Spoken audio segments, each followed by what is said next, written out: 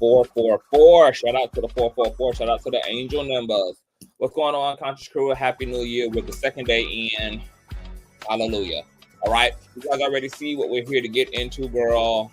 You know that it's going to be a shit storm from 2024 to 2025, girl. We're going to have decades and decades and decades of a shit storm, girl. It's going to feel like just one long ass year with no line of demarcation. All right.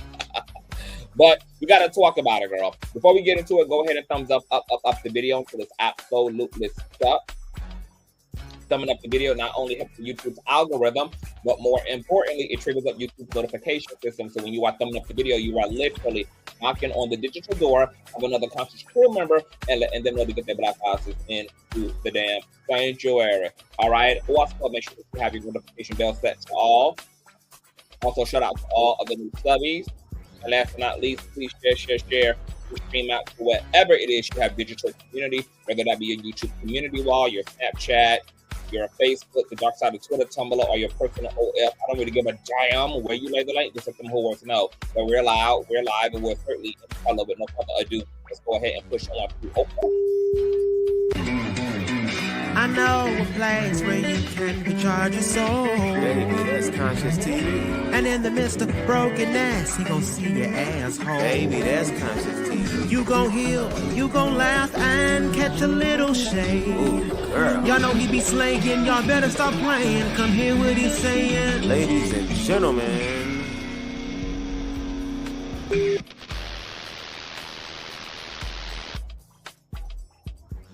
Happy New Year, Conscious Crew. Let me speak to you guys before we get started. What's going on? It's Nene. Hey, Sherry. Hey, Carolyn. Hey, Rumors and Tea. What's going on? Finn. Hey, Boo. What's going on? B. Thompson. Hey, Corey. Hey, Shawana. What's going on? Crisco. Hey, Lady T. Hey, Bree. Hey, Thundercat. What's going on, Miss Shook? Hey, Keita. Hey, High Maintenance. What's going on, you guys? Hi, everybody. Happy New Year to everybody. Hey, Tiff. Hey, Boo. Hey, Katy Perry. What's going on, loves? CTV looking fabulous, child. Yes, God. CTV never looks the same. You know what's so funny? I was like, I probably should not have gotten this jazzy for this commentary, girl, for this show.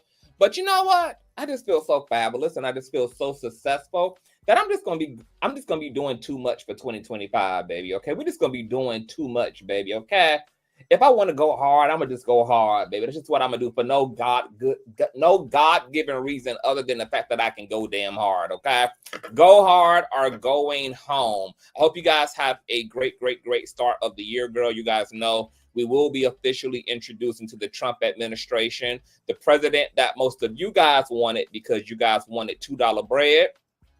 All right, we'll be running the country, girl. There's already in-house fighting and divide. So I just hope y'all ready for the president that y'all wanted regarding the price of bread that is going to be higher under his administration than it even was under Kamala's, girl. All right, and Joe's. So just get situated. Baby, you will be jazzy and sweats on period, Lady Lex. Hey, boo. What's going on, Lasia? Hey, y'all. Hey, everybody. So you guys know that we covered the situation on Tea on Top of Tea. If you guys did not catch this week's Tea on Top of Tea, make sure that you guys go back a few live streams. We hosted Tea on Top of Tea right here on the Consciouztv platform. Myself, Nosy Hola, where the message resides, Royce Reed, and Stirring the Pot with Jew Girl. And we talked about it, child. Well, we're going to come back and do an official show right now. I may even drop the link, girl. Last night I was up and I went to Royce's TikTok. Those of you who don't know, Royce Reed is an American reality star. She also is a professional dancer. And she was introduced to the world stage through Basketball Wives. Okay, she came on with Tammy, Shawnee, Jennifer, Evelyn, etc. girl, all right? And she's been making headlines for one reason or another. She's also well known for her infamous relationship to NBA player Dwight Howard, who is a controversial figure all in and of his damn self, all right? You guys know that both of them have had their fair share of legal troubles individually. Royce, I believe, was arrested back in 2022, 2023 for child neglect because her son had been molesting other kids, and a part of his stipulation was that he could not be around any child that was 2 years younger than him, I believe. And yet that stipulation was broke, and it was broke on Royce's behalf, okay? Because that violation took place not once, but twice in her home. So she was arrested accordingly.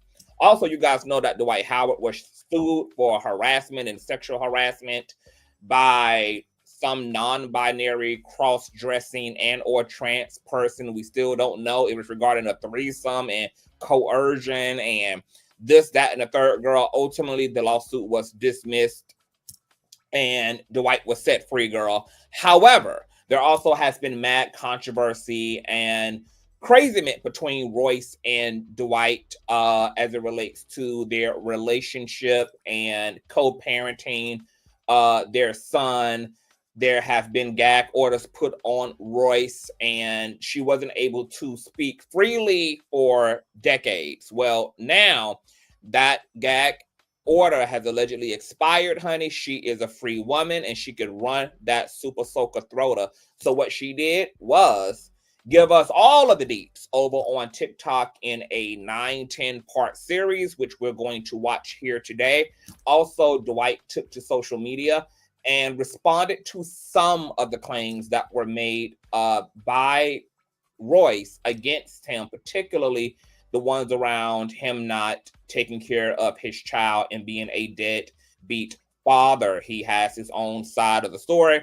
And some of the accusations also made by Royce against Dwight are pretty harrowing, okay? Everything from gang stalking to physical abuse to child abuse. I mean, to the weaponization of the criminal justice system. There is a lot there, but I'm going to let Royce tell you guys in her own words what her experience has been. And then we're also going to take a look and listen at Dwight, girl, and what he had to say about some of the allegations against him by the mother of his child, Royce. All right. Now, I saw all the way up to part 6 last night. So 7, 8, and 9. We're going to be watching together, girl. All right. We're going to be watching together, and I'm going to be hearing for the first time. There's literally just so much content out here that I just ain't even being able to keep up, child. Okay, I'm trying to keep up in my Destiny's Child voice, Gria. All right. Let's see here where we want to start. Let's start with part 1. Make sure you guys are thumbing up. Moderators, please encourage everyone to thumbs up the video, please. Thumbs up, thumbs up, thumbs up. We need those thumbs up, girl. All 2025, we need thumbs up. We need y'all to slam that like button. Does Claudia have a show? I have no idea what Claudia has. She probably has. Claudia is a working woman. Hey, Neo. Hey, CTV. You should interview my friend Callie. He was at the mushroom party Royce was talking about. What? Okay, yeah. Send me the information, Neo. I would love to talk to him and bring him up. I'm also not familiar with the mushroom party, but I guess I'll hear about that in the parts tonight, or right now, actually, in a few. Number 7. All right, yeah, we got 77 likes, y'all. We should be well over 100 likes. Easy, y'all. Easy. The unit is down. Thank you so much, Miss Lily. Oh, nasty piece of 30-inch. It's actually a 24-inch. 24-inch Yaki straight bust down. I have a whole video, you know, for all of my hair people. Okay, it's a whole video for this child. All right. Okay, so let's get into Royce TikTok, you guys. And I'm not going to be giving too much commentary. I'm just going to be listening with you all. Make sure you guys are thumbing up, sharing, subscribing, all of that good jazz. And once again, this is Royce speaking out fully for the first time since her gag order has expired. Like I said on Till Top of Tea, I feel like Royce should have really saved this for a tell-all book, and she should have really, like, you know, got paid for her pain accordingly, girl, since she had to spend allegedly the $200,000 that Dwight claimed he gave her, and she spent it on a damn dance studio that I don't even know she still even has, girl. Okay, but you know, I feel like she should have been telling her story through a book. and got the kids on rather than telling it for free over on Miss TikTok child. All right, but she did say she's not too far from the idea of a book, child. Let's take a listen. Hey y'all. And turn I'm a little under the weather, but and turn your volume up, you guys, because some of the audios that she did, they fluctuate in volume. All right, so volume is maxed up over here. Turn your volume up. Get this out. So this is my story about how my life changed beginning July 31st, 2004 to now. All because I had a baby by Superman. Part 1. July 31st, 2004, I was at the movies at Downtown Disney with 2 of my friends. When 3 male figures walk in, one looking to be about an inch away from being a midget, the other very skinny and he had a bad acne problem, and another one who is extremely tall. As they come over to the concession stand, we are greeted with, "Y'all in my book." Our response was, "What book?" He goes, "My yearbook." I then respond, "No, sweetie, I'm grown." He goes, "No, my magic book. Y'all used to dance with the magic." Oh, yes. He's like, "I'm the rookie." Oh, hey. That's how that went, okay? And he was talking about, oh, y'all not dancing this year, that we left them with the Lion King. Like, it was a bunch of niceties and goofiness, and that was it. He still had braces. It was nothing.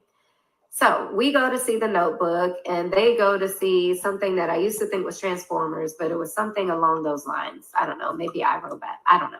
Anyway, about 10, 20 minutes into our movie, I go to the bathroom because I am now in a full-blown argument with my then boyfriend, who is breaking up with me because he is swearing that I'm at the movies with a dude. Obviously, I am not, but he was very insecure, and it was... And yes, girl, Royce is going to take us through every grueling detail from beginning to end, baby. What his pass by air smells like, girl. What type of socks he prefers, girl. Yes, girl. She said y'all wanted her business. She about to give y'all every unnecessary detail of it. Oh, yes, God. It's an ongoing thing with us. So we broke up that day, and I was devastated because what? Knockout. Happy New Year, bro. Knockout Media, who right now, as he's watching this live stream, should also be working on my website, you guys, okay? Knockout Media is going to make sure, girl, that the Consciouztv has their own website, girl, but we can get carried away. We can have all type of government level conversations, girl, that nobody can be flagged, because guess who's going to be the boss, bitch? Me. So when you report that post, baby, you're going to be reporting it to the king, bitch. All right? Oh, yes, God, honey. We're going to be tearing it up for 2025. I'm super excited. And of course, I'm going to promote Knockout's work. For those of you who are looking for a personal website, any type of graphic work, check out Knockout Media, you guys. That's my moderator. He's also a YouTube content creator, etc., girl.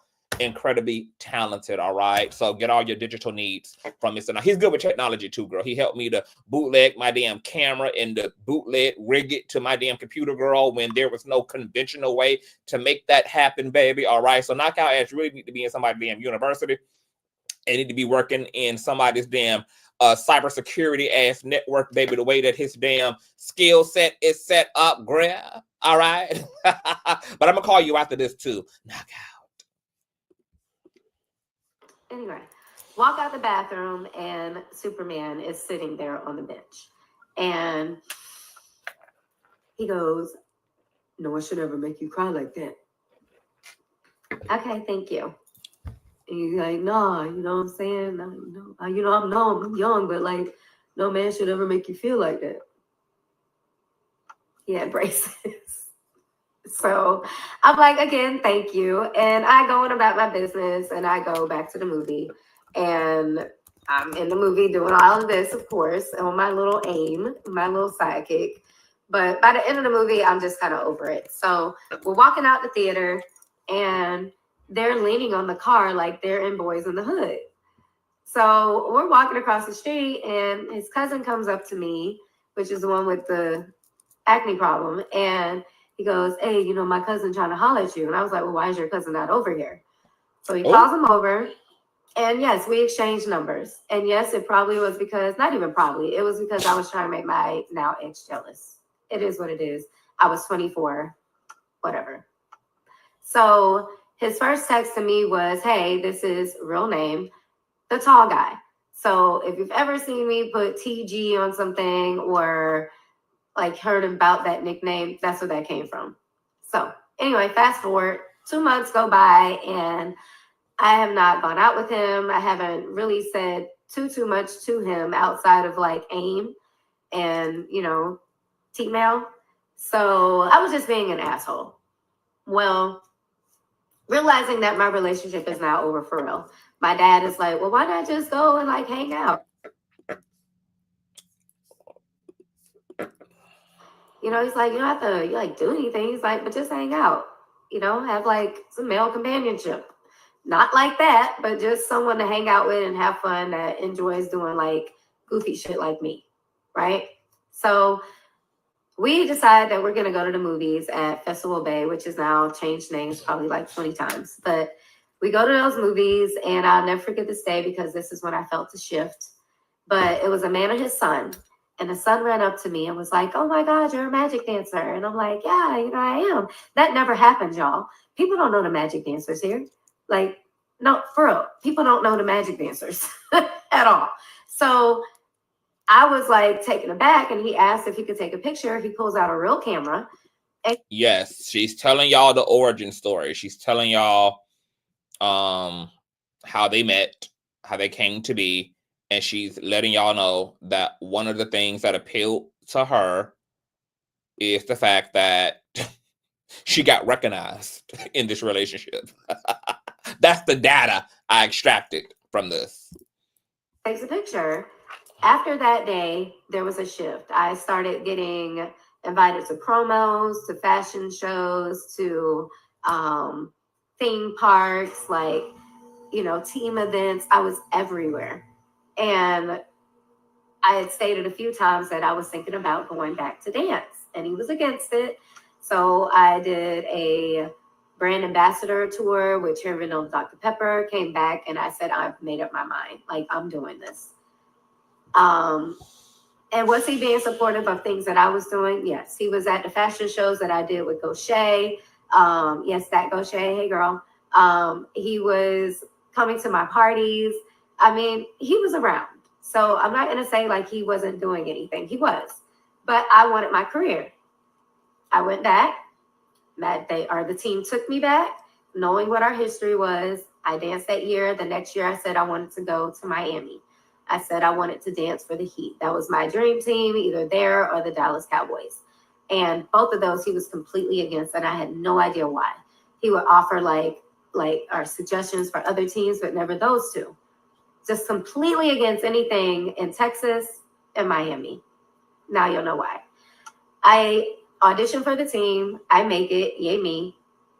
And after a couple weeks, there's a couple girls that are just treating me weird, and I didn't know why. Well, I ended up finding out that he had cheated on me with one of my teammates who used to live in Texas, but now was coming to the Heat, and he had been trying to get both of us. Okay, so the thing that I had a question about was the fact that she kind of skips the whole, what was the conversation about y'all officially being together. She kind of went from telling us that her father, who also is on Basketball Wives basking her for being a hoe, it's the same father that basically encouraged her to use Dwight Howard for a companion or as a rebound. But she also led with saying she wasn't even interested in him. He wasn't really her type. She was going through another breakup, didn't even really pay him no mind. During the few months they were kind of corresponding before they then decided to hang out and go to the movies. But we skipped the whole romance. What is the romance?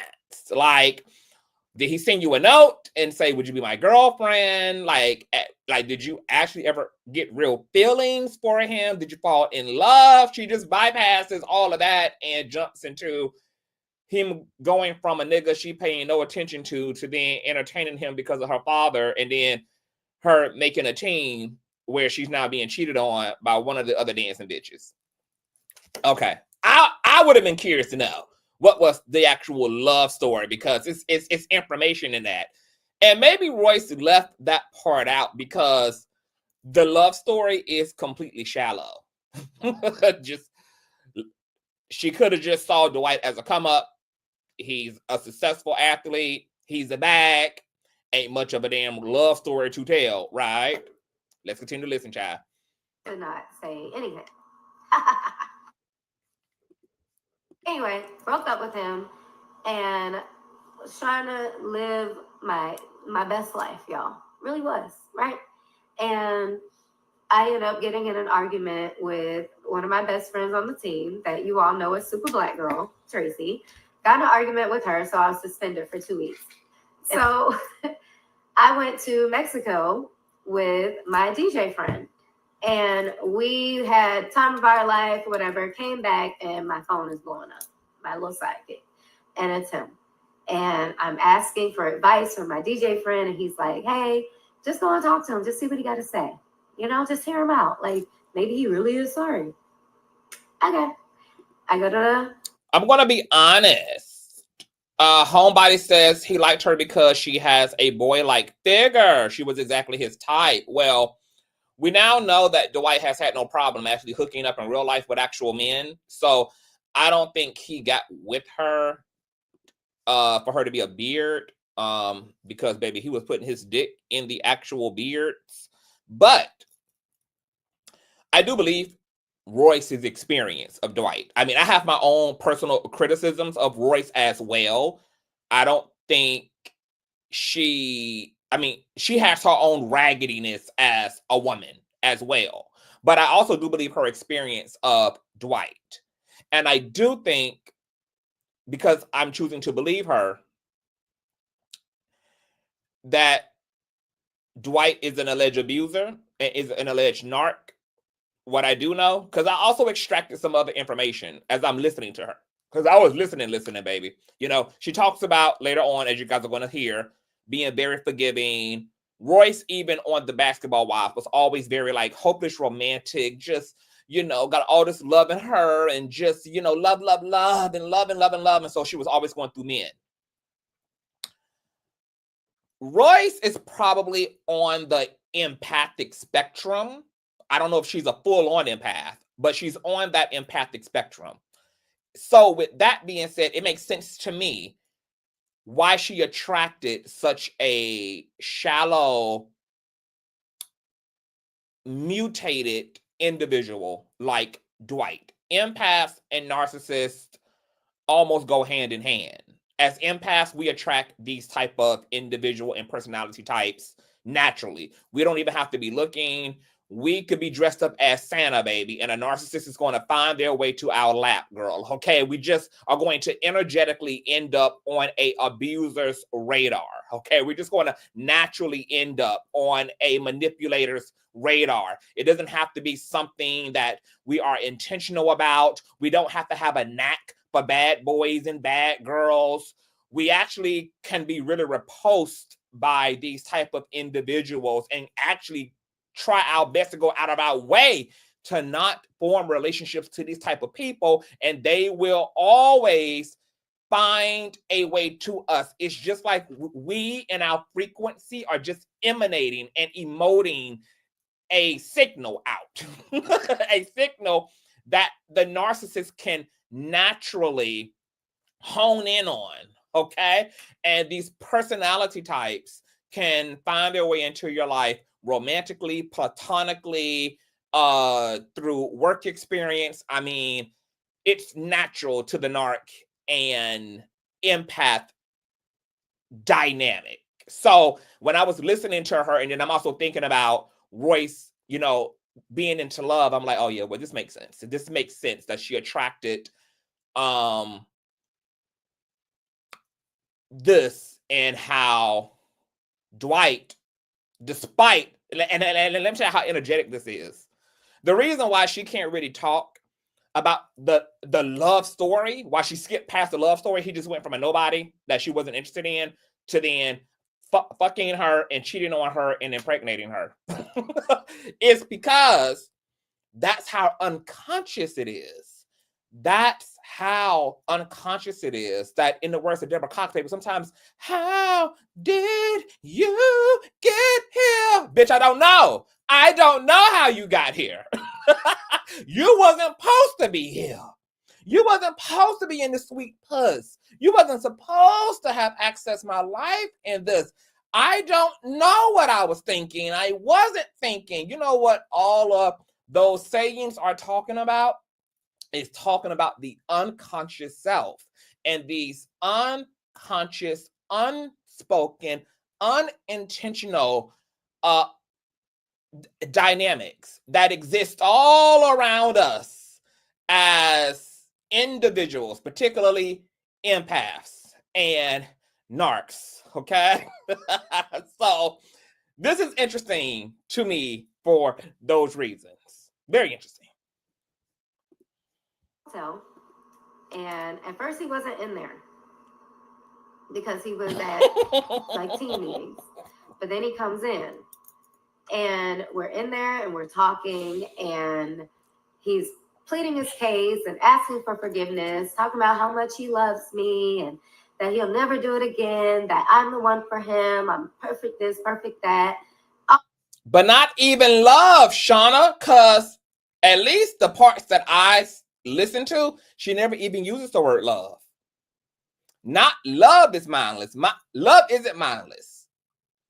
Unconsciousness, the energetic world, is what's invisible in what we oftentimes don't understand or don't acknowledge because it's behind the fourth wall of our conscious self. It's so hidden away, yet it's the actual reality we're actually living in, despite who we think we are consciously, despite what we think we're doing consciously. The unconscious is such the underbelly reality of all of our choices, all of our actions, all of our feelings. And this is why most people find it,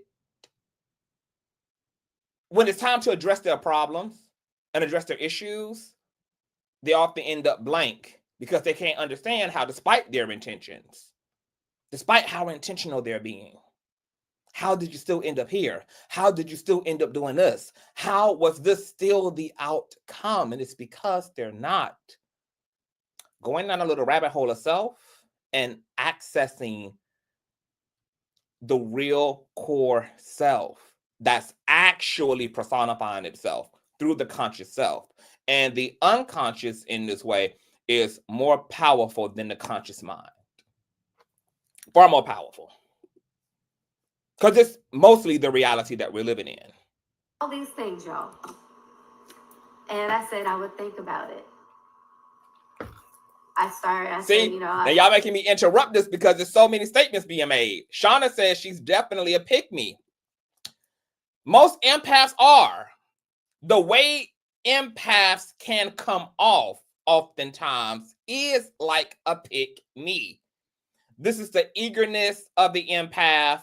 This is the desire to find your place, to have value, to be a part, because all of that is a part of the communal interactive nature of the empathic person. So a lot of empaths I know actually come off as pick-me's and can oftentimes end up as pick-me's and pick-misters. What's going on, St. James? Happy New Year, Bone Carrier. Shout out to the St. James in the building. All right, let's get back, chat, because we're going to never make it through this damn survival series if I keep damn stopping. So I walk to the room, or I walk to the door, and he pulls me back with my arm, and he's like, well, can I at least have a hug? Sure. That hug turned into kissing and touching and our child being conceived. I did not know I was pregnant until about a little over a month later when I was in practice, and one of the dancers who, funny story, ended up marrying the head coach of, that's not important, sorry. So after practice, I go to Walgreens and I buy a pregnancy test and I take it home, take the test, call my brothers and girlfriend, wait for the results. And when I see them, I start bawling. I literally lost it. I saw my entire career just disappear. And I was devastated. I called my mom in the same state of mind. She's losing it. She's freaking out until I finally tell her, like, I'm pregnant. She goes, oh, I thought you killed somebody. That's how hard I was crying. She asked me if I told him, and I said, I've been texting him. I've been texting his cousin. Now, remember when I said Royce might not fall too far from the Dwight Howard apple tree?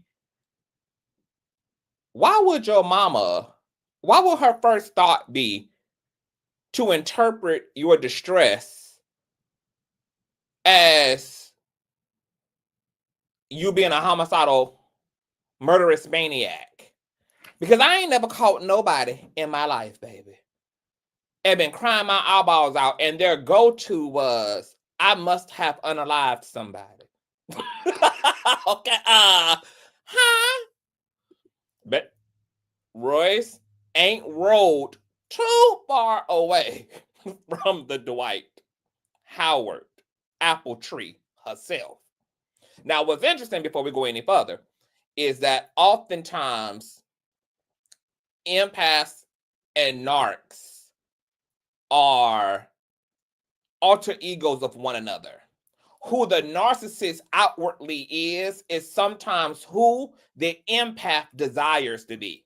Because empaths get tired and they get injured and they get hurt by being so selfless, being so giving, being so loving, being so charitable, and not getting that shit back in return. And even when we're tired and we condemn and curse the parts of us that are so friendly, that are so kind, that are so charitable, we oftentimes still can't help but to go back to who we actually are, which is light and love, despite how painful it can be to be a light and loving person in an upside down ass world. And in some of that internalized frustration of, damn, I wish I could be like who these motherfuckers were. I wish I could do motherfuckers wrong how they do me. I wish I could. This is what develops in the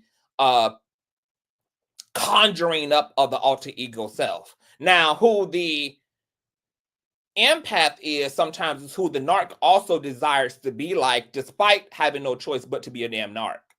The narc also hits up against the wall, gets frustrated with who they are, gets frustrated with self-sabotaging, gets frustrated because they are living the L's due to their selfishness, due to their egotism. And sometimes they desire to be more loving. I don't even say they desire per se, but they entertain. Rather, they possibly could have made different decisions, could have been a bit more reasonable, could have been a bit more understanding, should have given more, should not have taken as much. And so in the attraction unconsciously between the narc and the empath, they both attract their shadow work, because narcissists are meant to integrate aspects of what an empath is in principle into their own life to balance out their selfishness. And empaths are meant to also learn and extract some of that self-preservation that narcs are so masterful at in order to balance out our imbalance, because we're all give. We're all other, but no self. So oftentimes you can get a lot of twin flame dynamics between empaths and narcs, but ultimately what you really get is a personification of the spectrum that both the narc and empath is on different extreme ends. they reflect what each other needs a little bit more of in one another. And texting his best friend, and nobody was responding. And I said, Mom, I cannot be a mother. And I said, please help me. Like, I cannot be a mom. I'm not ready to be a mother. And she was like, well, you're going to have to tell your dad. So for 2 days, I waited for a response. And when I finally got one, the response was, I was asleep. I responded, for 2 days, you just played a game in Milwaukee last night. And then he responded, I thought you were on birth control. Hey, y'all. All right, part 2. Hey, y'all. It's Royce. And this is my story about how my life changed beginning July 31st, 2004 to now, all because I had a baby by Superman, part 2. We left off with, I thought you were on birth control. I like for it to be noted that I had not been on birth control our entire relationship. He was very aware, and also as to why he was not against it. Also, I'd like for it to be noted that there was no attempt to pull out that particular day, whereas in the past, he would move so fast that he would run into the dresser doors. I also think it's kind of wild that not even soon after their relationship begins, that she doesn't give us details about, that she finds out he's already a cheating ass whore because he's sleeping with one of her teammates. And yet she continues to persist upon unprotected sex and using the pullout method, even though she now knows through the infidelity that she's laying down with a sleazy and could any day now be a potentially disease-ridden negroid. But these are all also a part of the dumbass choices that unconscious, immature empaths make. Empaths can be really stupid, especially when it comes to their love life. Empaths can be their own worst enemy when they don't grow the fuck up. When they just allow their feelings and their attachment and their fantasies to consume them to the point that they're not even living in reality and they're no longer even making responsible, logical choices. So let's continue. About a week went on and there was a little bit of communication, and the communication was regarding terminating the pregnancy. So this is the thing, Knockout. You say open. You think she's really being open? Because something that I also did not hear in this breakdown is I didn't hear Royce take any responsibility at all. All of the series is a reflection of what Dwight put her through. That would have been real full transparency, is to take your fair share of responsibility for the decisions you made as an adult, the decisions you continue to make despite who someone continued to show you that they were, and not just hyperfixate on the other individually solely. We only got 165 likes and the 300 of y'all in the building. Y'all get these likes up. Get these likes up. This is letting us know her level of accountability, which is very minimal in all actuality. Y'all get these likes up. I was told that he would help me. I just needed to get to Orlando and we would do it there. I said, okay, not a problem. Just know it has to be a quick turnaround because I have to get back to work and I can't let my parents know. Please understand, I had no idea how abortions worked at all. So I'm thinking that I could just get up and turn around. Anyway, communication ceased again. Now I'm having to talk to my parents. I talked to my mom again. She was adamant about me telling my dad. So I told my dad, and my dad was like, huh? And I'm like, huh, what? He goes, all right. And I said, well, I don't want you to worry because I'm not going to keep the baby. I'm going to terminate pregnancy, and then I'm going to finish the season out. I'm going to go to Vegas. I'm going to fulfill this contract that I got with Treasure Island. Like, I had all these plans, and I was going to pursue my career. And he was like, no. He's like, you're going to put that on hold. And I was like, what are you talking about? He was like, you were woman enough to lay down. You're going to be woman enough to keep this baby. Now, back then, it wasn't a decision that was just easily made where you could just go to. Royce, never speak to your dad again as it relates to any life decision, because he fucked around and encouraged you to make 2 decisions that ultimately is responsible for destroying a third of your life. He's the one who encouraged you to even entertain Dwight, and then turned around and encouraged you to keep a child that you personally already had made a decision to not bring into this world, because you were clear about the fact that you didn't want to be a mother, and you were clear about why, okay? Because you had other career ambitions before embarking upon that, on top of being in an entanglement with a man that you also know didn't respect you, started cheating on you almost immediately into the relationship, etc. So throw the dad away entirely, okay? I always encourage people, girl, when it comes to life-changing decisions, talk to God, okay? Do not talk to other motherfucking people, okay? And if you do go and consult with your community, if you do go and consult with your trusted loved ones, at the end of the day, regardless of whether them motherfuckers galvanized against you like Voltron, still make the choice that is a reflection of what you consider to be, at least right now, in the best interest of yourself. Because the reality is, no matter how many of them are on the same page, when it comes to a decision for you, you're the only one who's going to have to live with it, baby. And guess what Daddy didn't have to do? He didn't have to deal with Dwight on an intimate level. He's not the one that had to be gagged up. He's not the one that had to get lawyers involved. He's not the one that had to be stalked, that had to be allegedly physically abused. He didn't have to deal with any of the reality that you had to live in as a result of taking his advice. So because other people will not have to live with whatever becomes of the choices you make, at the end of the day, it's okay to consult with folk, but always make the choice based upon your own sound reasons, because you're going to be the only motherfucker to live the reality of the decisions made. Okay.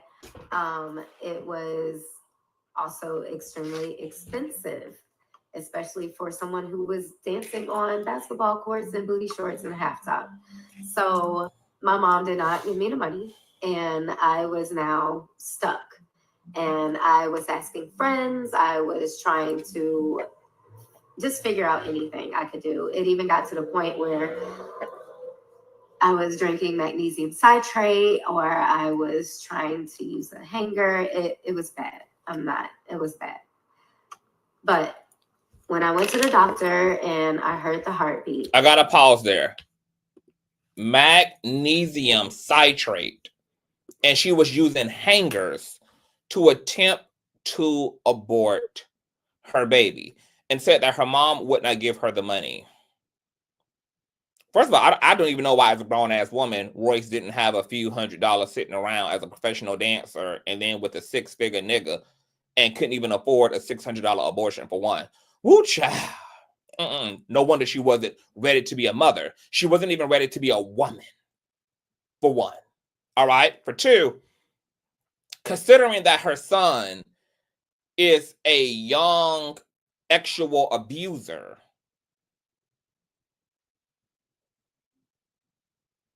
I wonder if some of the things she did in an attempt to abort her child unconventionally has something to do, baby, with some the baby. You sticking the end of a pointed iron hanger up your cooter box on a developing fetus,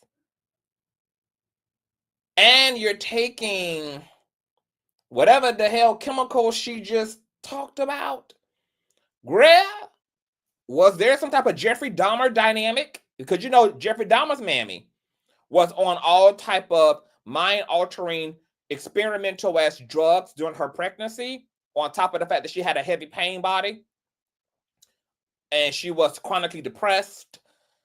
And baby, all those, there are metaphysics in all of that conjuring. There's metaphysics on that conjuring, girl. So I'm wondering if some of the things she did in order to arouse a miscarriage, girl, actually had something to do with the neurological development of her son, because he's had some very extreme issues as a young person, even telling the authorities and investigators that he becomes actually aroused when he's sad and or when he's angry.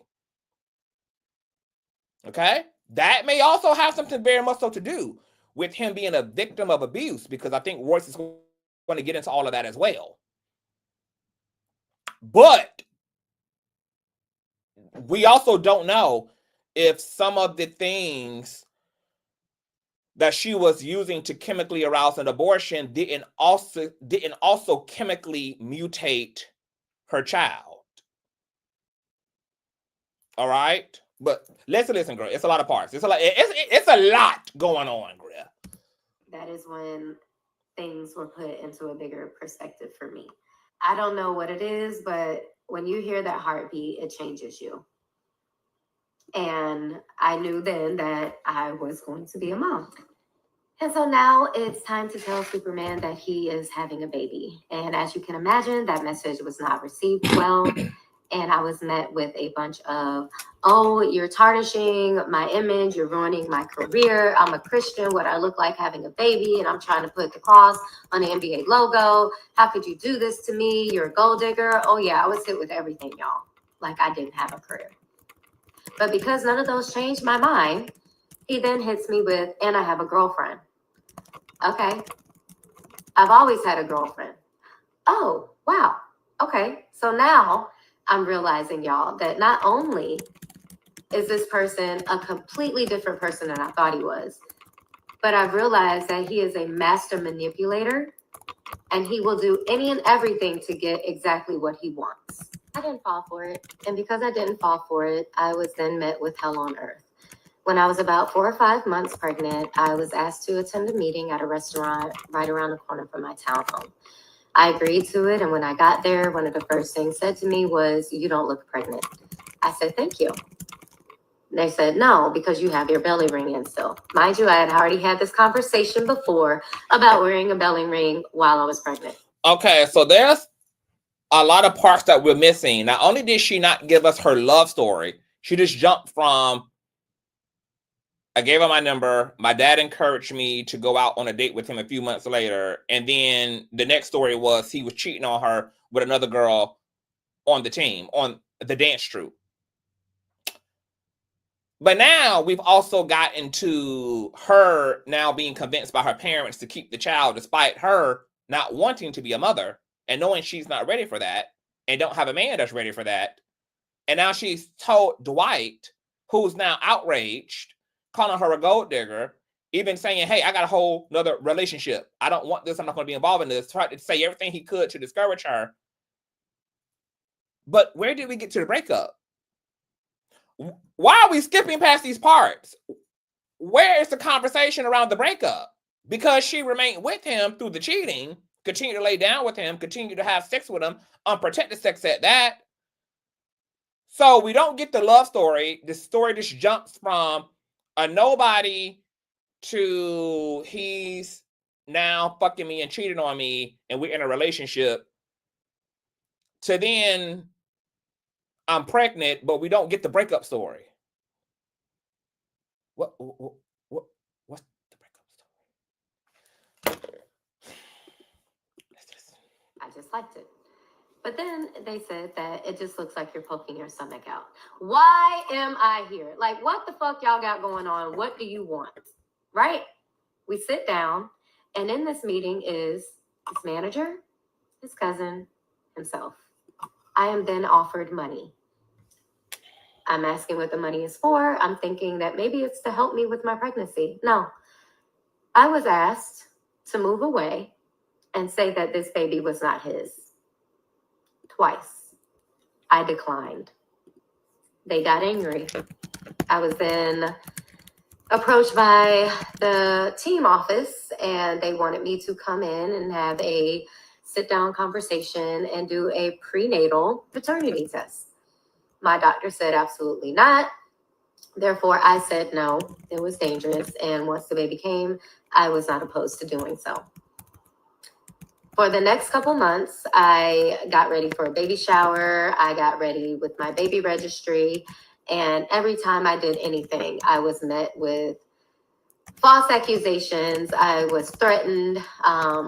With the baby registry, I was told to take his name off of there. And I did. For the baby shower invitations, I was told to take the name off of there. So I did. But I still was getting threatened. I was still receiving anonymous messages on MySpace and Twitter.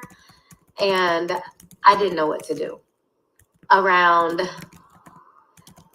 early November, I started having really bad complications with my pregnancy, and I was put on bed rest. I didn't listen, but I was put on bed rest. As hard as it was to sit still, it was something that I knew I needed to do because I could tell something was wrong.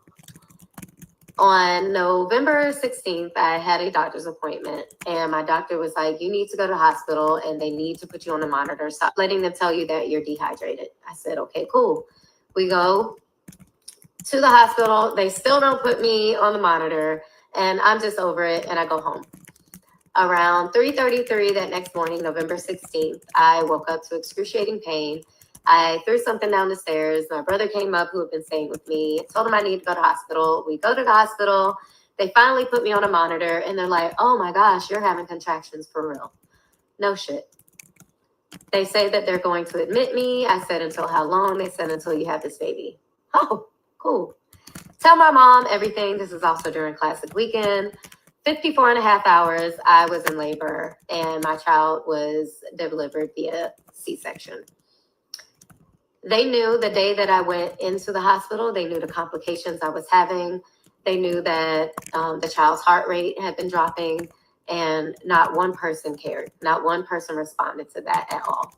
But when they found out that the baby was born, an immediate message came through to my mother asking for a picture. I said, send the picture. She sent the picture, and the response was, oh, that's my grandbaby. To me, all babies look alike when they're born, so whatever, but hey, go off. I was thinking that maybe that was going to be a start to something better, but it was actually the gateway to hell.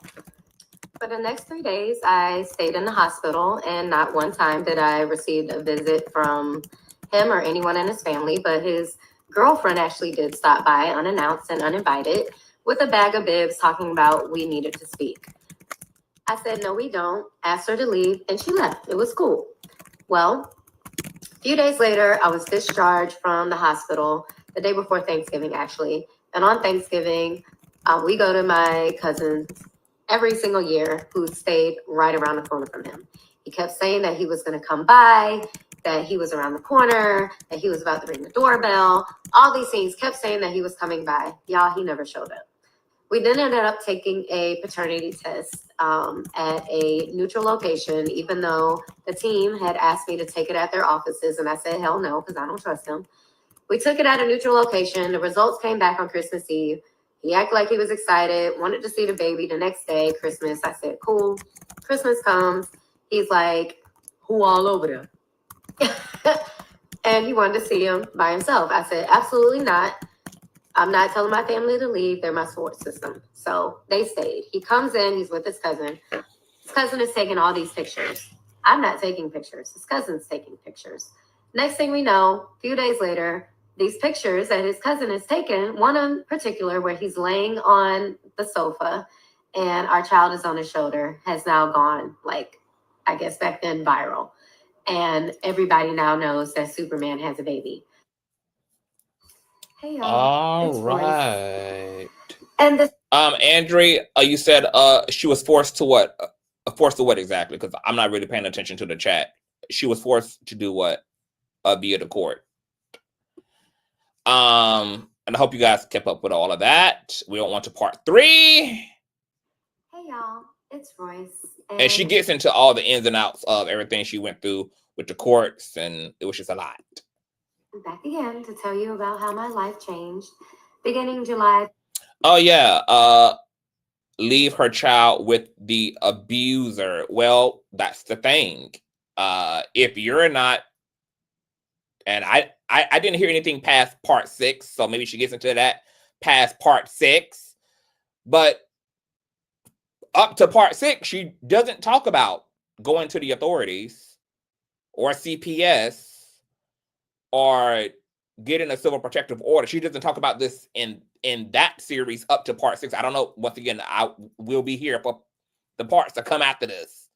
But if you're not making a legal claim against the abuser, yeah, the courts are not going to prohibit the father from having their share of custody. And as you guys just heard, despite everything she's going through all the way up till giving birth, paternity tests, etc., she's still hopeful that things are going to get better. So she doesn't even still conceive or hasn't even fully concluded that this is a purely toxic situation. She's still open to the possibilities of betterment, as you guys can hear. She was in court. The judge had told her if she ever again said he was abusive, he'd have her detained and give him full custody, baby. Then you get you another judge, baby. You get you a lawyer involved. You document the abuse, girl. You get on your J-Lo enough type shit, baby. Okay, you produce the evidence, honey. You even fake. You fake wanting a friendship and relationship with him just so that you can get his ass to act out. You set his ass up, baby. You get on your shit. Because there were many occurrences of alleged physical abuse. She's going to account one time where he abused her in front of his homeboy, threw her down to the ground, etc. You call the police immediately. You build your case. I don't know why she solely took the words of a judge, because when your life is in danger, baby, you got to go beyond a judge. When your life is in danger, baby, that's when you lay your shit all the way on the line. Because now you have to fight fully for your safety and your well-being. Even if a judge is telling you, hey, baby, when abuse occurs, you document that shit accordingly. You get the authorities in accordingly. You chronicle threatening text messages, emails. You document everything to the best of your ability, because this is when you now got to do for you what the system is saying that it won't.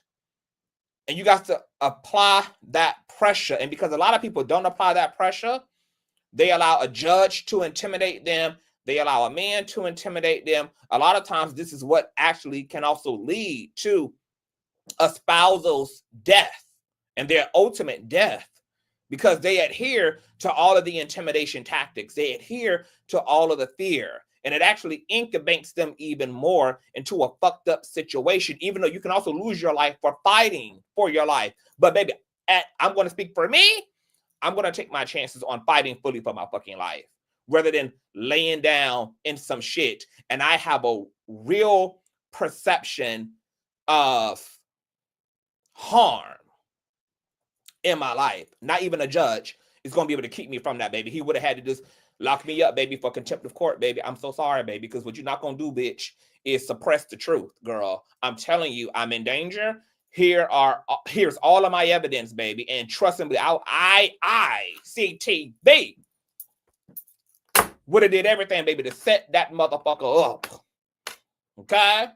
Probably would have even been intentionally slightly gaslighting his ass so he could put hands and feet on my motherfucking ass so I could document shit, have my motherfucking surveillance cameras, have the cameras rolling, baby, so I can call the police and chronicle shit, baby, because what you are going to do is get the fuck up off me. At the very least, what I would have did, baby, is once that nigga would have put his hands on me once, first and foremost, baby, you would have never saw me again. Let me tell you something. I had an altercation with my ex years ago. I have never even been in a physical altercation before in my life. Well, I've never been. I done fought niggas. Okay, but I've never been in a like DB situation with a partner. He put his hands on me. And then because he knows that I was going to put my hands back on his ass, he turned the camera on and recorded me whipping his ass, which was a response to him putting his hands on me. And I whooped his motherfucking ass, bitch. Whooped that ass, baby. Head straight up against the concrete wall. Boom, boom, boom, boom. All you hear, baby, is screaming and yelling, get off of me! Bitch, don't let the pretty and the bust down fool you, bitch. This is a straight up thug from the inside to the motherfucking out, baby. If you think that I walk around this earth looking like this, bitch, and I am unequipped to light the block up, girl, you are sadly mistaken, baby. Whooped his motherfucking ass. And because he had put his hands on me and had then put me in a situation to have to defend myself in that manner, that was the last time he and I ever saw each other. Well, wasn't the last time. We saw each other a few days afterwards because I had to gag the ops, okay? But after that psyop, okay, then I never saw his ass again because that is a very extreme violation. It's one thing to be upset. It's one thing to verbally be upset. It's another thing to allow your emotions to put you in a situation to where you put your hands on somebody. I am not somebody who is used to people violating me physically. And I am not somebody who seeks and looks for opportunities to put my hands on other people. So that was a deal breaker for me. And you do not get back to enter into my presence again, sincerely and legitimately, as a result of being that level of risk. Royce, like many women, unfortunately, continued to give her abuser chance after chance after chance after chance, even after demonstrating that he was a complete endangerment to her. She allowed him to come and pick her son up. She allowed herself to go over to his home to be on his turf under the guise of we shared custody. But it was a man who was also abusing her, allegedly. And all statements are alleged here. But this was a man that was also abusing her. Very dangerous situation. And this is why how you raise men and women is very important, baby. Okay? Because I don't know what Royce didn't get as a woman from her mother and what she didn't get as a woman from her father that made her justify remaining in physical proximity to a man who was disrespecting and endangering her physically. I don't know how that psychology is set up.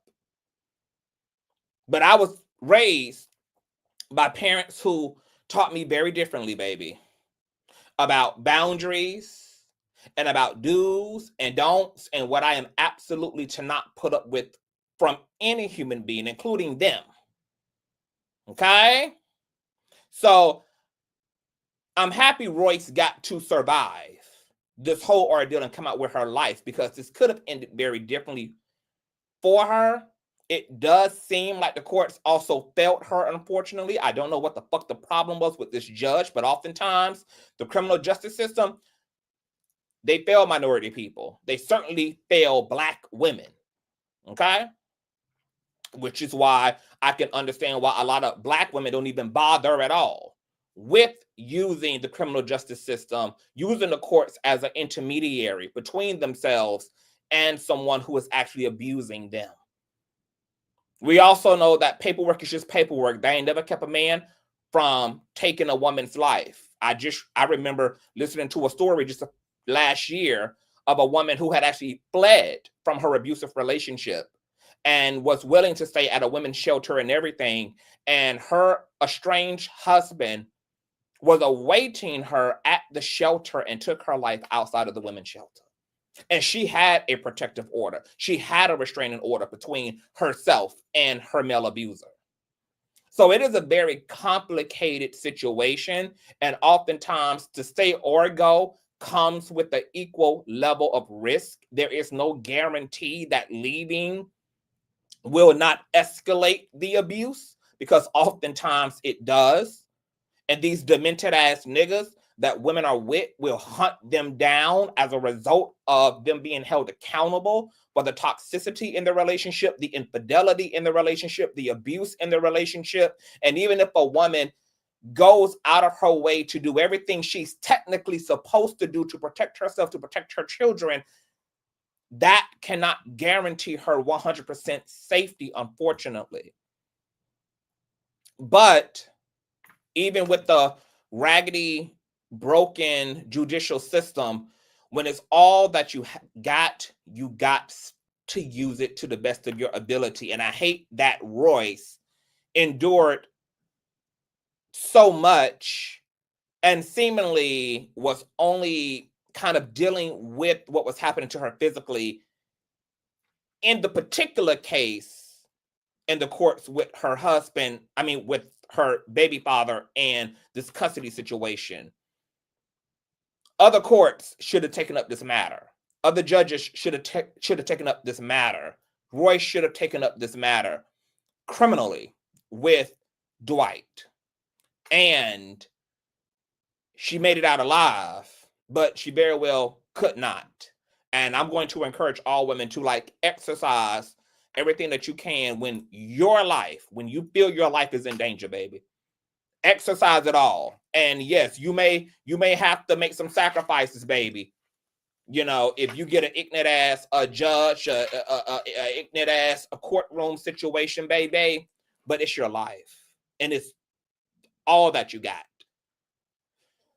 And it's not worth it to allow somebody to talk you out of doing what you need to do for yourself. At the very least, baby, I wish you would have at least got her damn license to carry. Okay? Because fool me once, baby. Shame on me. Fool me twice, baby. Bullet in your motherfucking head, ho. Play. First 2004 and still now, all because I had a baby by Superman, part 3. We are now in January of 2008, and I am at my cousin's house, the same cousin that stays around the corner from him. He calls and he says that he wants to come and have a talk with me. I said, okay. Oh, I think this is one of the things. Superman is bearing gifts. There's a brand new car outside for me, a Lexus SUV, a brand new Sidekick phone, and he offers to buy me a house. After talking it over with my dad, my mom, it was absolutely not, because the house is not going to be in your name, and it's something that he can take from you at any moment if he gets mad. So I declined it. He then said, well, let me refurnish your townhouse. Okay. I was not asked about any type of furniture.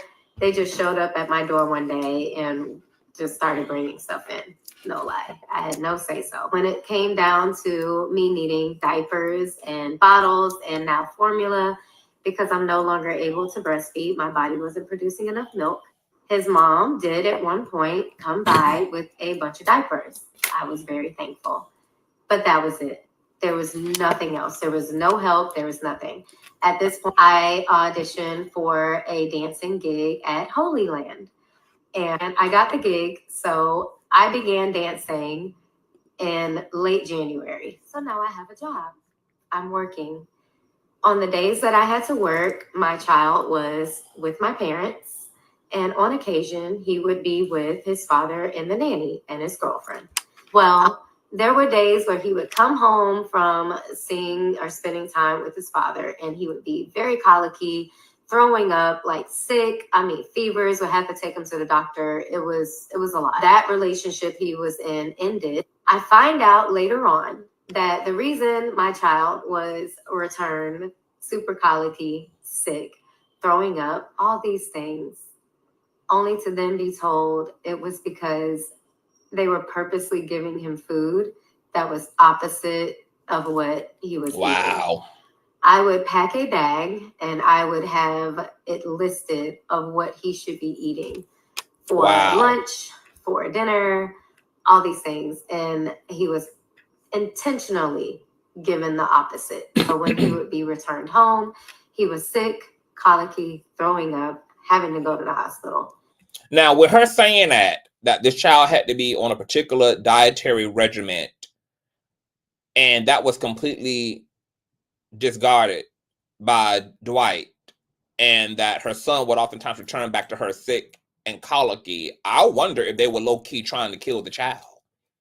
I wonder if Dwight them, if this is true, and once again, all things alleged, child, it's in the ticker, boo. Dwight, keep your cease and desist. I wonder if they were trying to unalive the child. Because she says that despite her sending the child to Dwight, having his food labeled accordingly, etc., and for them to intentionally discard that, knowing what the medical issues are, yikes. That would have scared me as the parent involved, especially given everything else that's already happening. Especially given everything else I'm seeing out of this man, his team trying to pay me to basically move into the obscurities of society, not ever speak this man's name, not ever publicly connect this man to this child. All the attempts being made to protect Dwight in this situation. And now I am in a custody situation, and this person refuses to abide by the dietary limitations or restrictions or particulars of our child. Given all things, that would have looked way too intentional to me, and I would not have just chopped that up as them just wanting to be ignorant and them just wanting to indulge the child how they desired to, given all things in context, baby. That's scary. That's scary, baby. That's scary. Scary. When I confronted the situation, I was told that that was a lie and that it was only done because they thought I was trying to micromanage, and they decided that they were just going to give him whatever they wanted to give him. Okay. I let it go, y'all. Now, again, we've had the birthday party. We've had our Christmas. Things seem to be going okay, right?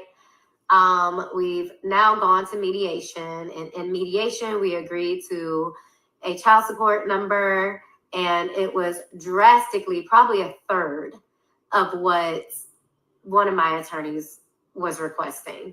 I said that I didn't want to seem like I was out for his money, so I was okay with the amount that was given. Totally fine. Moving forward, I start dating. Y'all, don't have children if you don't want to have children. And please have them for all of the right reasons when you do. Because this thing between Dwight and Royce is what happens when you do things you don't want to do. Yikes. She was willing to drop the ball on herself, which wasn't even really about herself. It was really about getting her child what he was entitled to, since his father was seemingly pretty wealthy and a lot wealthier than Royce. And because she didn't want to seem like a gold digger, she made that about herself instead of making that about the situation at hand, which was what her son was legally entitled to as a result of his father's income and tax bracket. Very immature and egotistical on her part. Now all of a sudden it's, I think we should make this work. This is your first kid. This is, my first kid. Let's make this work. Now, this is where I could probably be stupid. Well, I was dumb. I saw family. And I am a very forgiving person. If you know anything about me, I forgive way too much. So we decided to work on a relationship. Crazy, right? But we did. almost immediately, I regretted it. I was forced to do things sexually that Of course you were. Just like when you got with him the first time and he immediately started cheating on you with other women. did not necessarily agree with. But because I wasn't that experienced, I thought it was normal. And I never complained about it. I just felt like this was me experiencing things that maybe he has experienced and I have not. That's when things... Poor woman suffering in silence. And I'm glad she acknowledges, you know, she was an inexperienced girl playing woman's games. And Dwight obviously took very much so advantage of that. And that's what narcissists and opportunists and abusers look for. Opportunity. Look for the inexperience. So the fact that she looks like a little girl probably really appealed to Dwight, because to him it translated as immature, inexperience in the world. Just this makes her a perfect supply for an abuser or for a narc. Started turning verbally, And then the fact that she's on the empathic spectrum and she's very lovey-dovey, hopeless romantic, very forgiving. And once again, being empathic, when you are an undeveloped empathic person, you are super naive and gullible. Sometimes against your own best interests. You work against your own best interests. Sometimes your virtues, when you don't have discipline and you don't have wisdom, which is why love without wisdom can be dangerous. But I also attach wisdom to love. So I'm not even sure if I would call a lot of this love more so than it's just attachment. Because love doesn't make you stupid. A lack of maturity and emotional intelligence and undevelopment and lust does, all those things can get you into some deep trouble. Love is actually wise. Love does have boundaries. Love is intelligent. It's not the thing that makes you stupid. What makes us stupid is when we conflate love with attachment. We make those things simultaneously. So we think that anything that we're attached to is something that we love, when love and attachment are not synonymous to one another. So love kind of gets slandered in this way. Oh, love makes people stupid. Love is blind. No, love is not blind. Not actually loving is what makes you blind, when it's about everything else but actual love. That's what makes you stupid, when you actually are interpreting attachment for love. These are the things that can put you in danger. We do grossly have a very erroneous understanding of the LOVE word. But moving along. Physically and also mentally abusive. I was told that I was stupid. I was told that nobody would ever want me. I was told that everybody here loved him and hated me. And how does it feel to have my hometown turn on me? I better not ever leave him. If I left him ever, he would make my life a living hell. And he did. There were days that I would be at his home and I was threatened with a knife, and then it was laughed off. But when the knife was in my face, it was, I could kill you right now and get away with it because I could claim self-defense and they would believe me and not you, because who are you? Now, this is the thing. I want to know, was she telling her father this side of it too? Because she told her father that he knocked her up. She told her father initially that he was interested in her and he encouraged her to entertain him. Did she continue on in transparency and tell her father all of this? Okay? Because word to the wise. When y'all are going to have people in your life play community to you, and you're going to put them in positions to be sought after when it comes to advice and feedback and etc., make sure you don't just give them the perfect part of the picture. Give them the rotten, ugly, downtrodden parts of it too, so that what they're talking to you about and what their feedback is can also include all of the data and just not your pretty edits that you are disseminating to them. So I'm curious to know if the same father she had told all her business to, she was also saying all of this to as well. And then I'm curious to know what his feedback was, because she did have a man in her life, aka her dad, who proclaims to love her. Why didn't her father protect her? One of two reasons is why he didn't. He's either a bitch made nigga because he was aware and she made him aware, or she didn't tell the person she chose to make a community member out of in her life the full truth, which includes the dark part of poetic justice.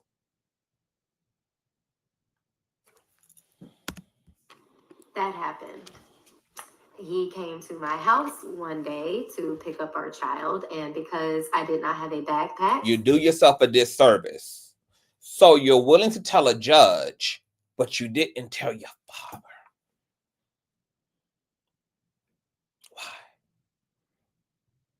Why? Why would you not tell the one man that you believe loves you? And if he in fact loves you, would respond to a call to protect you. Why didn't she bring her parents directly into this? Because the way she, and I'm going to assume it's because, like most human beings,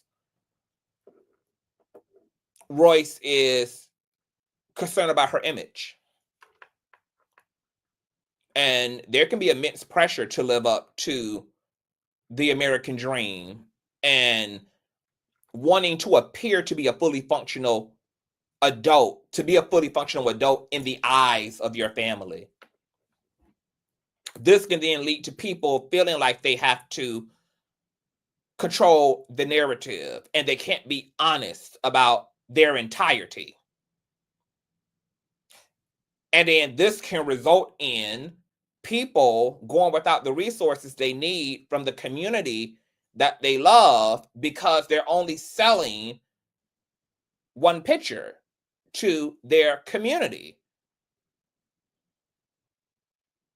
And she could have lost her fucking life being concerned about an image instead of being grounded in the reality and employing her troops, which were her family, her parents, her dad. Because as a result of her prioritizing her ego and prioritizing the shallow parts of this situation, she ended up putting herself in a situation that created a dynamic of it was her versus the Dwight Howard army. He had an army. He had attorneys, managers, sponsors, PR. He had a judge that was seemingly favoring him in the situation for whatever reason. And all this because of the disconnect between our actuality and our fictitious image. That's really sad. And this was the price of protecting a falsehood over the reality of her life and her circumstances. And so many people do this. So many people. or orange Trident gum or soda in my refrigerator. He followed me into our child's closet and he grabbed me and he pushed me to the floor and said, in the future, I better have his bag waiting. Wow. I then left. I go out into the family room. I want y'all to hear this again. In my refrigerator. He followed me into our child's closet and he grabbed me and he pushed me to the floor and said, in the future, I better have his bag waiting. I then left. I go out into the family room and I'm telling his best friend, the one that's an inch away from being a little person. And I'm like, get your friend. He's going crazy. What's wrong with him? Well, he comes in there and he, in front of his best friend, as well as my goddaughter, my other goddaughter. He grabs my hair and he forces me to the floor. And he's like, who the are you talking to?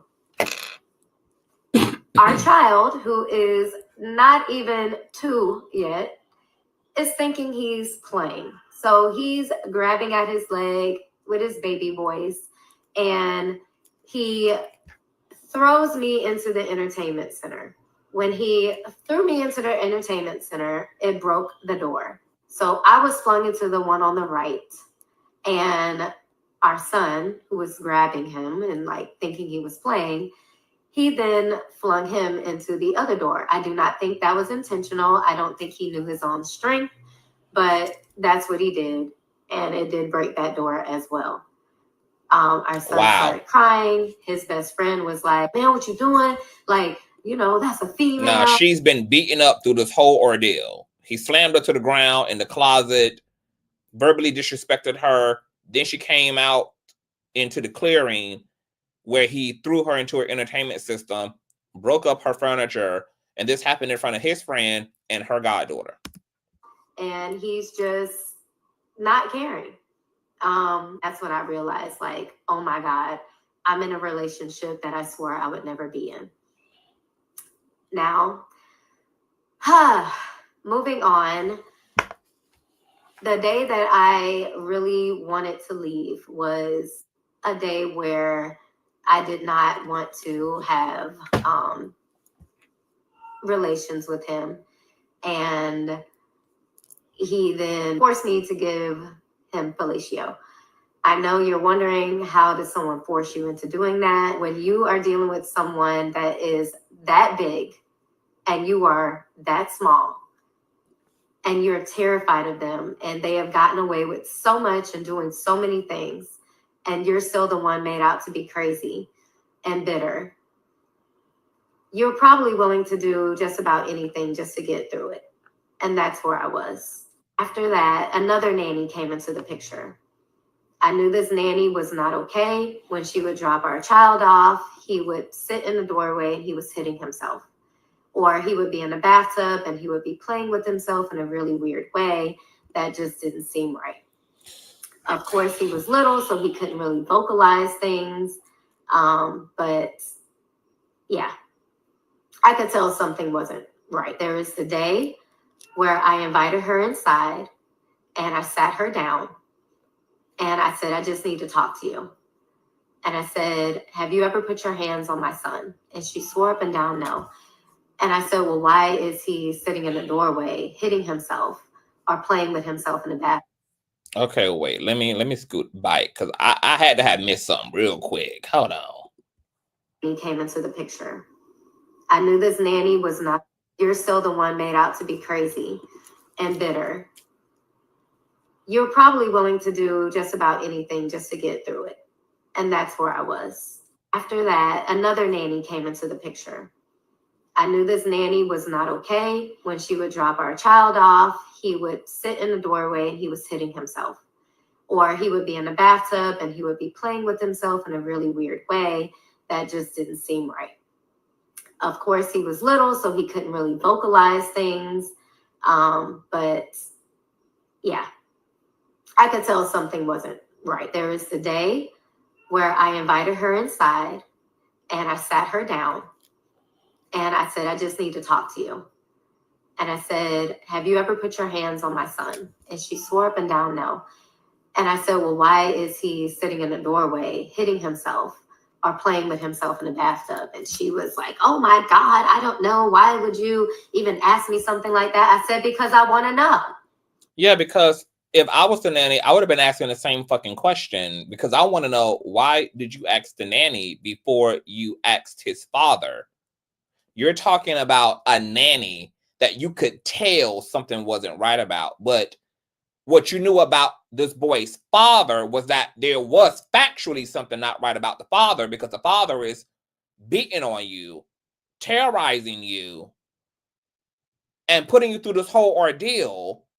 And yet you're fixated over a feeling about the new nanny as it relates to your son's extreme concerning behavior when it comes to himself. He's self-beating and he's touching himself inappropriately. It's the like skip over Dwight to the nanny. There's something in that is worth the conversation. Because now, for some reason, my brain is braining. Was this nanny attractive? Is it that Royce wanted to find an issue because this nanny might have also been somebody who she would have considered to have been Dwight's type? Could there have been some unconscious bias or jealousy or envy that made her want to find fault in the nanny? Because why would you bypass the reality of the fact that you know his father doesn't want him? His father wasn't even feeding him accordingly. He was coming back home throwing up and colicky. The father is beating you. The father is weaponizing the court system against you. The father is, in this situation allegedly, is the actual monster. Why would you not connect what the child is experiencing and doing to himself to the father before you did to the nanny, considering that you know how fucked up the father is?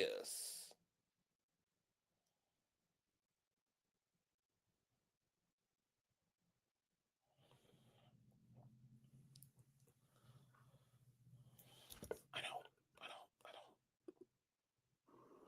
She swore up and down that she had never put her hands on my son in an inappropriate way or even as a disciplinarian.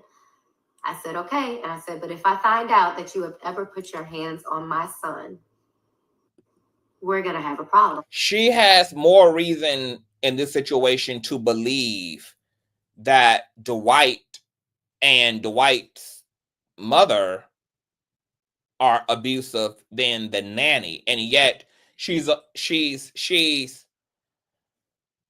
leaning into this custody situation with Dwight, knowing all that she knows about how he neglects his own child's dietary restrictions, how he abuses her, and also has has complete disregard for children because he abuses her in front of her own goddaughter. Like, just this quantum leap hyperfixation on the nanny does not make any fucking sense. It just doesn't make any sense. It's not factually supported.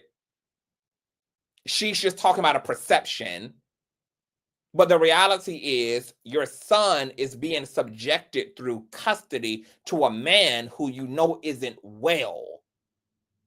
Like, you have to run that down entirely before you can even jump to any other supporting cast member in this nightmare. There's just something strange about that. He asked me if that was a threat. I said, no, it's not a threat. It's a promise. She then went back and told them that I threatened her. And I told them the same thing, that I didn't threaten her, that I made a promise. And then that's the other thing. Well, you know what? No, let me keep listening. Let me keep listening because I need to see where this all goes. Let me see where this all goes. Let me see where this all goes. I'm gonna see where this all goes. Things started getting hidden from me about what was going on at that house with my child. But I found out anyway. This is also around the time that Baskeball Wives was coming to fruition. Hey, y'all. All right, part 5. And I'm back. It's a lot of parts, girl. Hey, y'all. It's Royce, and I'm here to tell you how my life changed beginning. Hey, y'all. It's Royce, and I'm here to tell you a story about how my life. Hold on. Was we in part? Hold on. Let me see what the fuck this part is. It's Royce, and in the room was even talking about him, I would have to leave.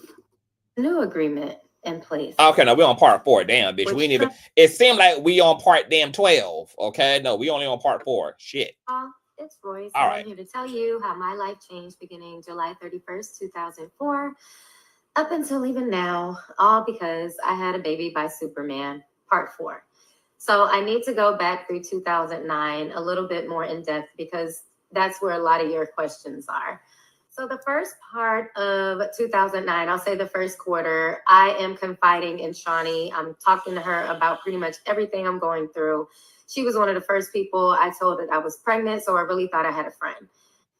When it came down to me telling her that Superman had reached out about trying to work things out, it was do what you feel is best for you and your son, follow your heart, don't listen to what people have to say, nothing biased. So I decide to work things out. As we're working things out, there are also conversations about a reality show. When I discussed it with him, Hold on, wait.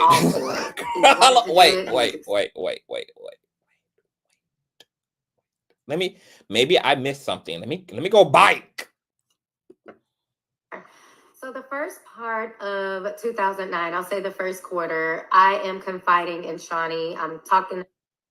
Hey y'all, it's Royce, and I'm here to tell you how my life changed beginning July 31st, 2004, up until even now, all because I had a baby by Superman, part 4. So I need to go back through 2009 a little bit more in depth because. Okay, she's going bike. All right, got it. That's what I needed to hear. So the first part of 2009, I'll say the first quarter, I am confiding in Shawnee. I'm talking to her about pretty much everything I'm going through. She was one of the first people I told that I was pregnant, so I really thought I had a friend. When it came down to me telling her that Superman had reached out about trying to work things out, it was do what you feel is best for you and your son, follow your heart, don't listen to what people have to say, nothing biased. So I decide to work things out. As we're working things out, there are also conversations about a reality show. When I discussed it with him, he was all for it. He wanted to do it. He was excited about it. I told Shawnee, and easy sell. So during this time, we are working on our relationship. We are out in public. I mean, I'm going to the games. Our son is wearing his jersey. We had a Magic Dancer reunion. It was just a lot going on. I am buying a house. I am shooting a sizzle reel in Miami for the show. And that's when the verbal assault started. But I took my ass to LA and I went and I pitched that show to all those different networks. And I talked about how great of a relationship I was in. And I just knew I got it sold. I get back home and I find out that I have been cheated on with several women. All that I kept thinking in my head was, this man does not like to use condoms. I went off. I went to the clinic. Royce needs therapy. Not only because of what she has been through with Dwight, but there's a lot that's missing from Royce, just as a human being. And it's kind of her like psychology and like where she goes to when she thinks about what's happening to her. I love how her feedback to him cheating was that this man doesn't like to use condoms, and not that this man does not love me. This man does not honor me. This man has no integrity, which she already knew anyway, right? Because this is the 50 million 11 times she done gave him a chance. After he done became verbally abusive, after he done cheated, after all of the shit.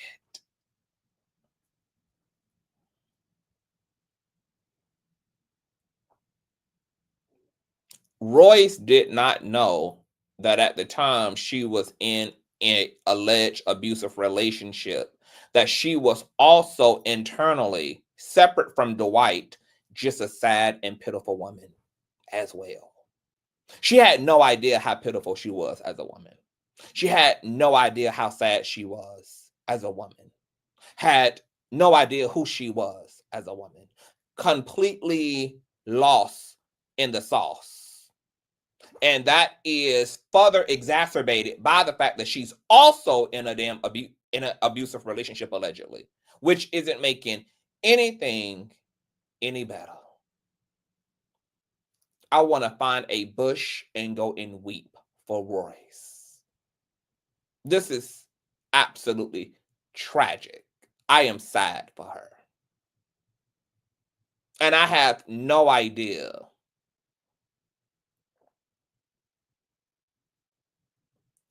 who or what felt her that gave way for her to permit all of this bad behavior from a man.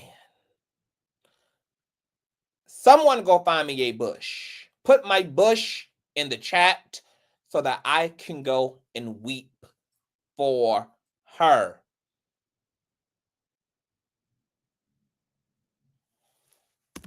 I got tested and I went off on Twitter. I mean, woo! I was letting his ass have it, y'all. Of course, he got pissed off and we like broke up. And then a couple days later is when he comes by the house and he's supposed to be picking up our son. He's mad because I would usually have a backpack and some of his favorite snacks at my house, but we're not together. So why the fuck would I have that? But anyway, obviously he's in a bad mood. So I'm just trying to ignore his attitude. He's yelling in the house like, oh, I'm ready to go. And where's this bag? And I'm like, it's in the closet. He goes to the closet and I'm asking him like, yo, you good? Like, you okay? Because you acting real strange. He turns around and proceeds to tell me how stupid and useless I am, how I'm worth nothing, how nobody will ever want me. No man is ever going to want to be with me. How I'm the best that he could ever get. I'll be back. All these things. That's when I go into the family room and I tell his friend like, yo, get your friend. He acting crazy. Like, what's wrong with him? And he comes out. That's when he grabs my hair, flings me into the entertainment center. Same thing with our son. I told this story in part 3. I don't really want to have to rehash it. But before they left, obviously his friend is saying, hey, man, stop. That's a female. But he's still screaming and calling me every name besides the one I was given. They then pick up our son and they leave. I'm now left to have this conversation about what just happened with my goddaughter. After that, I then had to pick up our son from his house. And I'm sorry, y'all. I do not know why I laugh or smile when I'm telling my trauma. I don't know. I'm so sorry. I know it looks weird. I know it looks crazy. I don't know if it's a coping mechanism. I don't know. I'm sorry. I'm trying. I don't know why I do that. But they leave with our son, and like I said, I have to now go and pick him up from his house after this visitation. And I'm in his room, and that's when the knife situation happened. It should also be noted that prior to me going to pick up our son, we had a few conversations, and I forgave him again. So I get to the house, and he asked me to come into his room. I go, he closes the door, and he pulls a knife out on me. He says, I could really kill you right now and claim self-defense, and they would believe me because everyone loves me here, and they hate you. To attempt to rewrite history is crazy because those of you who were at the house that day know exactly what happened. But maybe that hypnotism did work. So he comes over to the house about a week or so. No, baby. You were hypnotized long before you ever got with Dwight. And I see some of the possibilities that her being sheltered could have been the way that her parents inadvertently felt her.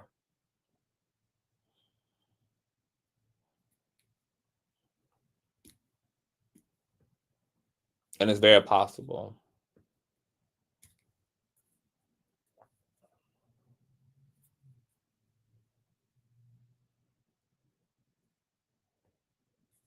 her parents also, because when she said that her father told her to entertain Dwight just after 3 months of her breaking up with her long-term boyfriend, you know, like there's some issues there.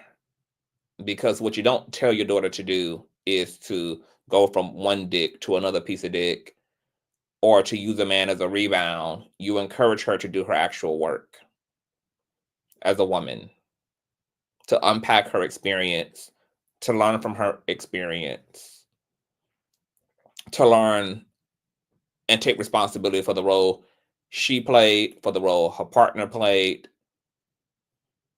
And you make sure that she is prioritizing exploring her experience so that she can take that information and wisdom into her next relationship rather than just encouraging her to cope. Because coping is not necessarily education. Coping is not necessarily wisdom and data. Coping is just doing whatever I feel the need to, whatever I can do to make myself not feel the pain or the distress or the sadness that I'm in. But there's no information in that. There's only band-aiding in that. And so it's no wonder that she just naively bounced into another situation with a man that she wasn't able to really recognize how bad he was until several hundred ass whippings in, until after disrespecting herself sexually, until after being verbally disrespected, until the 700th millionth motherfucking time. The sheltering put Royce in a situation, if she was actually sheltered, to have no like real survival skills. And she lacked a genuine relationship to herself, which is why she seemingly had no boundaries. She didn't have anything to fight with or to fight from as an individual because there was nothing in there to begin with. And probably like most Black kids, she was raised to simply assimilate and not to actually develop a real, authentic, and sustainable, healthy identity. And I think in the Black community, regardless of what class of Blackness you come from, all parents, poor, middle, or upper, all seemingly have a parenting style of perceiving your child to be a chia pet or a robot that you put expectations into, but you lack helping them to form the identity that they need to survive the actual world socially. When people don't have an identity, oh baby, they can end up in all types of misfortune. They can end up taken advantage of and preyed upon by all type of egregious and wicked forces. That's why we always stress an importance over parental style on this conversation. It's important how you're raising, what ideals, philosophies, what your parenting style is when it comes to cultivating a young God to be in this world on their own and giving them a bunch of rules to abide by and a bunch of to do things is not necessarily resulting in a cultivation of identity. And we're hanging out with our son, watching a movie in the family room. Remember, we're trying to work things out.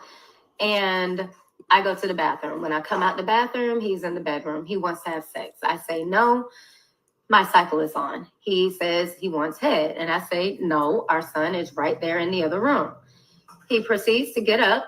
He shuts the door. He comes over to me and he pushes me down to the floor like he did before. And he proceeds to ram his waist into my face. If you can imagine what that feels like, think about someone punching you in your nose at 6'11", 200 pounds, and their pants are still on. Think about that happening over and over and over again to you. You're now in tears. Your son is in the next room. You've already basically been told that you're hated by your hometown, so call the police on Superman? Clark Kent? Baby Jesus of Orlando? No, you can't do that. Okay, so that situation happened, and that is what ultimately led me to leave the relationship. Not soon after that, the show got picked up. And that's when contracts started going around and our attorneys started speaking with each other. And because I was still signed on to do the show and he was not, they were concerned about what I was going to say on the show. So they were like, well, we just want to make sure that she doesn't say anything bad about him because of his career. And we don't want any type of, defamation. And of course, I'm like, well, is it defamation if it's true? But okay. And then it was also me saying, well, I don't plan on that being my storyline. I don't have to talk bad about him. I don't really have to talk about him at all. The next day, my attorney calls me to his office and he's like, hey, you need to get here as soon as possible. I need you to sign this agreement. And I was like, what agreement? He said, the agreement about what we talked about yesterday with you and Superman. And I was like, oh, okay, cool. I get in my car, and I think I was even at the park because I was close. But I get to his office, and it's not even 4:50 yet. It's like 4:40 something. And he's like, sign this agreement. So I'm looking at it first. I'm trying to at least skim it. And he goes, what are you doing? I'm like, I'm just checking I'm supposed to read everything. So he says it's basically the conversation that we had, a couple of days prior, just in writing. I said, okay. I signed the paper. I trusted him to my detriment.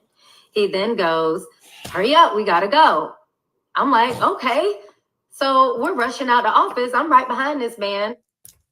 Typical undeveloped empath. Despite the 50 trillion reasons that now have mounted, that should have obliterated a willingness to trust Dwight,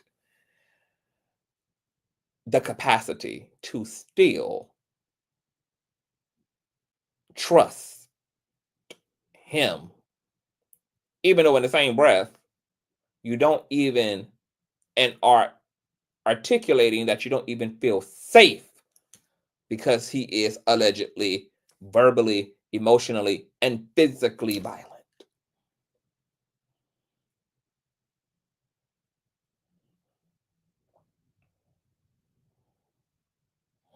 Or is Royce just delusional? Because once again, I don't hear any personal responsibility. And the other alternative here is that it wasn't that you trusted him, because you had no reason to actually trust him. If you trusted him, you would have still decided to stay with him and be with him. You didn't trust him. What you're doing is delusionally convincing yourself that your willingness to sign this gag order was about trusting him, when it really was about your eagerness to go be famous and your eagerness to go make money. And you chose to not read a contract entirely and to not have your attorney overlook this contract. And you sold your silence. You allowed your voice to be brought because of your own willingness to go participate in fame and potential fortune. These are the things that, as a woman, separate from Dwight, just separate from him, these are the things that, as a woman, Royce is not clear about. She does not see herself and her own self-sabotage, and she's not clear about the way she's willingly participating in this circus authored, ran by and perpetuated by Dwight Howard. And this is what's going to continue to fuck her up. If Royce don't get clear, if she don't get fucking clear as a woman, there are going to be more Dwights, and there's going to be more potential for her and her son to end up as a casualty of war. She is so void of herself in this situation. And she's failing herself as a result. And we go to get in the car. He's like, what you doing? I was like, you said we gotta go. And he was like, well, not you. I was like, what do you mean, not me? He was like, you're not dressed appropriately. I had on an orange tank top and jeans and sneakers. This man went to court, and rather than me not be there for the judge to ask me if I knew what I was signing, for the judge to go through the different provisions of what that agreement said, and me have to agree to it, my attorney did that. You want to know what that agreement said? That I could not say his name, any type of insinuation, his middle name, nobody in his family's name, his friend's name. I couldn't even talk. I couldn't even say. Which, Royce, you knew that because you just said before this that prior conversations and concerns that him and his party had regarding the reality show was what came out of your mouth. And you already had established to yourself, based upon those conversations and what they expected of you, that they didn't want you to speak about this man in any capacity, and you were okay with that. You said you were okay with that. You didn't have to speak about him at all. And then you justified not informing yourself with your own eyeballs and your own intellect about the contract given to you, and also blame that on him. Oh, I trusted him. That is inexcusable and absolutely unacceptable adulting. That is unacceptable. Royce.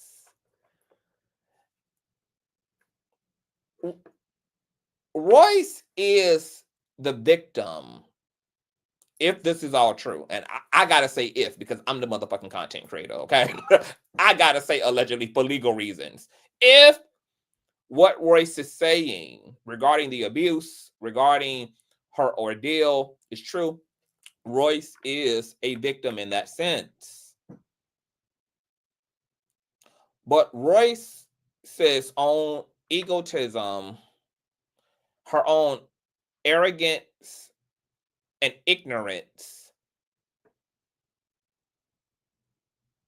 is also going hand in hand with the shit show she's in with Dwight. Two at this point is tangling.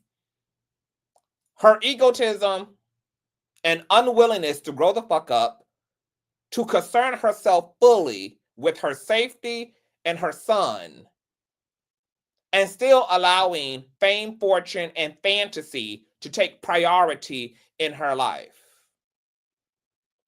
over all that is factually happening to her. So because this looks so irrationally insane, I can understand why another sector of the public doesn't believe Royce entirely because of the way she navigated, despite all that continued to happen, because she's not talking about a one-off situation with a no good nigga. There is perpetual manipulation, perpetual abuse, perpetual military tactic that she is experienced, physical abuse, negligence to the child, endangerment to the child. There's just a bundle of hell that is being lived at this point.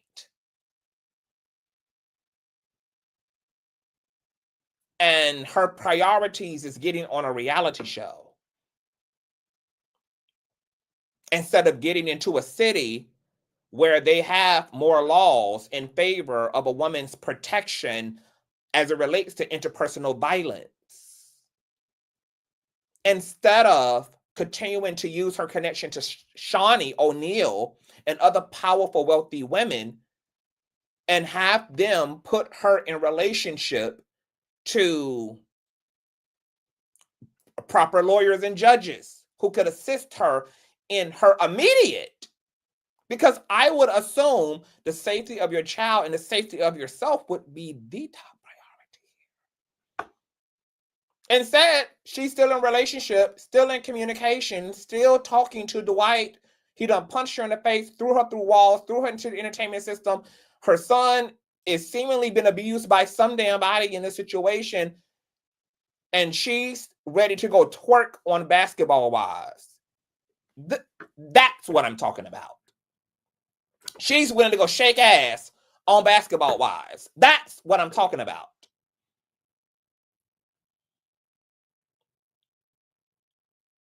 She's ready to go maintain the image and to get to the good time and hasn't even secured her personal safety and her child's. That's what I'm talking about. Son's name, y'all. And if anybody in the room was even talking about him, I would have to leave.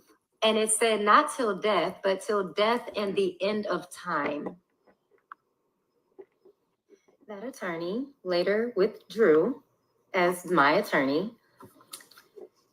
But there's a new agreement in place, which trumps the old one. So as much as I wanted to fight it and argue it down because it was on some bullshit, my attorney had to remind me, it's not about the little battles. It's about the war. Hey y'all, it's Royce, and I'm here to tell you how my life changed. We are at part 5. Hey y'all, it's Royce, and I'm here to tell you a story about how my life changed beginning July 31st, 2004 to even now, all because I had a baby by Superman, part 5. I think it's also important to note when people ask, well, why couldn't you all try and work this out? Y'all needed therapy. We were actually given a parenting coordinator, and I went to all the appointments. He went to one. He stopped showing up. So she ended up writing a letter stating that she could not do her job because of his failure to participate. So we are now at the end of 2009. And unbeknownst to me, this agreement I've signed has just basically destroyed my life. Well, not only am I fighting him in civil court, but I'm also fighting him in family court. No, it wasn't the contract. You can't narrate the contract situation, Royce, as something that is equivalent to lightning coming from the sky, striking you in the weave. Your unwillingness to have analyzed, read, and properly understood and vetted this contract because you were eager to go pop pussy for how many ever seasons you were allowed to be on Basketball Wives was greater priority than you understanding what you were putting your John Hancock on. You have to take responsibility for that. The contract didn't do it. Dwight didn't do it. You did it.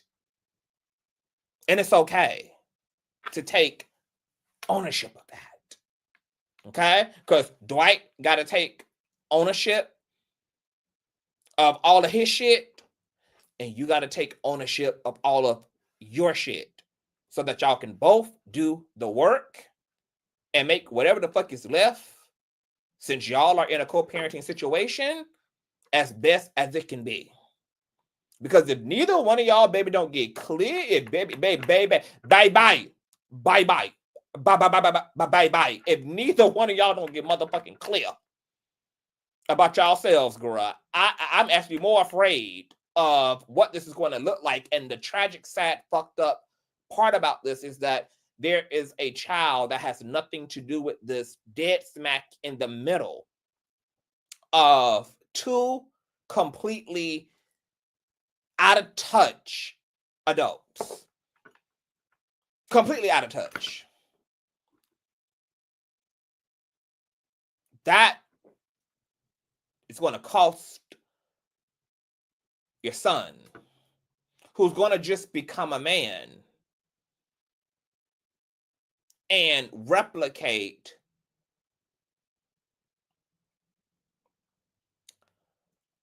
the type of sadness, the type of self-error,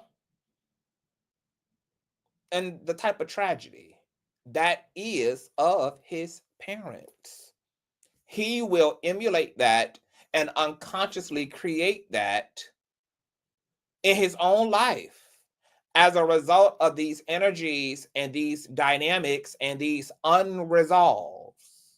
And that's why you have so many men who, despite not wanting to be nothing like their father, end up doing what? Becoming their father, because they didn't do the work. They had the proper goal in mind, but because they did not actually do the work to become the man that is not like their father, they end up being their father. Or he becomes you, Royce, in the situation.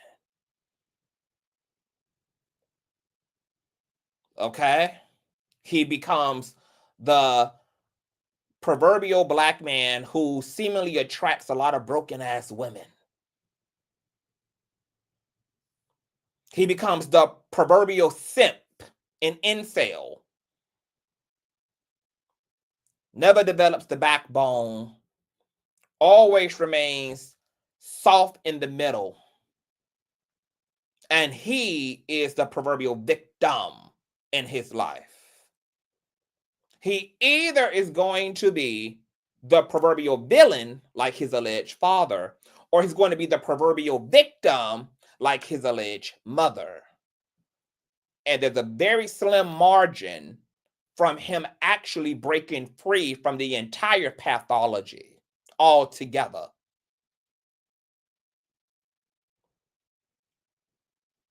And creating a new thing in his lineage. Could happen. But given the circumstances, the environmental factors, slim chance of happening. There's a larger chance of him becoming the supervillain of Gotham, like his father allegedly, or the super victim of Gotham, like his mother. Both of those things will not work out well for him.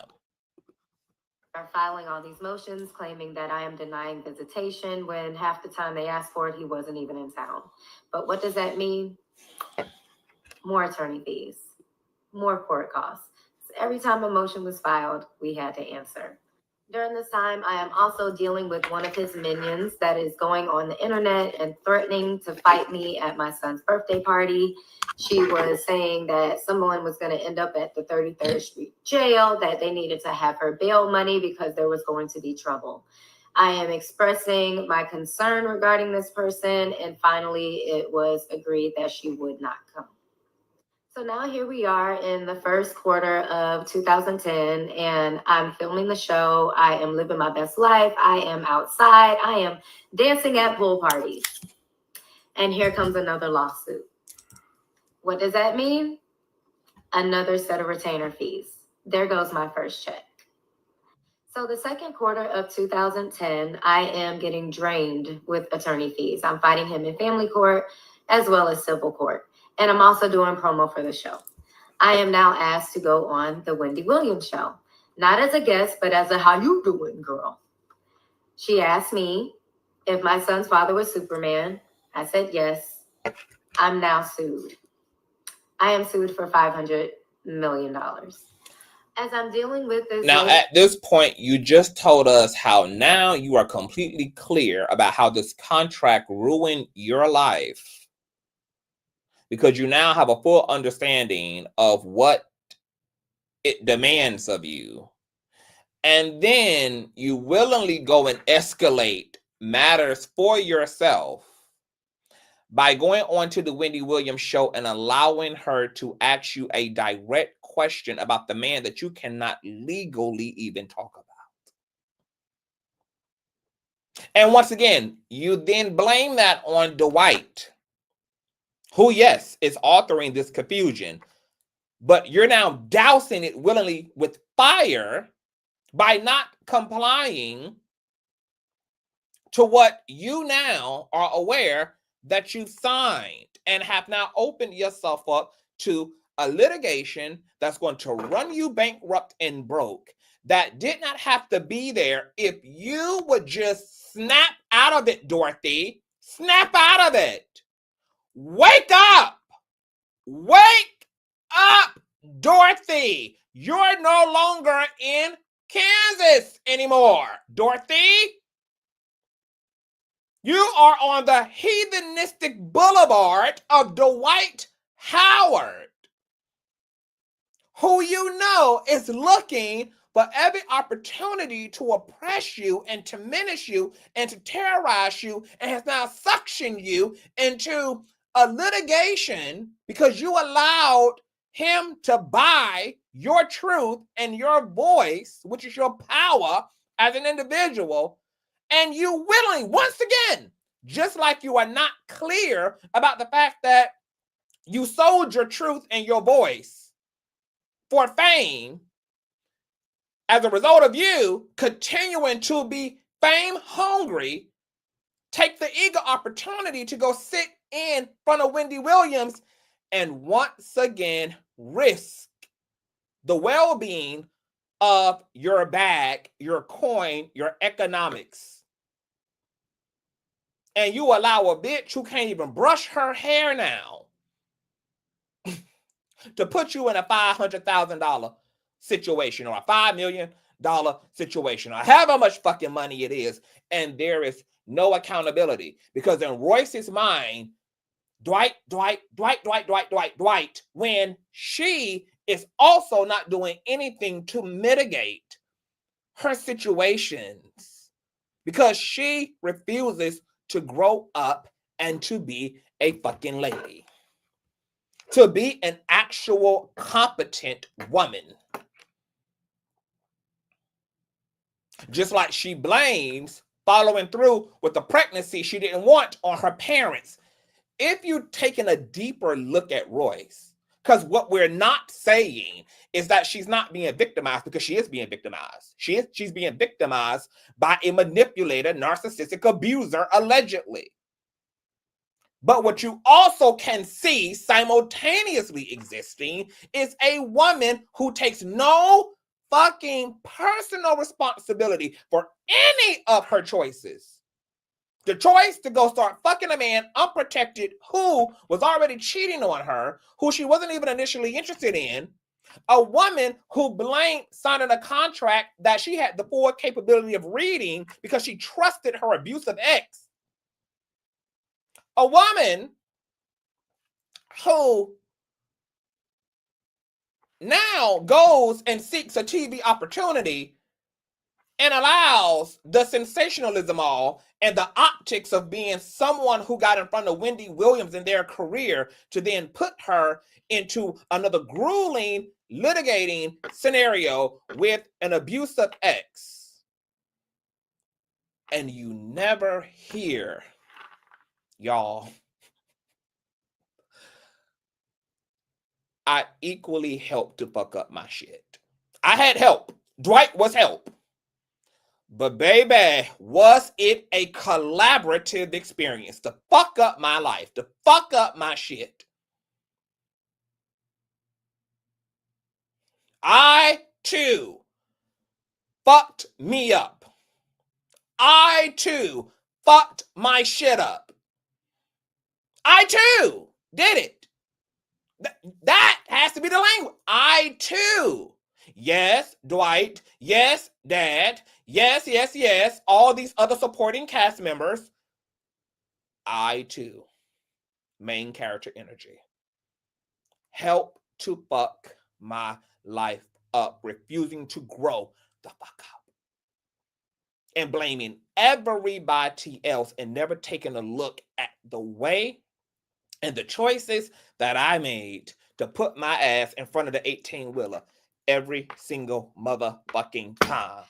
Out of order. Royce is out of fucking order. The only reason it doesn't look like Royce is out of order is because the outward dysfunction of Dwight Howard is so polarizing and extreme that you almost don't actually hear what Royce is inadvertently admitting to herself, and she's not going to confess it. But if you are listening, you understand that there are two people on the dance floor together in this situation. Two, not one. It's not one person being dragged onto the dance floor. There are two people who are there and understands it's a dance floor and understands it's a dance that are willingly dancing with each other. Oh, yes. I'm sad for her. Lawsuit, and people are laughing at me all over the internet and wishing hell on me, hoping that I go to jail, calling me every name in the book. I am also getting harassed by the same person who threatened to fight me at my son's birthday party. She is sending me messages about, ha, ha, ha, how does it feel to not be number one anymore? How does it feel to know you're not the only one? Don't you feel stupid? And what was she talking about? We have welcomed baby number 2, a little girl born in June of 2010. In September of 2010, there was another lawsuit. What does that mean? More money, in which at this point I did not have. He won. There was a writ of garnishment that was made out for... Oh, I can't wait till we get to this part, baby, because I got a lot to say. Well, I got a little bit to say. Of 2010. And they went and looked for every single account that I had. And they took everything from me. Not only did they do that, they found the account that I had with my mother since I was a little girl. The very first account I ever had, and she was attached to it. Yes. It wasn't even an account that I used anymore. But because they didn't get anything out of that account from me, they took everything from her. They took my mom's entire savings. In the early part of 2011. And Royce, because see, baby, nobody is going to tell you this. Because see, because of the situation at hand, a lot of people are going to be hyper fixated on Dwight in this situation. But see, I'm clear, baby, because I'm a healer and I'm a teacher. Okay. A lot of folk gonna coddle you. I'm not one of them bitches. You need to apologize to your fucking mother. Because your unwillingness to respect a contract you signed that was not dissolved because you wanted to go sit in front of Wendy Williams and allow her to ask you a direct question that, mind you, you didn't even have to answer. Because you could have told Wendy Williams that you cannot speak according to. Baby, I can't speak about those things. Sorry, Wendy. Next question, boo. Okay? The Wendy Williams show is pre-recorded, girl. You should have already understood the line of questioning before you even walked into the interview. And even if Wendy still put you in that situation, you had every right to answer differently. And the fact that you did not, the fact that you answered that question knowing that you were under a gag order with an abusive ex who wants to make your life a living hell, and then also had no understanding or just did not care about the fact that the money that could be potentially garnished if you breach this gag order was money that also was tied to your mother because you guys have joint bank accounts. How all of that didn't matter to you. You love your mother. Dwight don't. You were supposed to remember her as it relates to your respect of that contract, of that gag order. She's your responsibility, not Dwight's. You allowed him to put you into a situation by signing this gag order because of your enthusiasm to go be famous. And then you helped him to further fuck over you and your mother because you refused to just say no to a simple question. And it costed not only you the money that you had earned to this point, but it costed your mother her entire life savings. Baby, there is a point in this thing that just ain't about Dwight. Royce is completely out of order, baby. You did this to your mother. This is fucked up on both you and Dwight's part. You helped. This would be equipped. You know what, Royce? You know the image, the psychic image I'm getting in my mind, you guys, of Royce? Royce is George Floyd on the ground. There's already a foot to her neck. Except in this situation, what you have is George Floyd with his hand on the ankle of the officer and helping to press it down against her. Willingly assisting your abuser in tormenting you.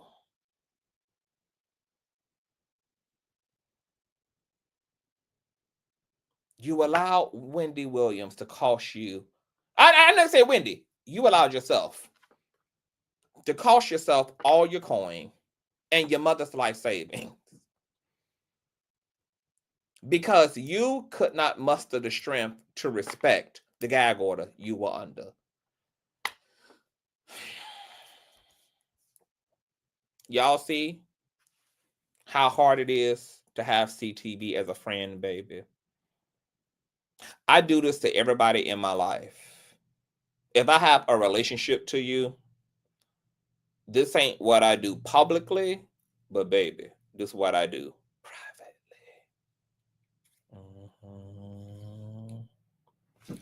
That can make my relationships very tense at times. Because, baby,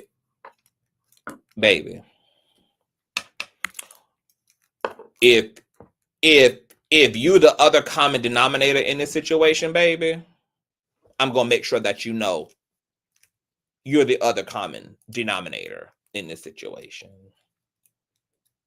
Yeah, this is a total shit show of both Dwight and Royce's own making. I released my book, College Girls. I was hosting parties. I had a boyfriend, the one that bought me the dog. I was no. She knew how to fight back, Andrew. We're talking about a grown-ass woman. I know 16-year-olds who make better life choices than Royce. Age in this case is not even a excuse. Not when we're living in an age where teenagers are living the lives of 30-year-olds, taking care of their siblings, helping their parents to pay rent, working, going to school and college, living an actual responsible life. Age does not matter. Royce refused to wake up. She just told y'all profusely that she understood this contract and still took her ass in front of Wendy Williams and let it cost her.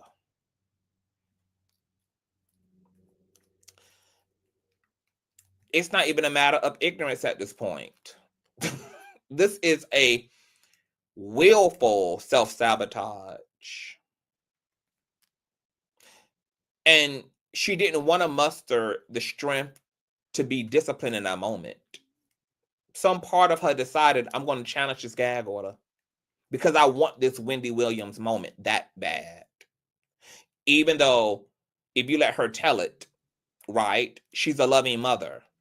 She's a part of being a loving mother is protecting the bag that goes into providing said lifestyle and luxury and necessity for your child. And to have allowed your thirstiness to cause you to breach a contract you understood to be in, and then to find somebody else to blame for that is absolutely violent. That is violent psychosis. Those type of the type of delusions that now are costing you your life. Like Royce is just as problematic in her being, in her life, and the creation of her life as the people that help her, such as her baby father. The irresponsibility. And if we would hold our teenagers accountable for the dumbass, irresponsible, reckless ass shit that we hold them responsible for, how much more should we hold a 26, 25, 27, 28-year-old ass grown woman who's also a mother accountable? She gonna get a little bit more work than a teenager would. Because we have expected more from younger. So we damn sure are not going to coddle considering one's given age in this situation when we have held younger folk accountable. And she has a child on the line. And she's claiming to us that her life is in danger. Has been in danger. Out of order. Out of order. Both these motherfucking people are dysfunctional in different ways. Dwight is physically allegedly abusive, verbally allegedly abusive, mentally allegedly abusive to other people. Royce is physically, emotionally, mentally abusive to herself. Dwight allegedly abuses other people. Royce abuses herself. I was in Detroit doing the play Cheaters. I was hustling, y'all. Come June of 2011. I'm gonna drop the link though. I'm gonna let y'all come up here though, cause baby, this one, baby, I'm gonna drop the link. I'm gonna let y'all. You know, we might have to do a whole after show. We have to do a whole panel, girl, because I want to know what are all y'all making of this, baby. A Christian, she is modest. She is a beautiful girl, all natural, and I mean, very Little House on the Prairie. Perfect for his image. He is getting baptized. He is giving himself to God. He is in love. Visitations seem as if they are becoming more consistent. So I'm grateful. August comes, and because visitation has become a little bit more consistent, my son is now waiting for him on the curb. Yes, just like the little picture of the kids sitting on the curb with a lunchbox waiting for their parent that never comes. That was my child, the one and only time I allowed him to do that. But nobody called to say that they weren't coming. And because I turned into the FBI, I find bitches instantly. I went on Twitter because I wanted to know where he was. And this was around the time where people were putting all their business out there. So I saw a picture and he was in New Jersey. He was on a basketball court with his pastor, Zachary Timms. Oh, I had to go back through my calendar and I was making sure that this was a day that he was supposed to have our son. And it was, and I reached out to my attorney. I sent the picture to my attorney and I'm like, what is going on? There was no response. So the next day, I get back on the internet because I want to see if there's at least a timeline of a return because my plans have now changed, but it's always been that way. Well, all of a sudden, the Twitter page went from 10,000 plus tweets to 10, 20. What happened? Did he find out that I saw that he was in New Jersey and didn't get our son for visitation? No, I then see a headline that says, Pastor Zachary Timms is no longer with us. Oh. For the rest of that year, I minded my business. Although I was still fighting in court and talking about this nanny and being told I was a liar, I kept my mouth shut. Well, now we're in January of 2012, and I am dating my football player, and I am happy.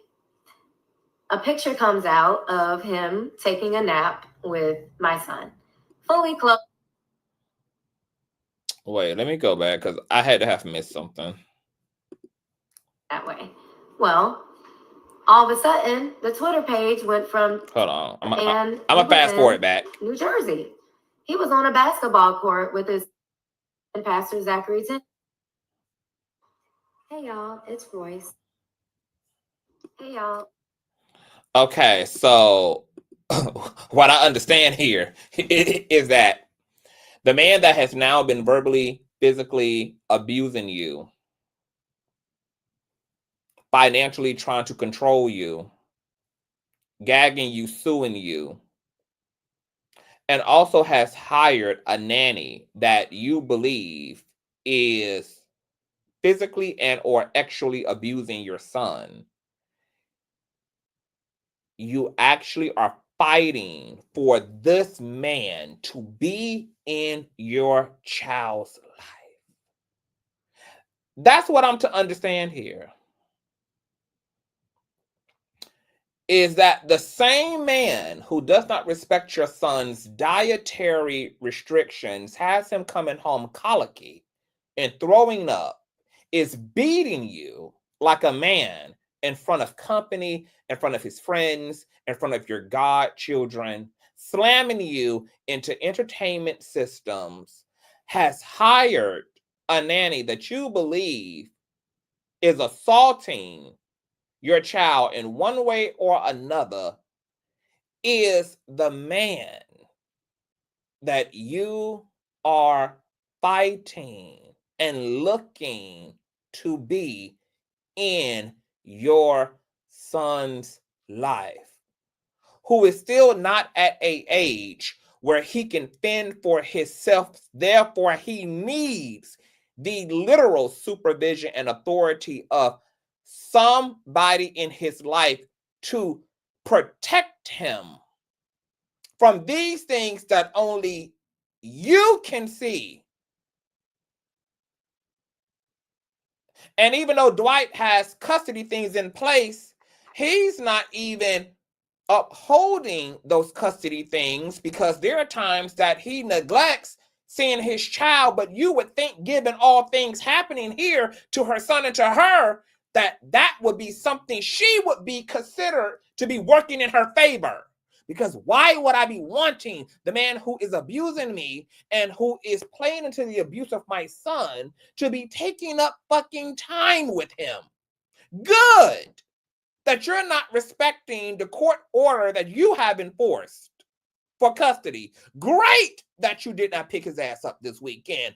Awesome that you don't want to fucking see him, baby. You are doing myself and my child a true service every time I don't have to interact with you nor deal with the paranoia of what the fuck my son is enduring when he's out of my range and completely subjected to your authority and to your rule. And the fact that Royce is not that scared, that it should have led to her being grateful. Something ain't clicking. Something is not clicking. Something is not clacking. Something, baby, is not clicking here.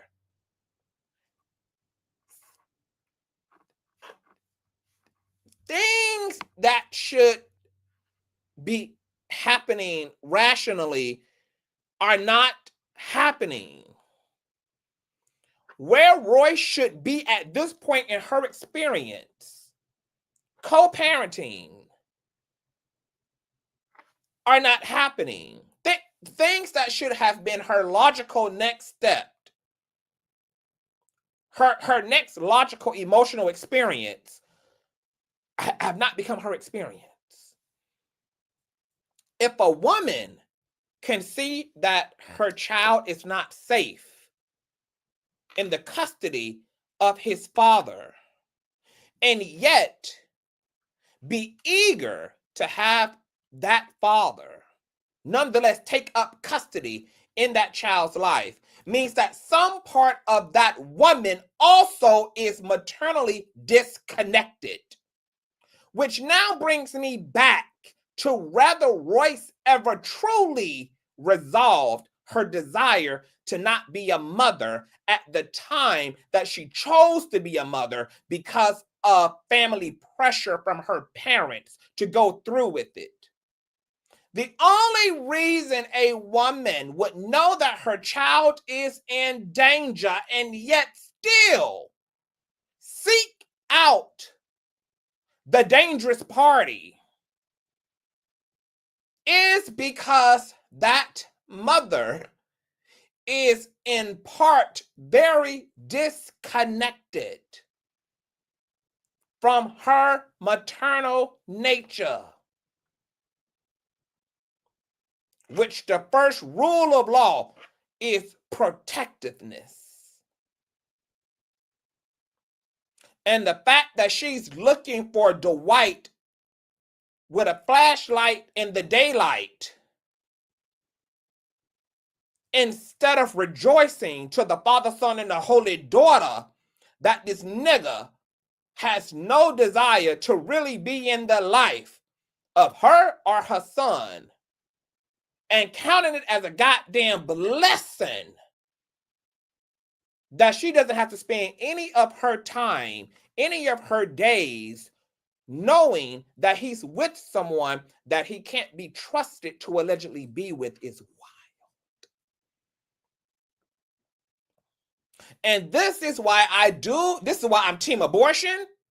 This is why I am team respect your reality, baby. If you don't want to parent, honor that. I don't give a damn whether the church say you gonna bust hell wide open. I don't give a damn who gonna be pissed off. Because like in this case, who ultimately pays for it? The child, who now is brought into a system that is completely allegedly abusive, sexually violent, and is in a situation where this child doesn't even have the wherewithal to defend himself against these said forces. And nobody cares because the adults in this situation prioritize their own agendas.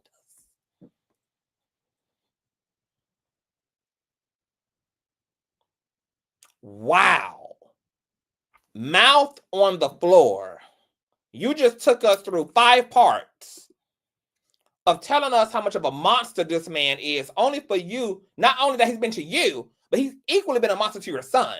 It'd be one thing if Dwight was just a monster to her, but her narrative is that he's been a monster to her child. He won't even recognize that her child is being abused by a member of his staff, allegedly, the nanny. And then eventually becomes a product of abuse by him and his relatives, allegedly. You've taken us on the roller coaster ride of how evil and wicked and abusive and controlling and menacing this man is, only for you to still in all of this, through all of this, after all of this, to be looking for his motherfucking ass with a flashlight in the daylight. And then you're wondering why people are saying this is not about Royce being a victim, but is about her being a pick-me-sha and being pressed over a nigga that she don't want to admit to herself and nobody else that she still wants to be with. That's why people are saying what they're saying. That's why everybody's not buying into the Royce storyline. That's why everybody's not buying into the Royce narrative, okay? This is why there are some people who refuse to take Royce seriously in this situation. And based upon the way she has moved and the choices she's made, I am not mad at that sector of the community that isn't buying this shit. Because what else would you have this look like given all that you're even willing to admit to without even understanding what you are really divulging here?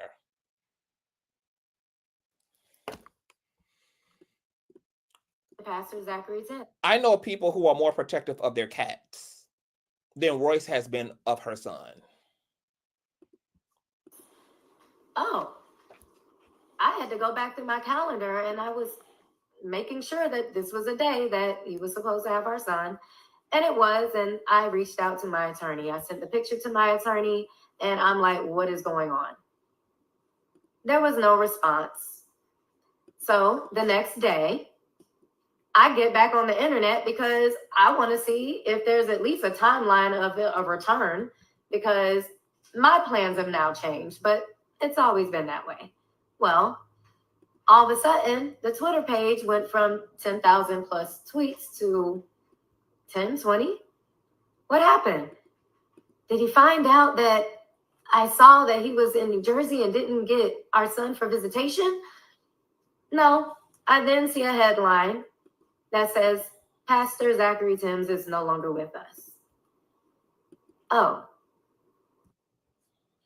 For the rest of that year, I minded my business. Although I was still fighting in court and talking about this nanny and being told I was a liar, I kept my mouth shut. Well, now we're in January of 2012, and I am dating. You kept your mouth shut as long as it wasn't Wendy Williams asking the questions. You see how, I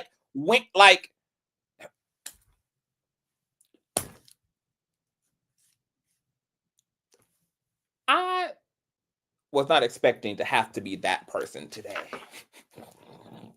I was not expecting to be the non-biased. We're definitely going to listen. You were willing to keep your mouth shut when you absolutely needed to motherfucking open it and to sacrifice yourself on behalf of protecting your son. But in a situation that wasn't even about shit other than a bitch wanting to be nosy and be in your business, you allowed your mouth to be open and it costed you thousands upon dollars. Is nobody else not hearing this? The same woman who justified opening up her mouth to answer a baseless fucking question about who the fuck her baby father was, as if we all don't know that by that point, chose to put herself in a situation where she breached her gag order and her mother had to lose her life savings behind her bullshit, then turns around in a situation where she believes that the nanny hired by her baby daddy is sexually abusing her son and justifies shutting the fuck up under those circumstances. Girl, get away from me with this. Get the fuck away from me with this. Get away from me with this. This is unfucking believable. Unbelievable.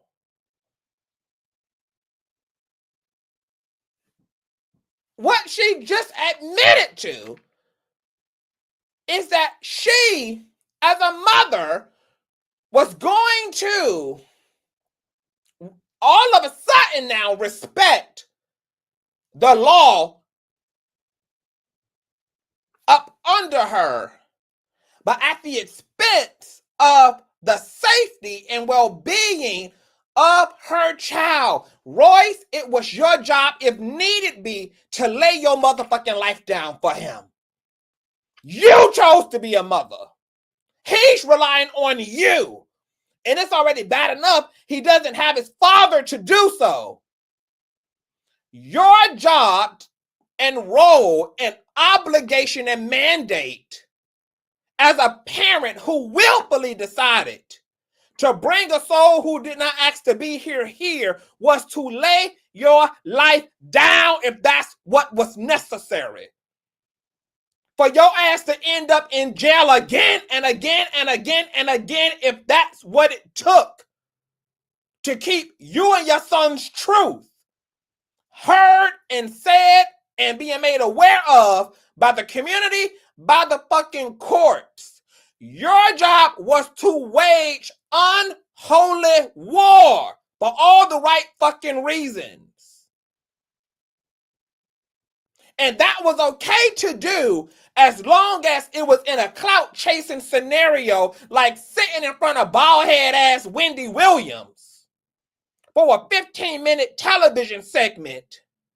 But it wasn't okay for you to take those type of chances, even though your son's bodily autonomy was on the motherfucking line. Make that make sense.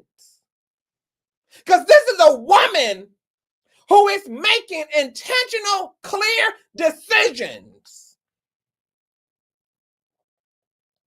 about when and when not She would challenge the system.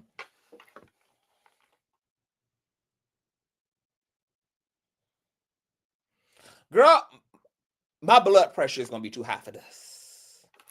I can't promise y'all we're going to make it through this whole thing, baby. My blood pressure is already up, girl. My football player, and I am happy. A picture comes out of him taking a nap with my son. Fully clothed, very innocent picture. The narrative that is given is that my boyfriend was being inappropriate with him. They took that narrative and they ran with it for weeks. They didn't care that it could destroy this person's character, his career, his reputation, nothing. It wasn't about the nanny who was actually being inappropriate. It was about a distraction. Why? Well, in February, that is when I was made aware that he was leaving Orlando. And then in March, here comes baby number 3. Baby number 3 is over a year old. Baby number 3 is a little girl. Baby number 3 was born the same. Yeah, great question. How did the picture leak? You know who leaked the damn picture. Probably in some egotistical agenda to gaslight Dwight. To get a lick back on Dwight.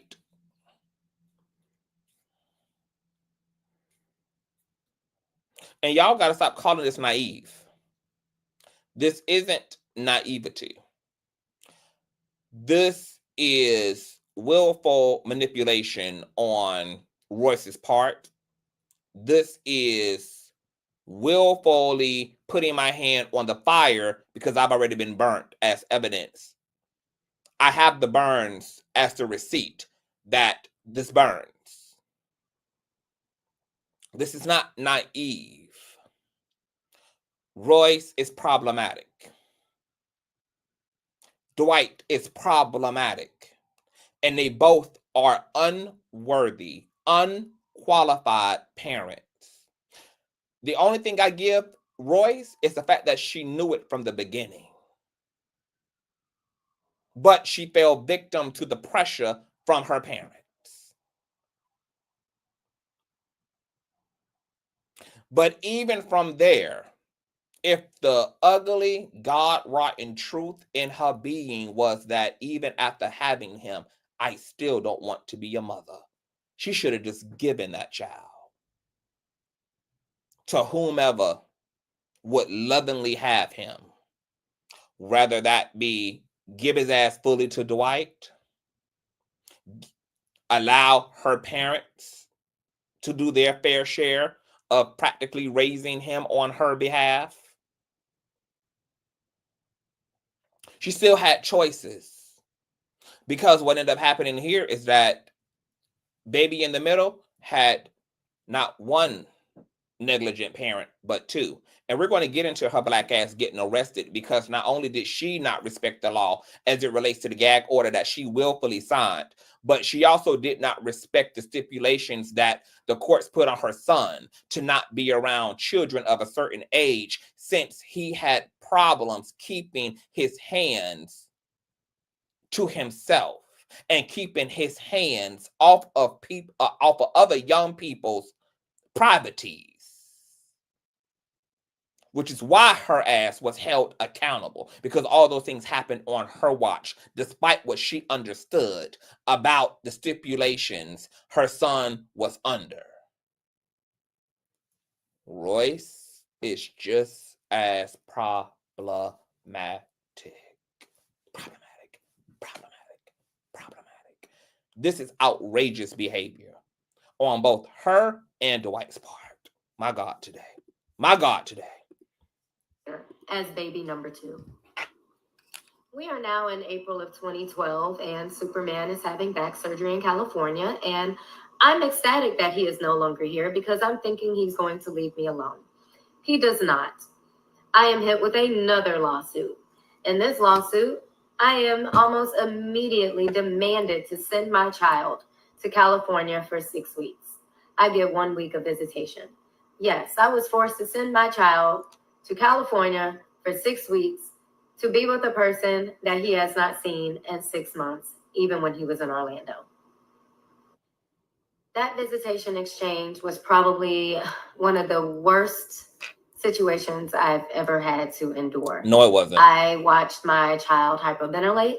Yeah, no, it wasn't. Because you're the same mother that just admitted 8 minutes ago that you were looking for Dwight Howard in the daylight with a flashlight after he put a knife to your head, threw you through walls, entertainment systems, sexually abused you, physically abused you, beat you, strongly neglected your child, hired somebody that would actually abuse your son, etc., were financially trying to suppress you, and you were still openly looking for him to come and take up his fair share of time with his son. The one that you're trying to convince us he was such an endangerment to. And now all of a sudden now you are the sad, distressed mom who has to deal with a 6-month visitation from the father. Royce, baby, I know there are other people not listening to you, baby. Okay? But baby, this type of bitchcraft don't work on me. Okay, baby? Because I'm listening to you.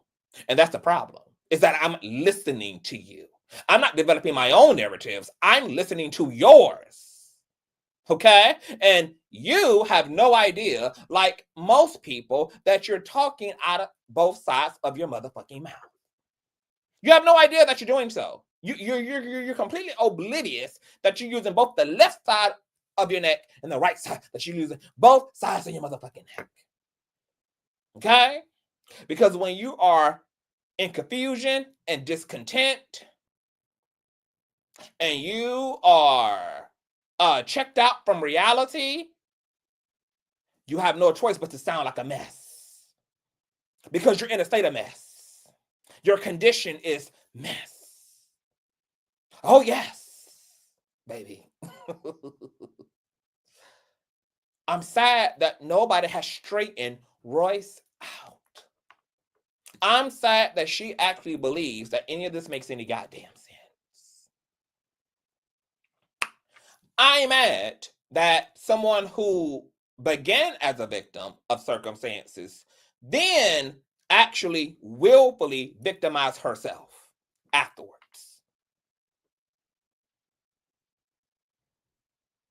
And I'm sad that she's telling all of this to social media, baby, and bringing all of us into having an opinion about what she has willfully divulged to all of us. I watched my child scream. I watched my child reach for me to take him, and I had to let him go. I was given a visit halfway through, and I saw the same exact thing. And I was also there with one of my dancer friends that I dance with in Miami, who I also dance with sometimes when I take a heels class. They were there to console me because I could not, in my mind, save my child. After that visitation, I was hit in court with more motions, more visitation requests for days that he was not even in town. And there was one time where we actually did communicate and came up with a visitation schedule, and flights had already been made, but his attorneys wanted to go to court claiming that I was denying visitation. I went to court that day and I showed the judge that we already had the flight information. His attorneys sat there and were acting so oblivious, as if they had no idea. In 2013. You know what? Now I understand also why Cassie didn't speak. Because, baby, when you go to giving the deep, see, they say that the devil is in the details, baby. If you want to stay off of people being able to really lay off into your shit and really see the whole picture, you need to be like Cassie, baby, and tell only one side of the story, baby, and that's it. That's all, bitch. When you get as comfortable as Royce and you want to be in your robe with your hoverboard tripod and you want to give the people every detail, the devil in those details will always end up revealing the entire picture, not the intentional edit that you are attempting to disseminate, baby. And that's the power and the liberating force of the details. Those interesting details that bring about all the color in a situation. Oh, yeah. Yeah. I'm hit with more court filings and requests to produce as usual. But around April, I'm hearing rumors of another baby. Well, come June, that baby is born, a little boy. And I say on Twitter, congratulations, happy birthday. This baby was born in California, my little house on the prairie, Sister C, and he has now been traded to Houston. Hey y'all, it's Royce, and all right, girl. Part 7. Part 6. Damn, we knew that part 6. Hey y'all, it's Royce, and I am here to tell you a story about how my life changed beginning July 31st, 2004, up until even now, all because I had a baby by Superman, part 6. We are now in the fall of 2013. I am getting my son prepared for kindergarten. I have actually gotten him tested, and he has been diagnosed with ADHD. For those of us with children who have ADHD and have taken medication for it, you know, ADHD medication is not something that you can start and just stop cold turkey. So there were visitations that were happening and they were refusing to give him this medication. I was also against him traveling so much because he's literally in kindergarten, the first grade of grade school. So outside of my son having to travel on Friday nights to Sunday evenings just to get up for school the next day and go, I am now concerned because they are... Andrew, I can't believe that we actually got, 3-4 more parts to go, and we got to listen to what Dwight said. It's a lot, girl. Y'all hit the Cash App. Hit the PayPal, baby. Pay me for my pain, baby, because the content is contenting today. The content is contenting today, baby. Show the king that you love him, baby. Okay? Because you're getting the content and you're definitely getting the commentary, baby. And we may fuck around and come back, baby, to get into a whole group think tank, okay, about all that we have suffered through today between Miss Royce and Miss Dwight. To give him his medication. They lied and said that they had a doctor from Sarasota come and examine him. And when I spoke to that doctor in Sarasota, that doctor said that he absolutely did not examine my son. He only told them what the medications that he was taking were for. He also let them know that it was dangerous to stop the medication cold turkey. They did it anyway. And now we are moving into the summer of 2014. Our son has completed kindergarten and he is now going to visit his father for a few weeks in the summer. I find out that almost 3 days after our son arrived, he left. He had actually been gone for several weeks and I had no idea because nobody was communicating with me. When my son is finally returned home, I am actually at practice with my company, and my parents call and say that I need to get to their home immediately. I ask why, they won't tell me. They just expressed that it was extremely important. Of course, I leave. I get there. They tell me that my son has bruises all over his body. I go to hug him and me, and he goes, ouchie. I then look, I raise his shirt. He has a bruise on his stomach. He now has a bruise on his leg, on his inner thigh. And when I ask him what happened, he tells me his daddy did it. This is just a couple of days before he is to start first grade. So of course I am texting, trying to figure out what happened and why, and I am being ignored. I am then told by my attorney that I need to take my child down to the Department of Children and Families. I do that and they do a forensic interview. They talk to me and they start asking me to contact Superman. I am doing so and I am trying to tell him what is going on and he is ignoring me. Shout out to my baby mother Corey, baby, for the whole nasty piece of child support check. Excellency in Royce Reed commentary. Thank you so much, baby mother. Y'all thumbs up, thumbs up. God bless you, baby mother, baby. Y'all see the Cash App and PayPal on the train, baby. Baby, get my vibration back up, child, because, baby, I was not I was not thinking that I was going to have to Iyanla the fuck out of Royce's ass, baby. Okay, I was not expecting to tap into.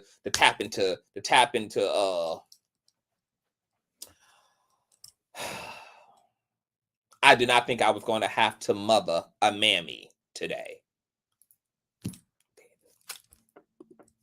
So he finally responds and says that he doesn't have to tell me anything about why he disciplined or spanked our child. Right, because was anybody else like confused about the timeline here? Because I'm just like, girl, okay, we done went from 2004 to 2008, from 2008 to 2014, and he's still just damn 2?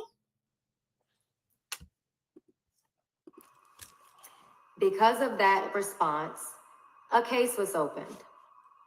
The case was almost immediately shut quietly. Because of my concern and because I said something publicly, the case was reopened. The case was then sent to Georgia because it happened in Georgia. It was sent to 3 different counties in Georgia until it got to the county that his uncle was the DA of, and the case was dropped. But I'm not saying that he had anything to do with it. As you can probably guess, at this point, visitation ceased.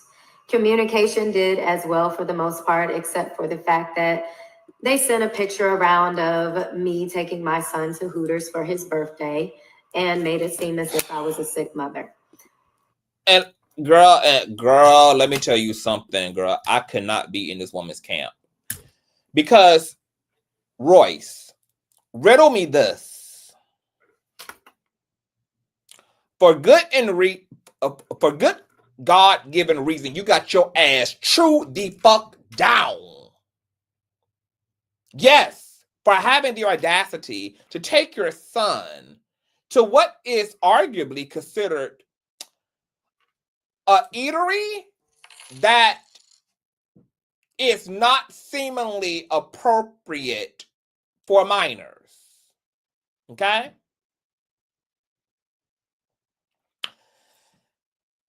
And you already have your son is already in a situation where, according to you, he's being hypersexualized, potentially sexually violated. And you have no idea what the problem is with then taking a child that is being hypersexualized, allegedly, by employees of his abusive father. And then you go and champion that by continuing to put your son in what can be argued very much so adult and mature scenarios and situations while you're crying aloud about how inappropriate Dwight is, and yet have no concept of your own inappropriate behavior. This is also completely amplified by the fact that there was, I don't know if there was a special, there was a type of special that happened years ago. And Royce ended up on that special regarding her crib. It was something about cribs or something. And she was taking the camera to a walkthrough of her luxurious home. Throughout her home, particularly her bedroom, where she said her son loves to be, there were images of Royce on the bedroom walls of her in lingerie, of her in these very sensual scenarios, big wall level portraits of herself. She also received backlash from that because her son frequents, obviously, her bedroom. He's already being allegedly sexually assaulted, violated. And not only do you have him going to Hooters with you, rather than to Chuck E. Cheese or to McDonald's to see the red-nosed clown, okay, which I'm sure to you, the son would not have been able to see the difference between that clown and you and his tired-ass father. But you also have him living in a home, in a house, where his mother has personified sexually enticing images of herself and turned them into wall portraits. And yet, Royce has no conversation with herself about any of this. The running theme here is the public was wrong for dragging her, for taking her son to Hooters.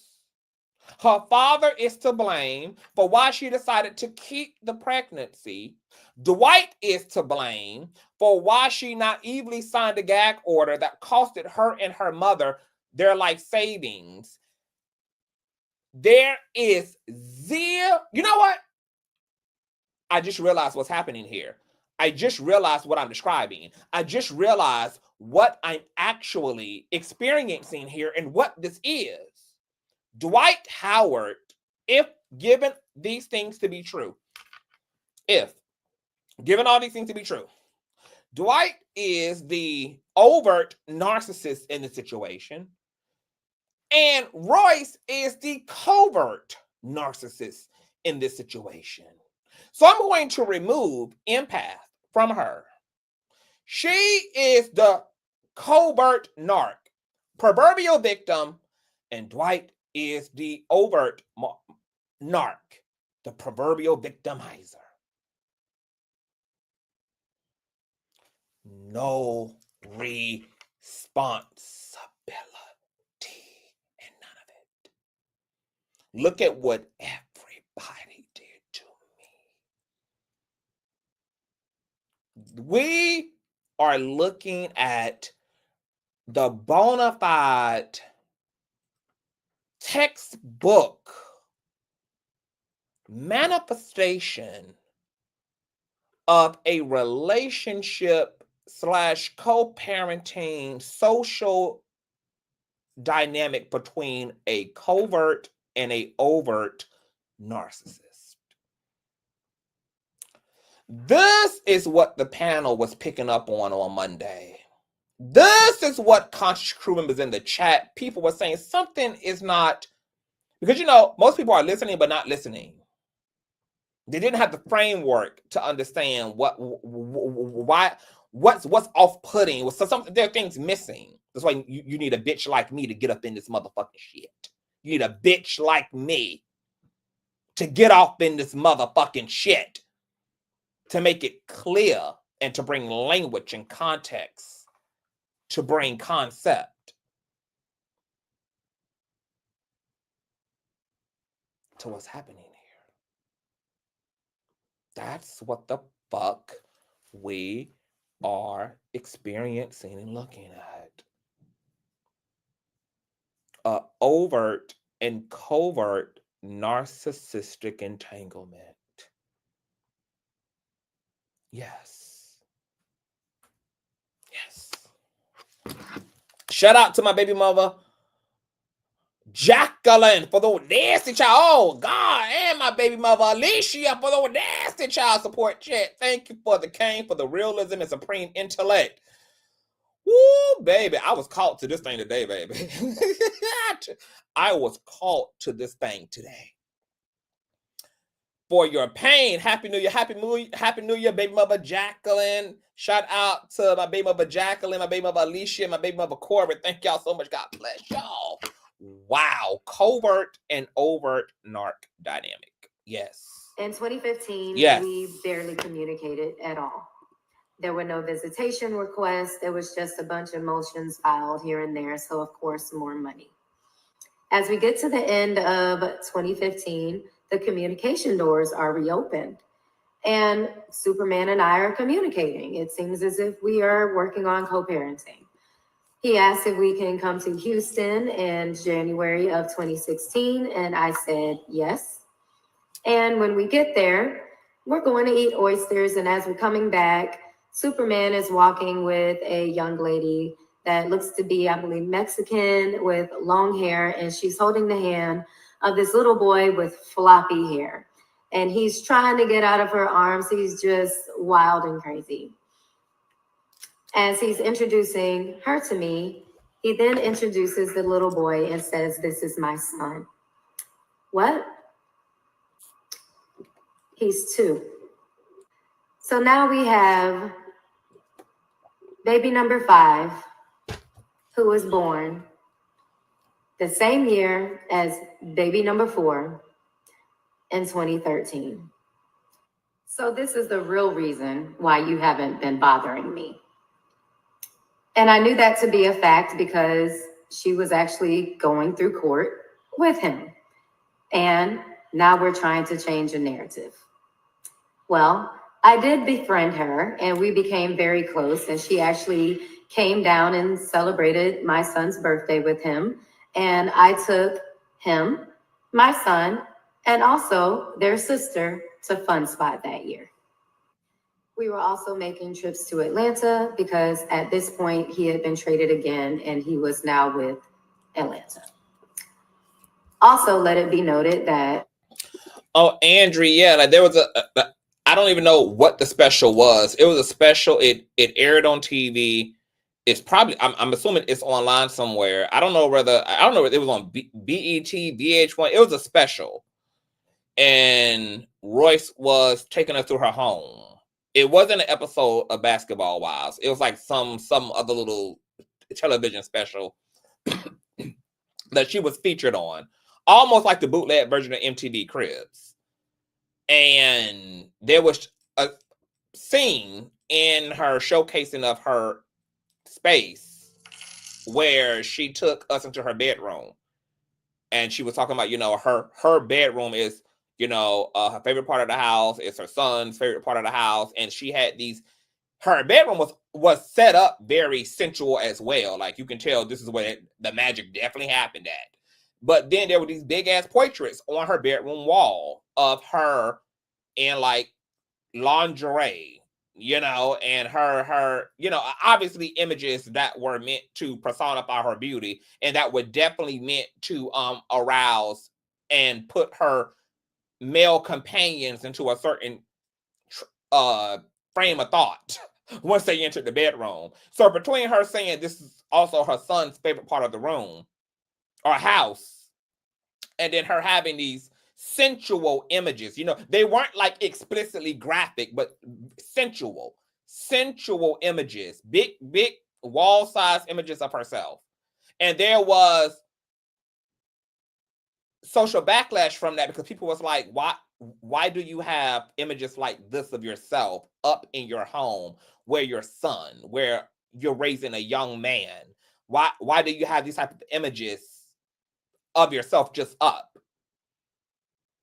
You know, it's, you know, and so then when you bring in all of this happening, right? When you bring in the alleged sexual abuse of her son at the hands of nannies, at the hands of his alleged father, the uncle, whoever else, girl. But then you're also looking at her behavior alongside that. The way she has these pictures up on her wall, taking her son to Hooters amidst all the sexual abuse stuff. And then the fact that her son was apprehended for abusing other children and then provided a court order to stay away from kids of a certain age, even as a kid himself. And yet he not violated one child, but two children on her watch, which is why she was arrested.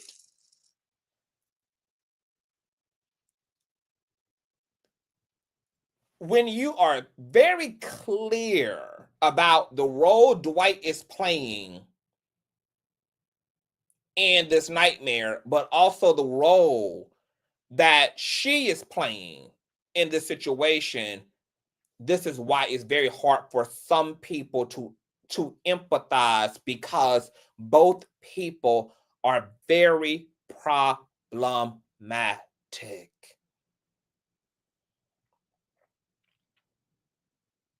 Both people are problematic. Shout out to my baby boo-boo, Lanona, for the dance. If he's a child support check, Happy New Year. Keep doing it, boo. Thank you, baby mother. Love you long time, babes. This is a shit show. This is a real life shit show. And that's what's so scary about this, is that this is real life. This ain't no damn Lifetime movie. This is real life involving real people, and it involves a real life child. And both his parents are fucking buffoons. Both of them are fucking shallow, weird ass buffoons who blame everything that has ever happened on each other. Sister C and he had broken up. Unfortunately, this meant that I now had to deal with a crazy ass pastor and his wife that were constantly telling us how bitter we were. Somebody else to blame, baby. You haven't heard Royce yet in part 6? Hasn't heard her once take responsibility for anything. Nothing. Nothing. For keeping the child, for staying with a nigga again and again and again and again and again, who is neglecting, abusing his child, putting his health in danger by not feeding him what he supposed to. A man that's put a knife to her head, done abuse her, terrorize her, try to suppress her voice. No responsibility, baby. The lawyers are to blame. The judge are to blame. Dwight is to blame. Her daddy is to blame. The public is to blame. Everybody is to blame. Everybody's to blame. Everybody's to blame. Everybody's to blame. Everybody's to blame. No responsibility. That we were gold diggers and that it wasn't about the kids and that we were worthless women who wanted him. We are now in 2018 and our son is playing sports, but he's also a junior striker, which is a hip hop dancer. His father did come to the show that year. It was in June. And after the show, he, along with some of his people and my people, we went to dinner. Royce and Dwight are exhausting, and I don't like either one of them. I equally dislike them both. Dinner, a few friends of mine and I were supposed to go to the Pulse nightclub. We did not go to the Pulse nightclub because all of us were outside having a conversation with a homeless man. That is the night that the Pulse nightclub shooting happened. This is also the day that he told me that he was dating the basketball player. When he told me her age, and I was taken aback, but to each his own, because who am I? Pot me kettle, right? A few months later, right around our son's birthday, a recording was released. And the recording was a man who was alleging to have had deeds with Superman and the pastor arguing on the phone. This is the same conversation where this person called Superman a 6'11" bottom. Well, now moving on to 2019, I realized that I like this girlfriend. She seems cool. She seems to keep him level-headed. He seems to be leaving me alone, and I'm all for it. Anytime we are having an argument or we seem like we can't communicate, it seems as if she's stepping in and she's really helping things out. So we good. Our son graduates from elementary school that year. He graduates with honors. She comes. There's a big family picture, and we keep it pushing. So I thought she was cool. I liked her. We had a cordial relationship. Well, next thing you know, the pandemic hits, and he is losing his mind. He is swearing that the world is going to end, and he has all of us in a group thread, and he's trying to get all of us to come to Georgia for quarantine. I said no. So did mama number 2. So did mama number 3. But mama number 4 and mama number 5 said yes. I then thought about it. I spoke to my boyfriend. He was still against it, so I stuck with no. Just a few days after that, I'm assuming the 6'11" bottom is her referencing the lawsuit that was filed against Dwight for harassment or sexual coercion. Let's revisit that super quick.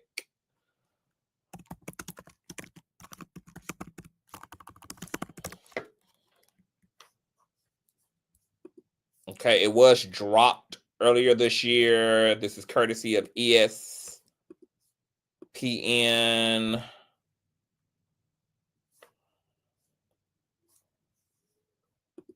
Let's revisit this super quick.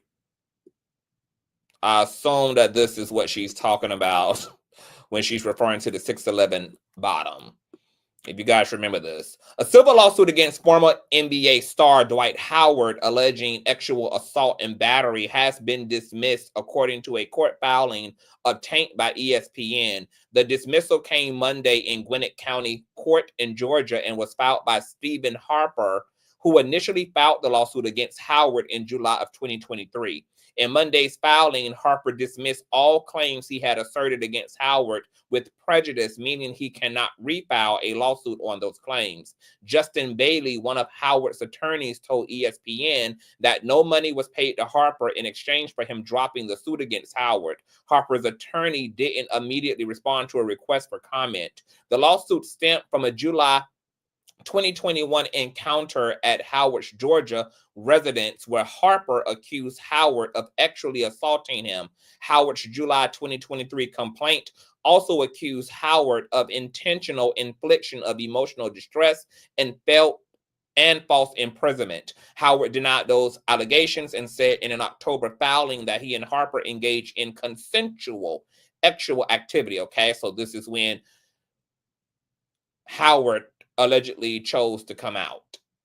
Howard subsequently argued in a December filing that the accusations against him were baseless and asked the court to immediately rule in his favor and dismiss the lawsuit without a trial. A judge denied that request in February. In the original complaint, Harper's lawyer said he and Howard first began corresponding over direct messages on Instagram in May of 2021, with Harper initiating the exchange. Harper's complaint showed screenshots of the alleged Instagram exchange between Harper and Howard, along with an Uber receipt for Harper's trip to Howard's residence on the night of the encounter.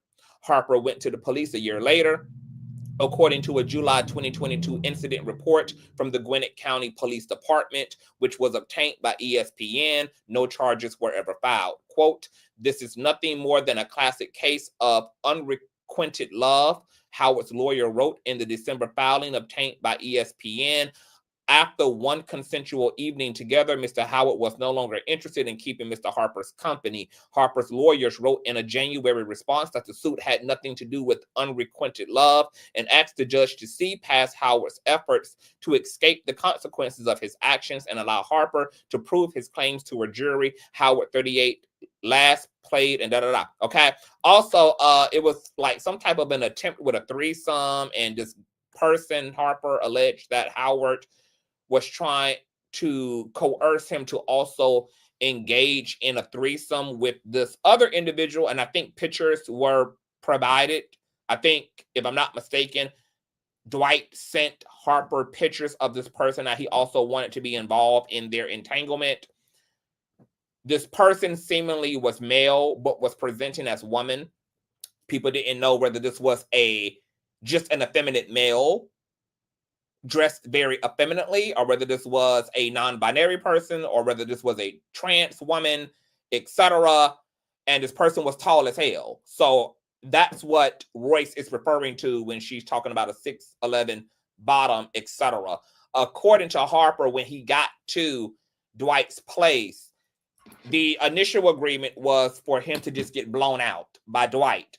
But the 6'11" feminine individual that was also there was surprising to Harper. He was not expecting to have to, Miss Kitty, he was not expecting to have to be with anybody else sexually but Dwight that night. And then apparently, according to his claims, girl, there was an attempt to kind of coerce him, force him, talk him, make him comply, make him do whatever was to be done, child. It was a mess, okay? But once again, Dwight did admit this encounter happened, that everything that took place was consensual, there was no false imprisonment, blah, blah, blah, blah, blah, blah, blah.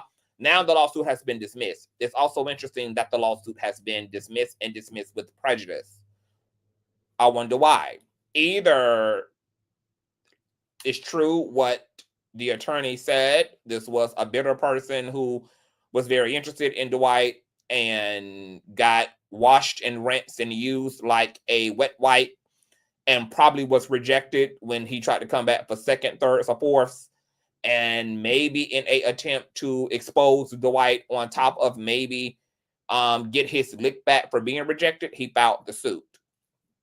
Or, despite Harper's attorney claiming that his client dropped the suit and there was no payment involved, or whoever, maybe it was Dwight's attorney, there could have been a payment, but who fucking knows? We don't know. It's a lot. And the fact that Royce inserted that is just her being petty because,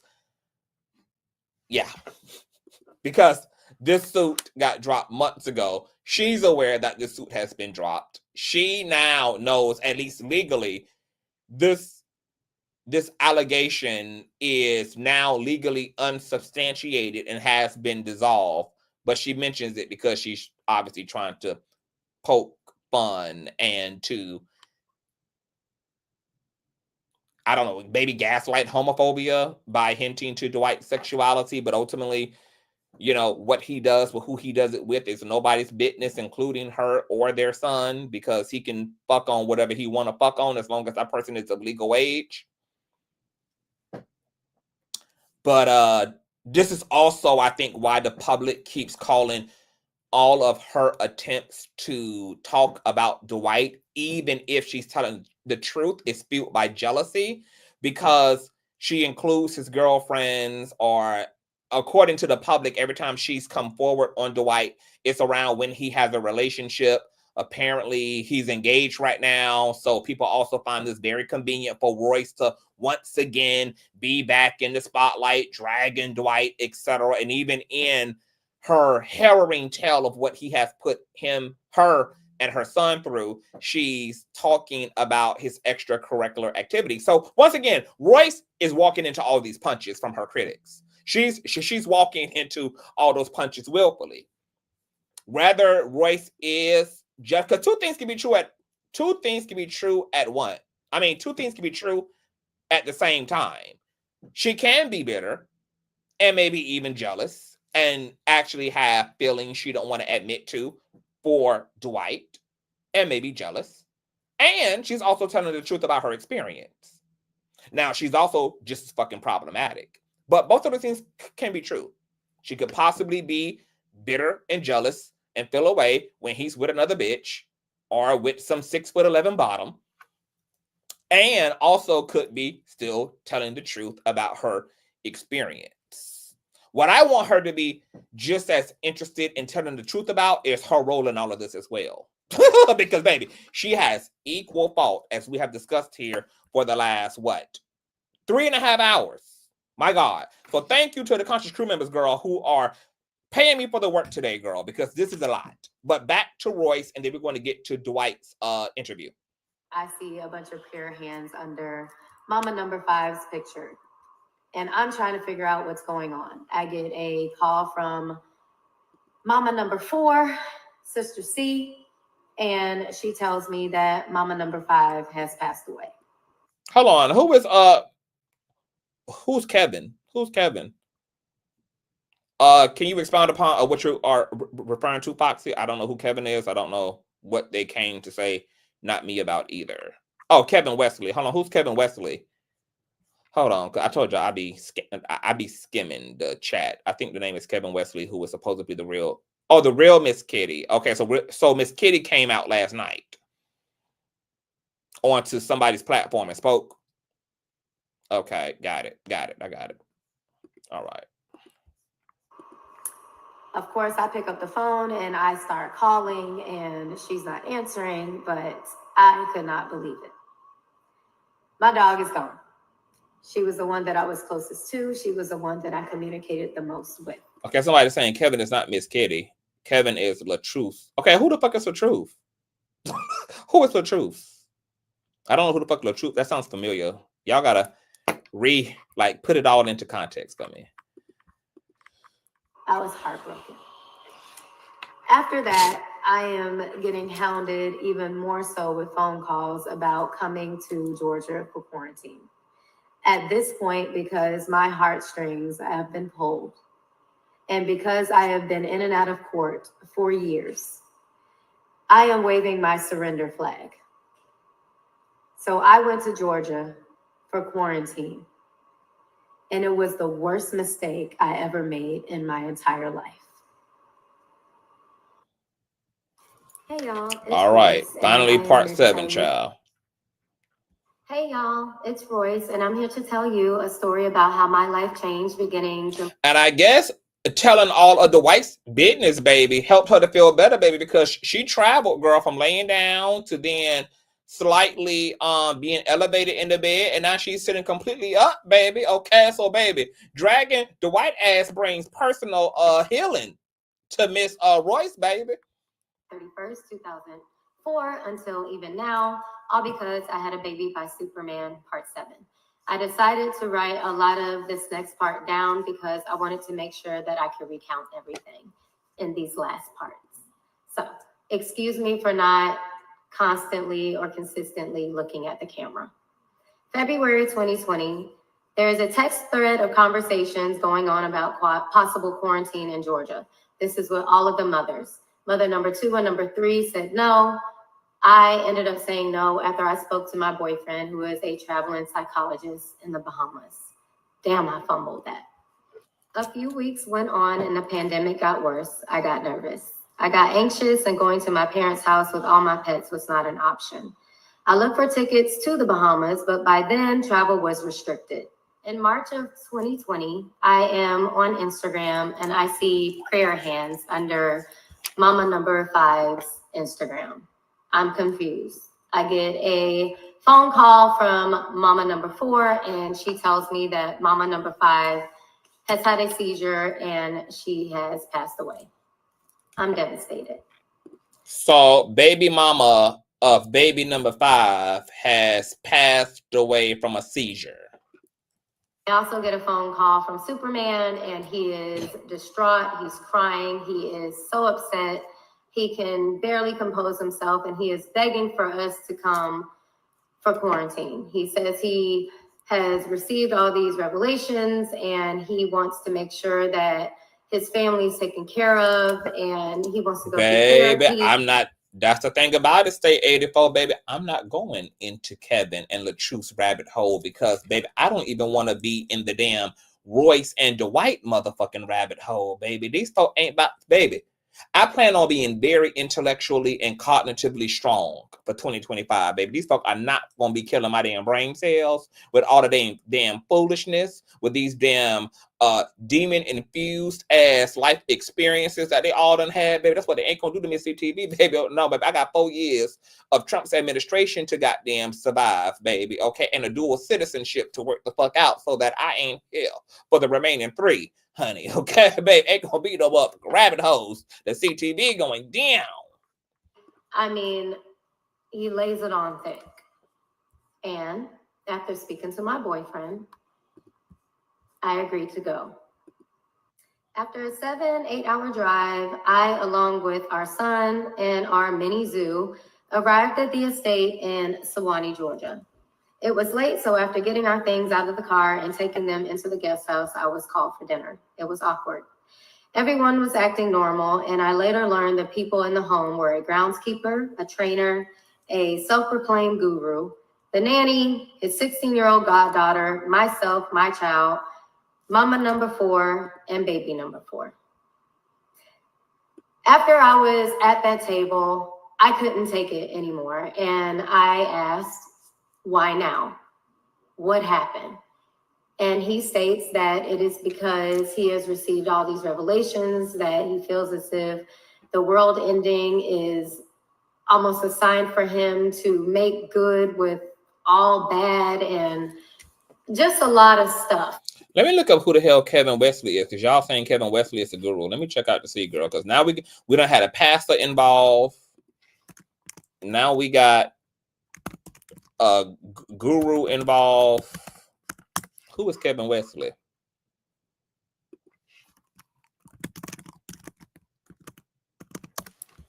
I'm gonna see how he look.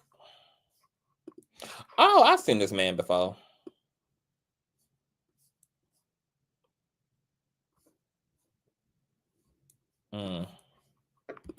He look like he be dropping a low for Jesus.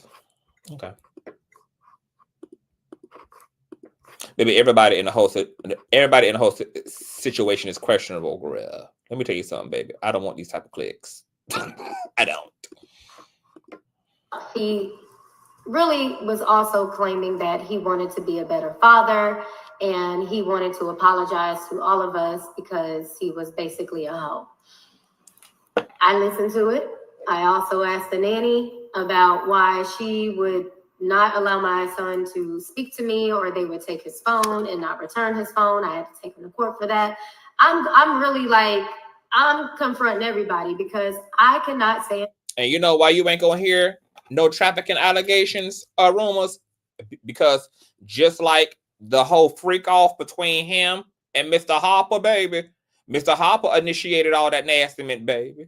Okay, baby. I think the one thing that's keeping Dwight Howard clear of trafficking allegations is the fact that all his hoes come to him. Period. Or be on a property where I feel uncomfortable and certain things haven't been addressed. That's just me. Later on that day is when I realized that he smoked like Snoop. I mean, day in, day out. Over the next couple of days, I was bit by a Malinois dog, and I also was made privy to a conversation regarding a former teammate of his and the passing of another. We were told that this particular teammate had no emotion when he was on the plane and did not show emotion until he exited the plane and left in a private car. Why that was important for us to know, I have no idea, but maybe it was because I used to praise and still praise how great of a father he is to his kids and husband he is to his wife. I actually ended up having a talk with my Bahamian boyfriend, who was a psychologist, about this conversation, and he told me to immediately leave. He said, Royce, you're about to be manipulated and brainwashed. I didn't believe him. I thought he was jealous. I stayed. Of course, we ended up breaking up. Well, now we're discussing Mama number 5's funeral and who's going to go and who wants to go. And who ends up going is Mama number 4, myself, Superman, and the groundskeeper.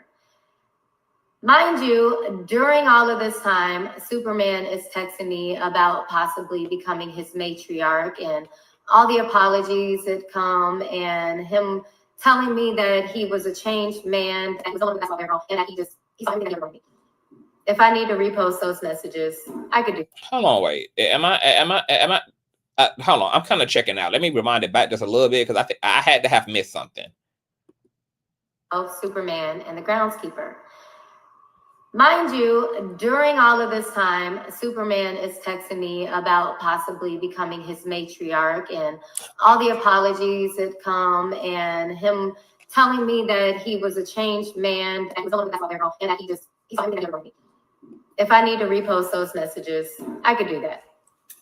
Well, now we're in Reno, and I see Mama number 3 rubbing his back one day at the Mama number 5's Mama's house. The next day, we are at the funeral. I'm taking pictures because he has not seen this little boy in months, and I'm trying to give him memories. Later on that evening, we go back to the family house, and we are. I love how she's trying to arouse Dwight's interest in the same son that she claims has been essayed and or physically abused in his presence, and that does not even care for him properly, aka wasn't even giving him his ADHD medicine that he was supposed to absolutely be on, because you can't be on that medicine, off that medicine like that. That he wasn't even feeding correctly, aka he's coming home colicky. Was Royce that desperate for a babysitter for a child she didn't want that she would try to make do with the one babysitter she had access to, which happens to be the man that was abusing her, and let you tell it was abusing his own damn son? And here it is, she's trying to take pictures and get him to want to be a father and to want him to be a caregiver amidst all of these things she is claiming she observed, she felt, she fought for. You have to question whether some of this stuff is actually true. You do. We can believe the court stuff because that's well documented. But all this other stuff, it's like either she has to be, you know, Royce is giving me one of those mothers who like allows the boyfriend to SA her son while she acts like she doesn't know what's going on in the home, and then ends up like arrested with his ass. Like, she's giving me one of those type of women, because I don't understand the logic. I don't understand the logic here. I don't understand a woman who is intentionally trying to outsource for her and her child's abuser to be involved in parenting and caring for that child, knowing that that comes with that child having unsupervised visitations in time with this toxic individual, if you let Royce tell it. If there's anybody who's actually, if there's anybody who, like, if I'm misunderstanding, let me know in the chat, because it could just be me, baby. I'm always willing to consider if it's just me. I am. If that makes sense to somebody, could you give me how you're making sense of that in the chat? Drunk and we're taking edibles. I ended up She don't sound confused, Knockout. She sounds just as fucked up as Dwight is. This is not confusion, because she wasn't confused enough to not know that she had a knife to her head, that she was being thrown through an entertainment system, that he wasn't feeding, caring for their son properly. She wasn't confused about running to the court doing this custody thing to try to get the judge to acknowledge all of the fuck shit that he's allegedly doing to him and her. She ain't confused. That's what's so polarizing, is that she knows what this is now. She knows it. She's lived it 101,000 times now at the hands of the same motherfucker. She knows it. And yet, this is still her behavior. There's no confusion about it. Royce doesn't want to be a mother. And that's why her mothering looks so fucked up and piss poor in this situation, that she would advocate for her and her son's abuser to be in the son's life. Either Royce is doing that because she is delusional and equally sick like Dwight is, or she's lying on that man and she knows the deep truth, that he hasn't abused his son and he hasn't even abused her. And maybe that's why there ain't no damn police reports, and there ain't no CPS involvement, and there ain't all these other things that the court of public opinion is looking for, because the truth might not even be that Dwight is who Royce is trying to narrate him as entirely. Not saying that there isn't some truth there, but one of those two things has to be the truth. Either she's just as sick as he is, given all things she said to be true about him, and yet will still advocate for her son to be in his custody and in his care, or she knows that the narrative is not actually the truth. And that's why she could bring herself to still feel okay, confident, and well in him having access to the same son that she's been telling us through one slide through damn 7. He's not properly caring for, not giving medication to, not feeding, etc., and now has subjected to physical abuse of some kind at the hands of his staff member. And we ain't even got to allegedly the allegations of his ass or his uncle or his brother also allegedly abusing this damn child and all this kind of shit.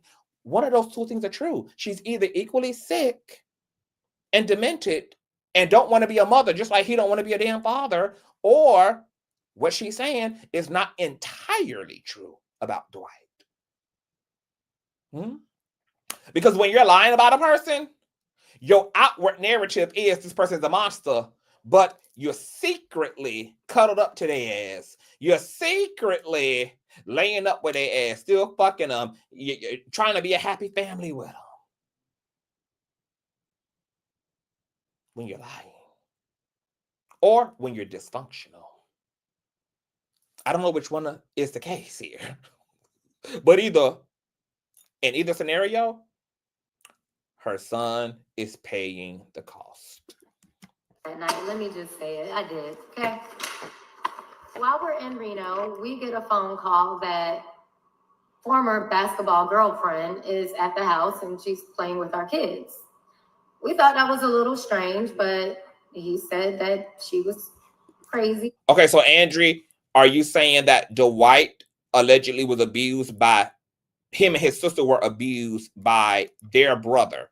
So it's given some Krishan Rock family type of dynamics that Dwight and his sister were abused by another male sibling?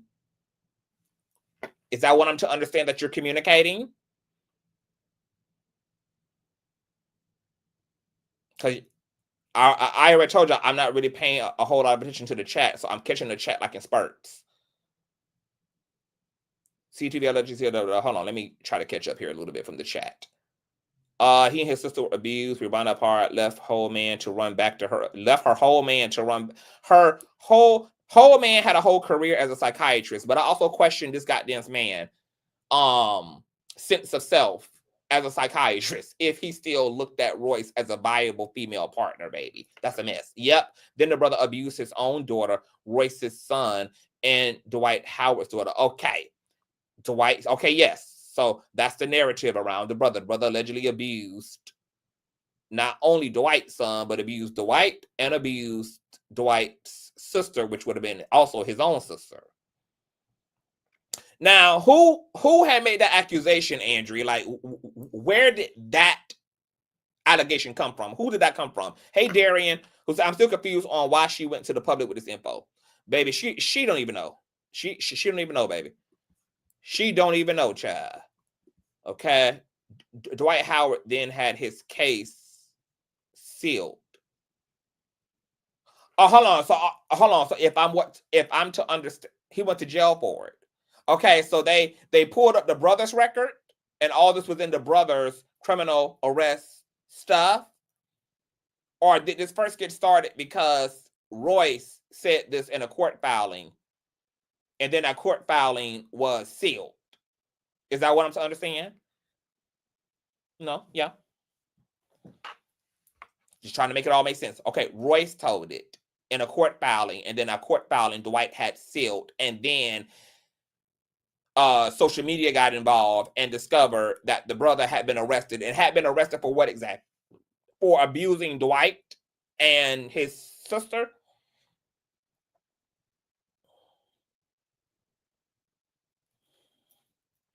Royce said it in court. Dwight had it sealed. Okay, I got that part right. Now, what was he arrested for? The abuse of Dwight and the abuse of the sister? Because I'm assuming he was never penalized for the alleged abuse of their son. Or if that is the case, let me know that's the case too. I'll wait for a response. And that she was just trying to get him back. That same narrative. Of course, I didn't believe it, but go off. When we returned back from Reno, I'm basically being sold a Disney movie plot. Now, I just didn't know that it was going to end up being Bambi. Well, I'm being asked to move in, be his matriarch. Oh, okay. I left out the daughter. So the brother abused Dwight, abused their sister, allegedly abused Royce and Dwight's son, and also abused his own daughter. Oh, they had sex again? Let me remind it. Oh, just girl, baby. Now we're in Reno, and I see mama number 3 rubbing his back one day at, well, I'm taking pictures because he has not seen this little boy in girl, I can't with Royce. I can't. And I'm trying to give him memories. Later on that evening, we go back to the family house, and we all get drunk, and we're taking edibles. I ended up getting served that night. Let me just say it. I did. Okay. While we're in Reno, we get a phone call that. Okay, wait, hold on. You saying that Dwight went to jail? Dwight Howard hid his and his sister's abuse. Then he hid his son and his daughter's abuse from their mothers. When when he abused his daughter, it came out. When who abused? Oh, when the brother abused Dwight's daughter, it came out, and the brother went to jail for abusing Dwight's daughter? Yes. Okay, because y'all catching me up on all of the adjacent apocalyptic storylines. Girl, wow. Dwight being a victim of abuse explains a lot. Somebody also said that Royce alleged that she was raped in college as well. So you have a lot of trauma here, a lot of actual trauma, and a lot of generational perverseness taking place here, especially on Dwight's family side. Yes, the brother went to jail. I got that. Hey, Candace. Right, I got that. Dwight's brother abused all those people, Dwight's sister, Dwight's son and daughter, and then the brother abused his own daughter. That is fucking insane. Insane, my God, today. A bush. Told y'all, I need a big bush to weep for these people, baby. This is too much. It's too much. Former basketball girlfriend is at the house and she's playing with our kids. We thought that was a little strange, but he said that she was crazy and that she was just trying to get him back. That same narrative. Of course, I didn't believe it, but go off. When we returned back from Reno, I'm basically being sold a Disney movie plot. Now, I just didn't know that it was going to end up being Bambi. Well, I'm being asked to move in, be his matriarch, and telling me that he's going to get our son a... Was there ever proof that the brother, like, what was the proof aside from Royce claiming all of this? Was there any other corroborating proof since he only did jail time for abusing his own daughter? What happened to the other cases? And was there any other corroborating evidence aside from what Royce claimed in a filing?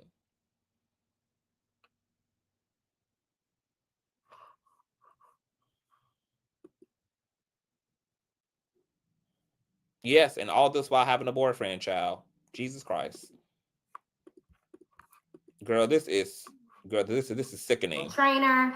He's going to give me another dance studio. He's saying that he knows Tyler Perry and can introduce me and get me in movies. And y'all, you have to remember that at this point, I am waving my surrender flag. I'm listening to all of these things. And because I have lost in court so many times, I am honestly willing to fall into submission so my son can fly to success. Another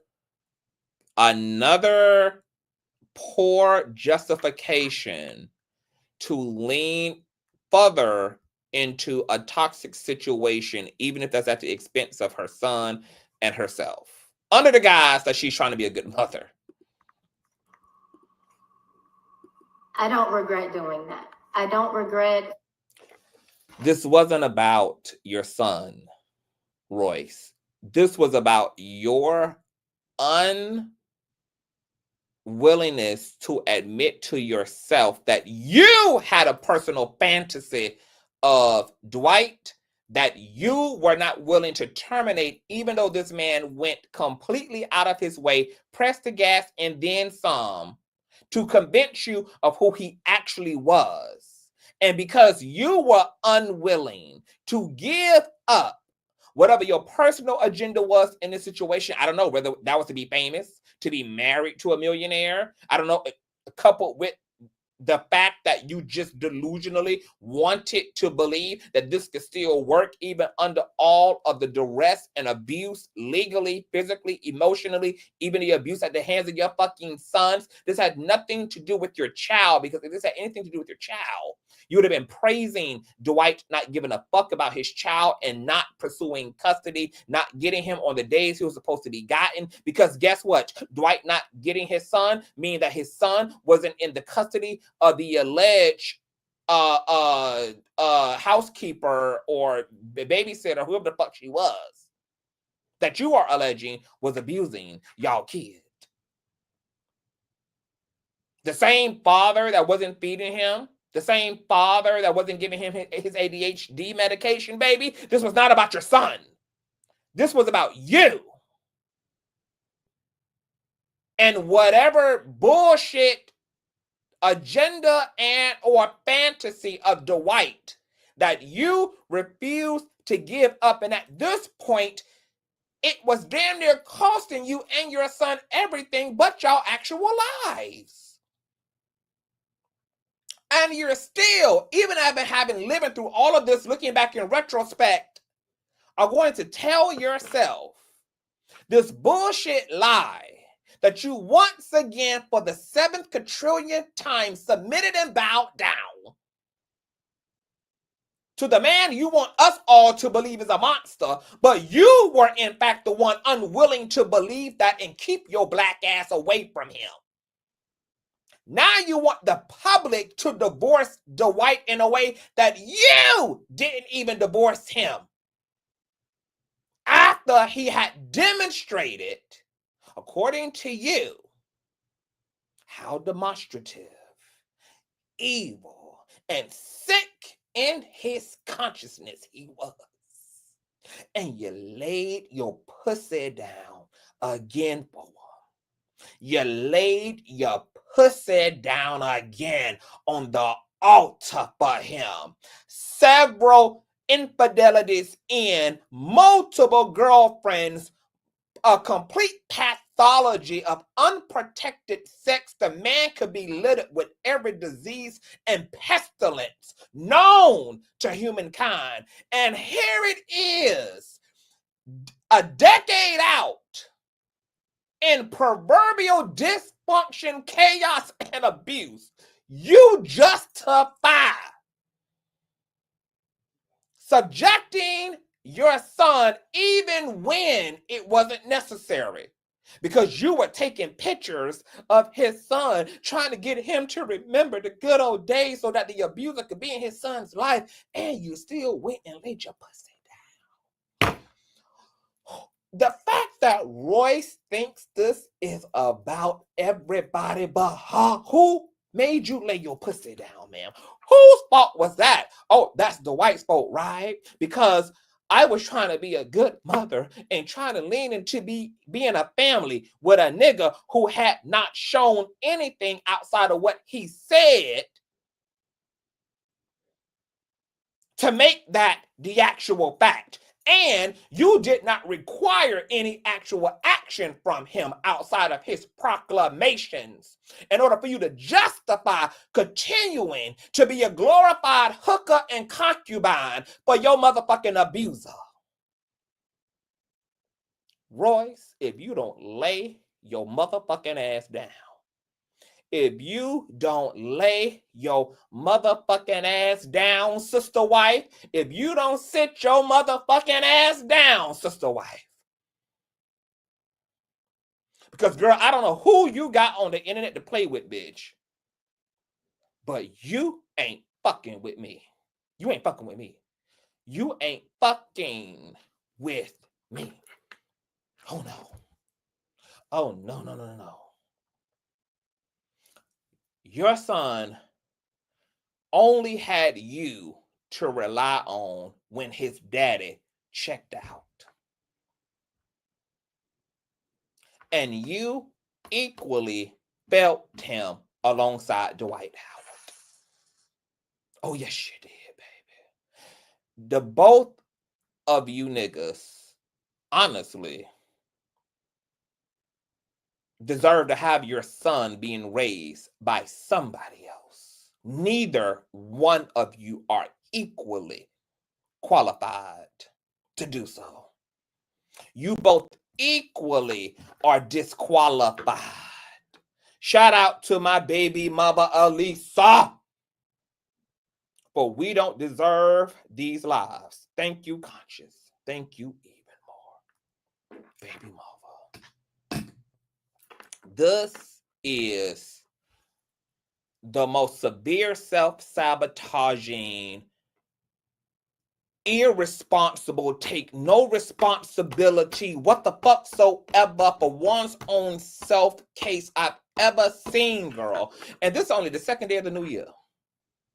It's only the second day of what's remaining of Biden and Kamala's administration, bitch. And just as what I got to come into the year with, baby. You know, from now on, when we go through these type of situations, girl, and exposés, you know what? I'm going to be requiring this folk to keep talking.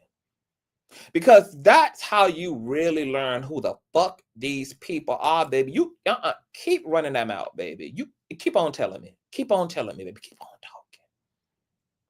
Put your titties up. Put your feet up, baby.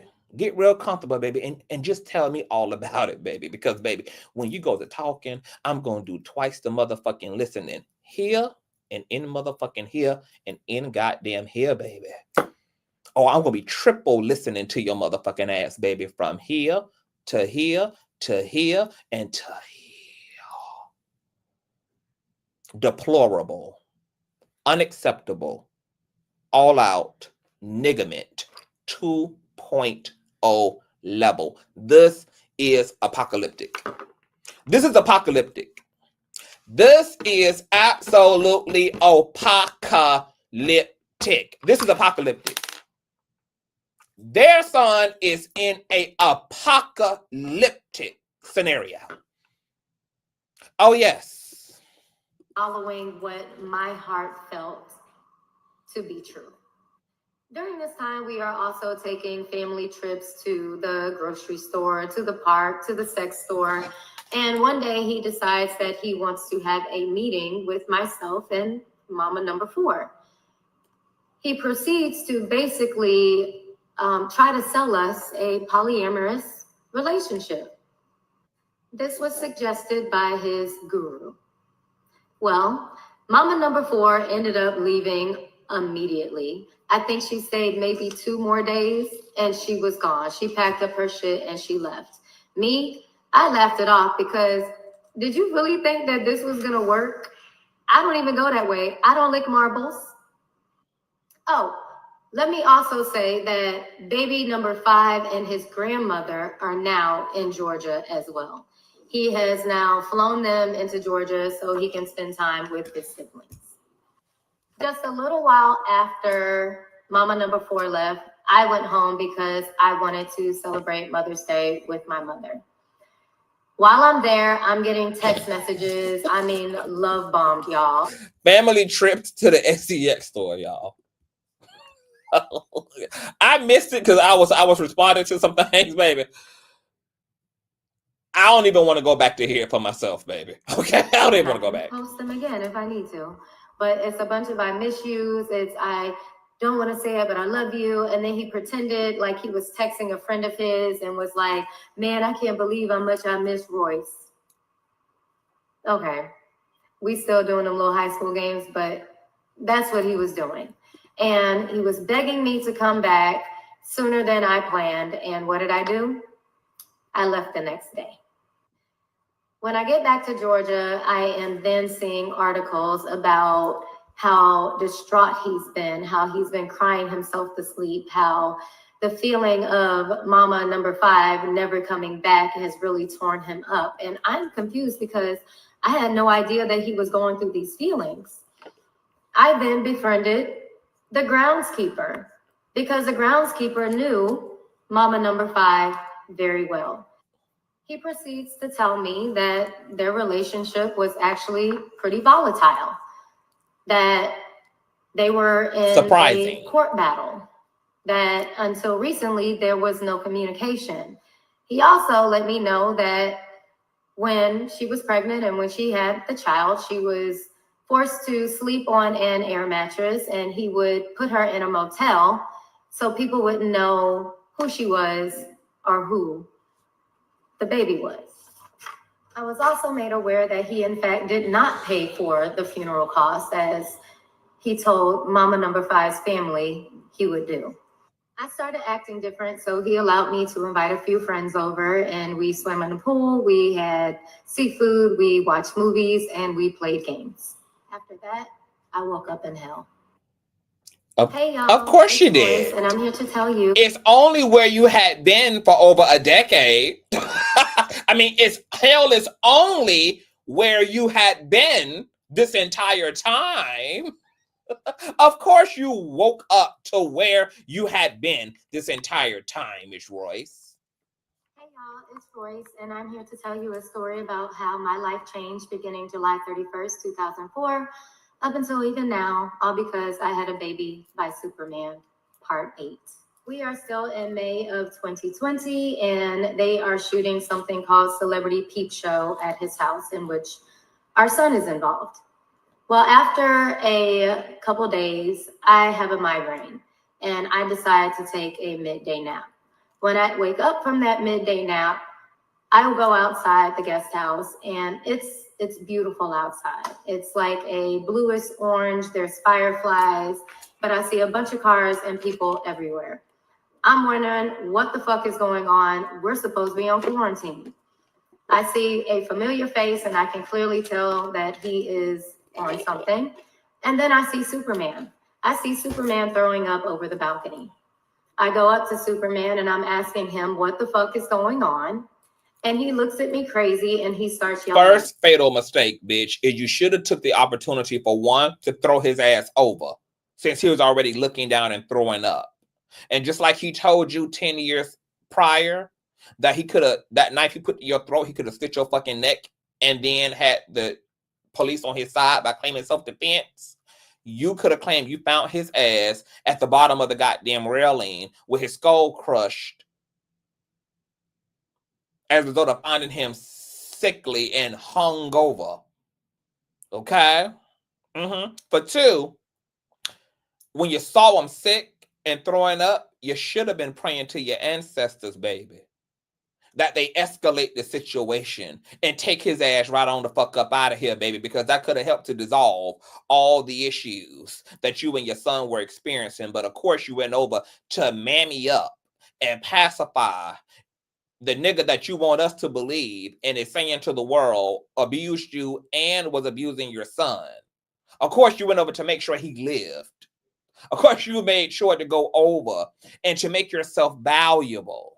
Right? Because you got to figure out a way to be a viable sister wife number 7.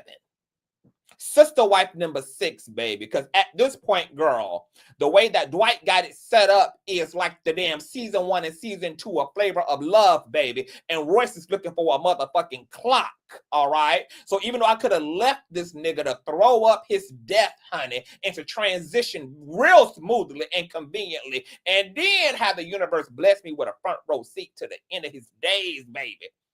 Instead, because I'm seeking approval and to be seen, and I'm looking to be viable in this situation, of course, I'm going to go over to be empathetic and compassionate, more empathy than she had for her own fucking son, because the nanny's still involved, that's abusing. All the bitches that he was cheating on her with, she now looks at as good friends. She approves of them. Okay? And the man who she could have allowed the seizure and stroke out to her and her son is convenient, she is going over to soothe. Wow. This is proverbial covert narcissism. I'm just going to keep putting myself in perpetual situations of harm so that I can have a victim narrative to tell. Because a lot of people are like, well, what is the gifting and being the victim?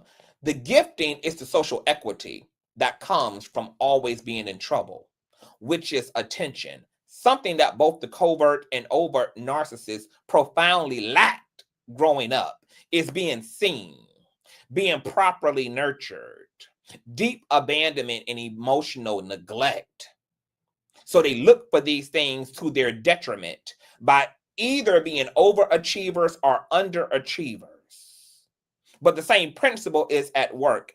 A thirst and a seeking and an appetite, an insatiable one for attention.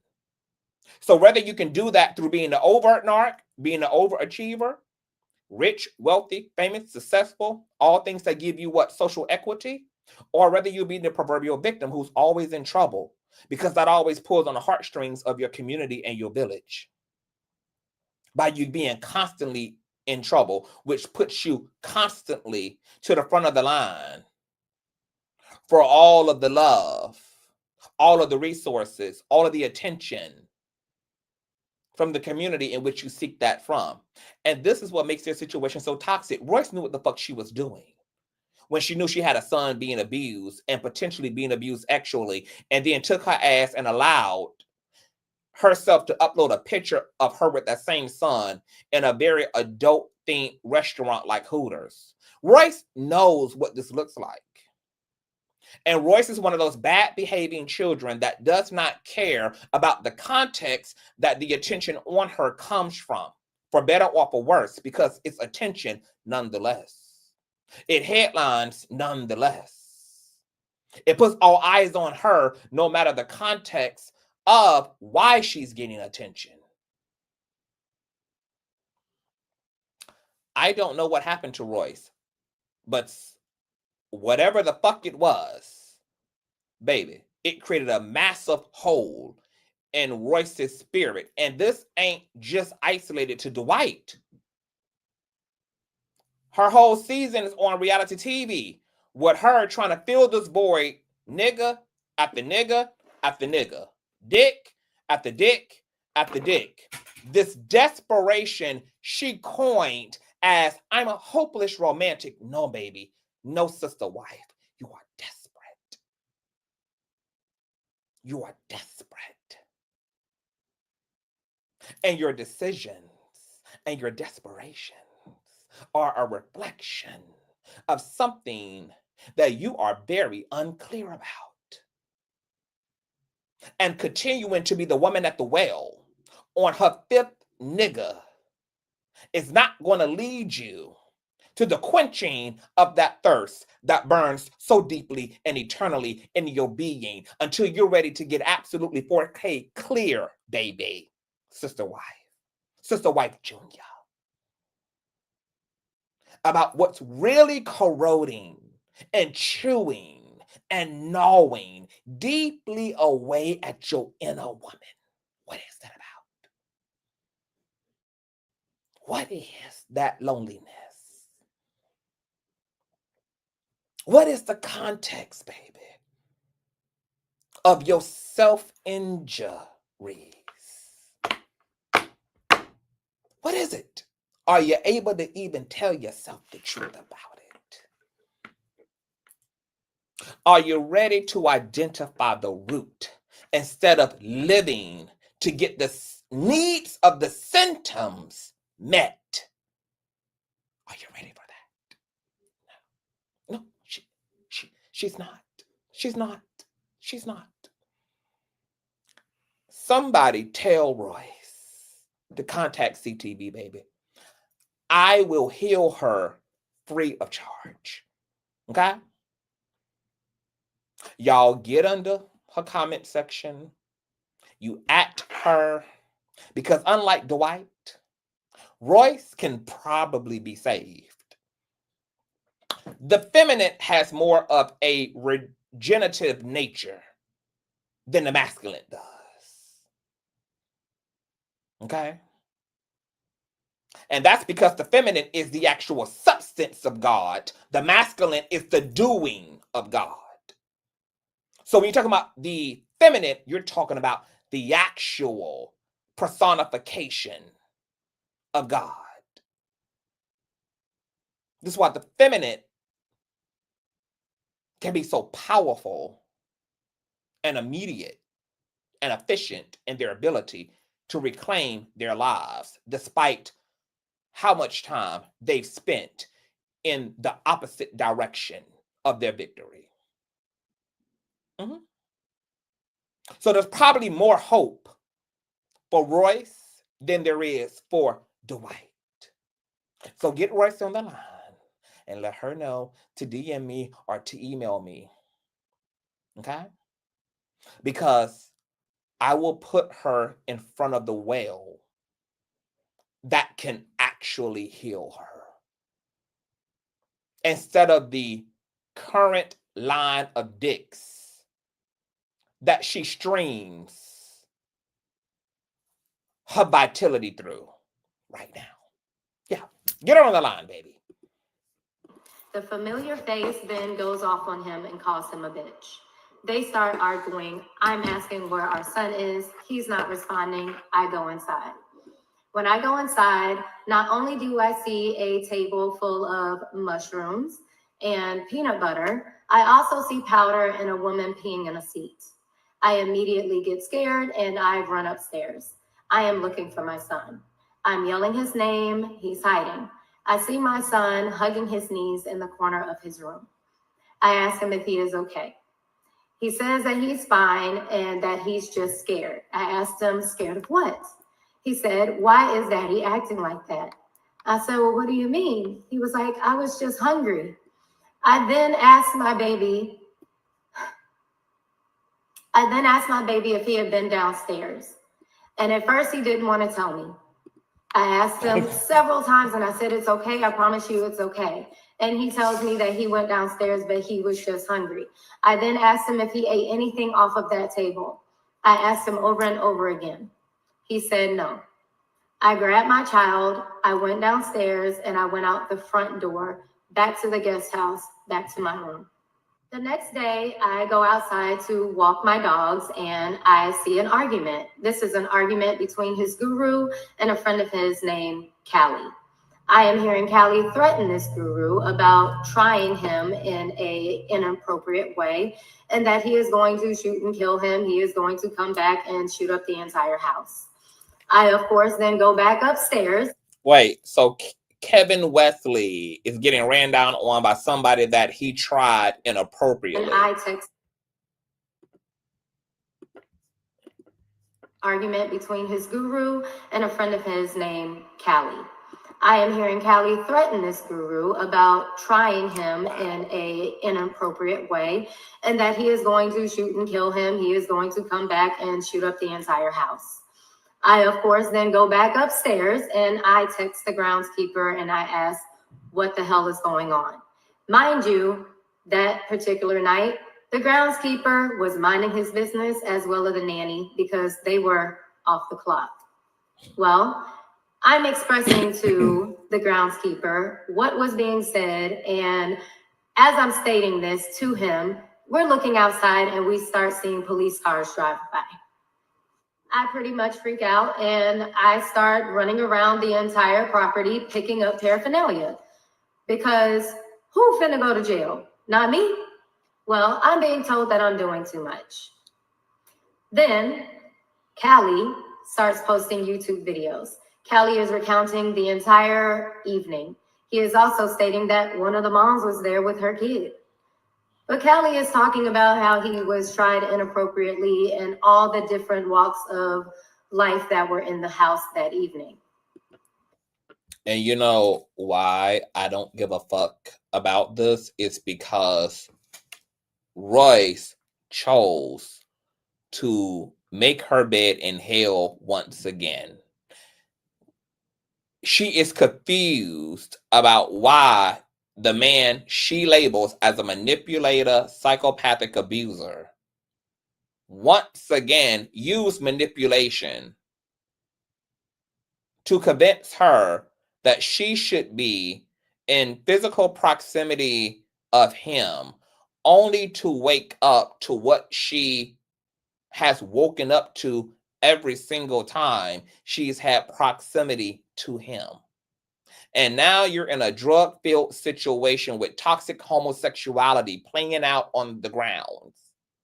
And there's not a thing a gardener can do except issue out condoms.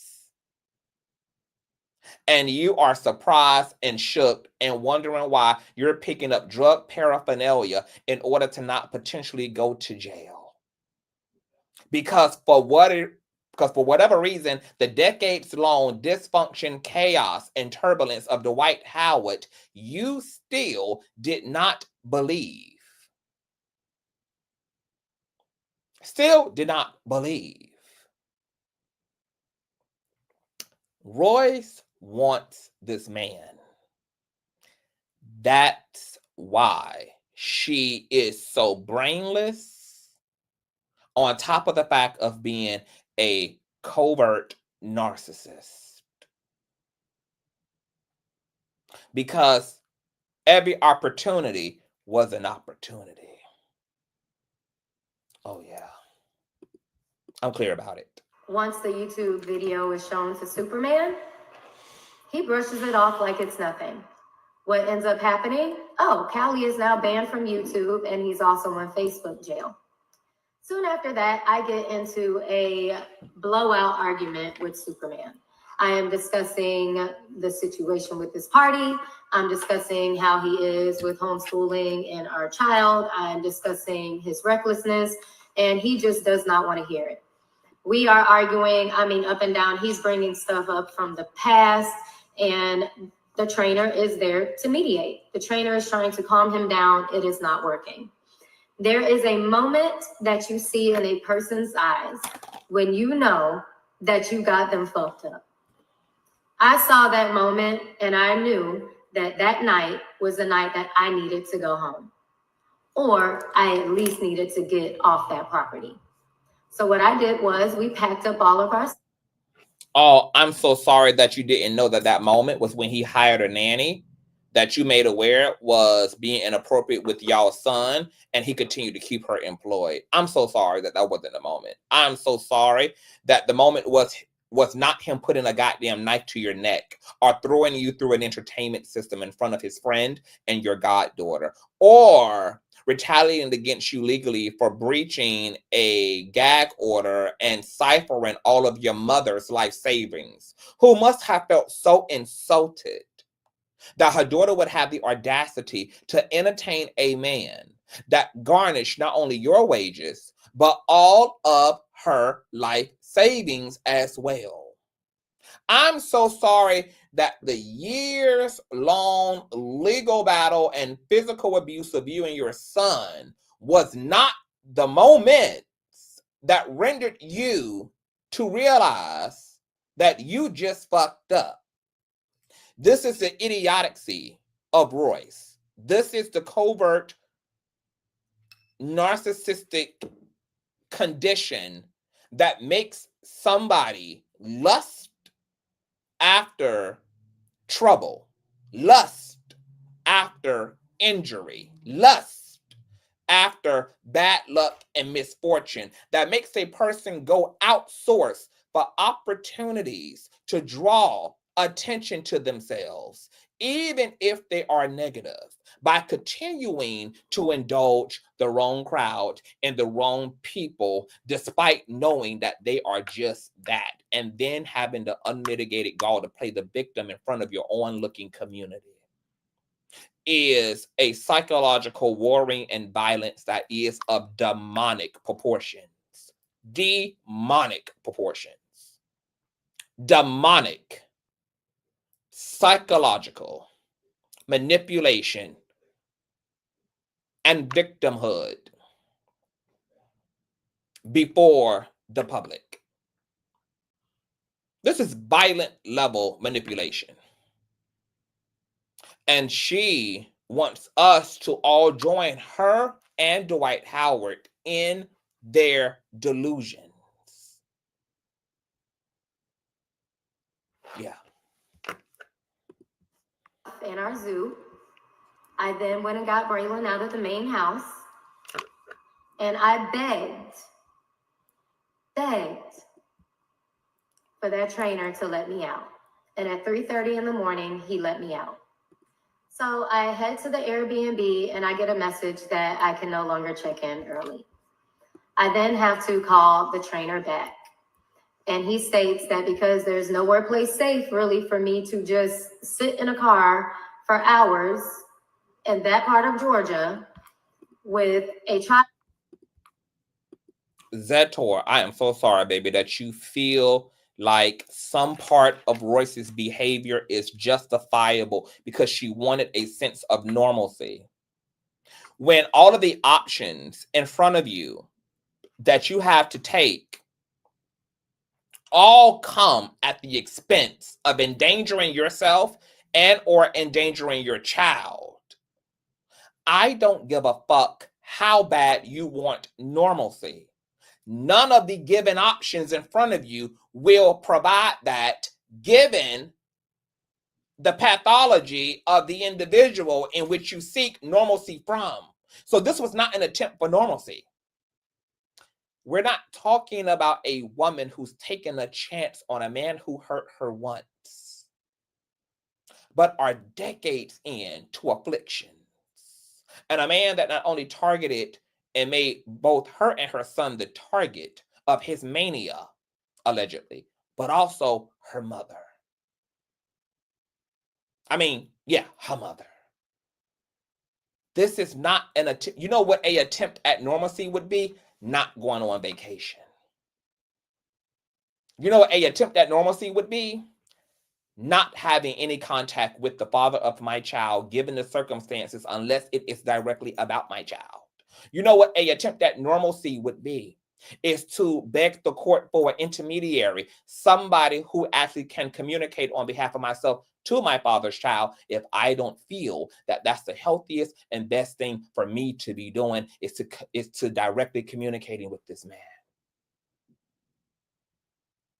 You know what normalcy is? It's not laying down your pussy for a man who has chronically cheated on you and who now is openly dating multiple women in front of your face, and you still having no consequences of STDs and STIs, which of course could lead you to what? Being the victim again. God-given, he burns your pussy. Because that's what you're looking for, right? It's the opportunity to be able to have a sorry ass story to tell where you don't get to have any fucking accountability and you get to be the proverbial victim all over again. This is not an attempt at normalcy when you're talking about endangering the well-being of yourself, which is fine. You grown. If you want to put yourself over a goddamn cliff and throw yourself out of a goddamn helicopter with no parachute, baby, God bless you and good luck to you. You're grown. But to be willing to continuously put your child in what you are claiming to the courts, to everybody else, is a nightmarish life or death scenario for your child. That's not about normalcy. There has to be a level of psychosis that both Dwight and Royce suffers from. There has to be. There is nothing. What I need you all to accept is that we are far past naivety. We are far past gullibility. We are far past hopeless romantic. We are far past all those things, baby. Baby, we have cracked the glass ceiling, baby. The opportunities have come and went for those words, for those things to have a reality here.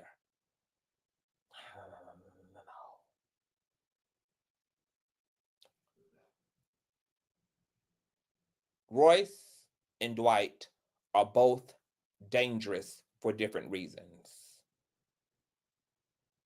Royce is dangerous because she's dumb, immature, a liar, manipulator, who has zero situational awareness because of her narcissistic complex. And Dwight is a damn near alleged psychopathic, homicidal fucking maniac who is emotionally and mentally disturbed. Even more so because of his own narcissistic complex. And Dwight's alleged abuse is of people, and Royce's abuse is to herself. And this makes them a very dangerous combination, equally toxic and equivalent to Harley Quinn and the Joker's dynamic.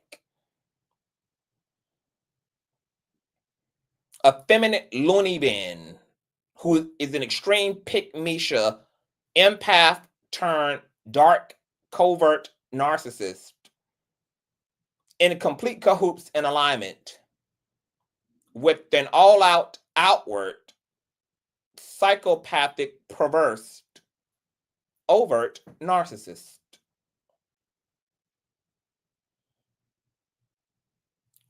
This far in, under these circumstances, nobody is the victim aside from the child. That's the only victim this far in under these circumstances. A car full of stuff and animals to come back. So I went back, but I was told to hide around the corner to where he could not see my car. He was now assuming that I was gone. I did just that. And once I was able to check into the Airbnb, I sent a text, and so did the trainer. And when Superman was gone, I escaped. I stayed in an Airbnb for a couple of weeks, and I actually spent time with Jennifer Williams. And yo, I am a healer. My studies are in human nature, human psychology, etc. And listening deeply to what comes out of people's mouth, and also listening to what is not coming out of their mouth. Baby, the autopsy. Today, we did the autopsy on Dwight Ass and Royce.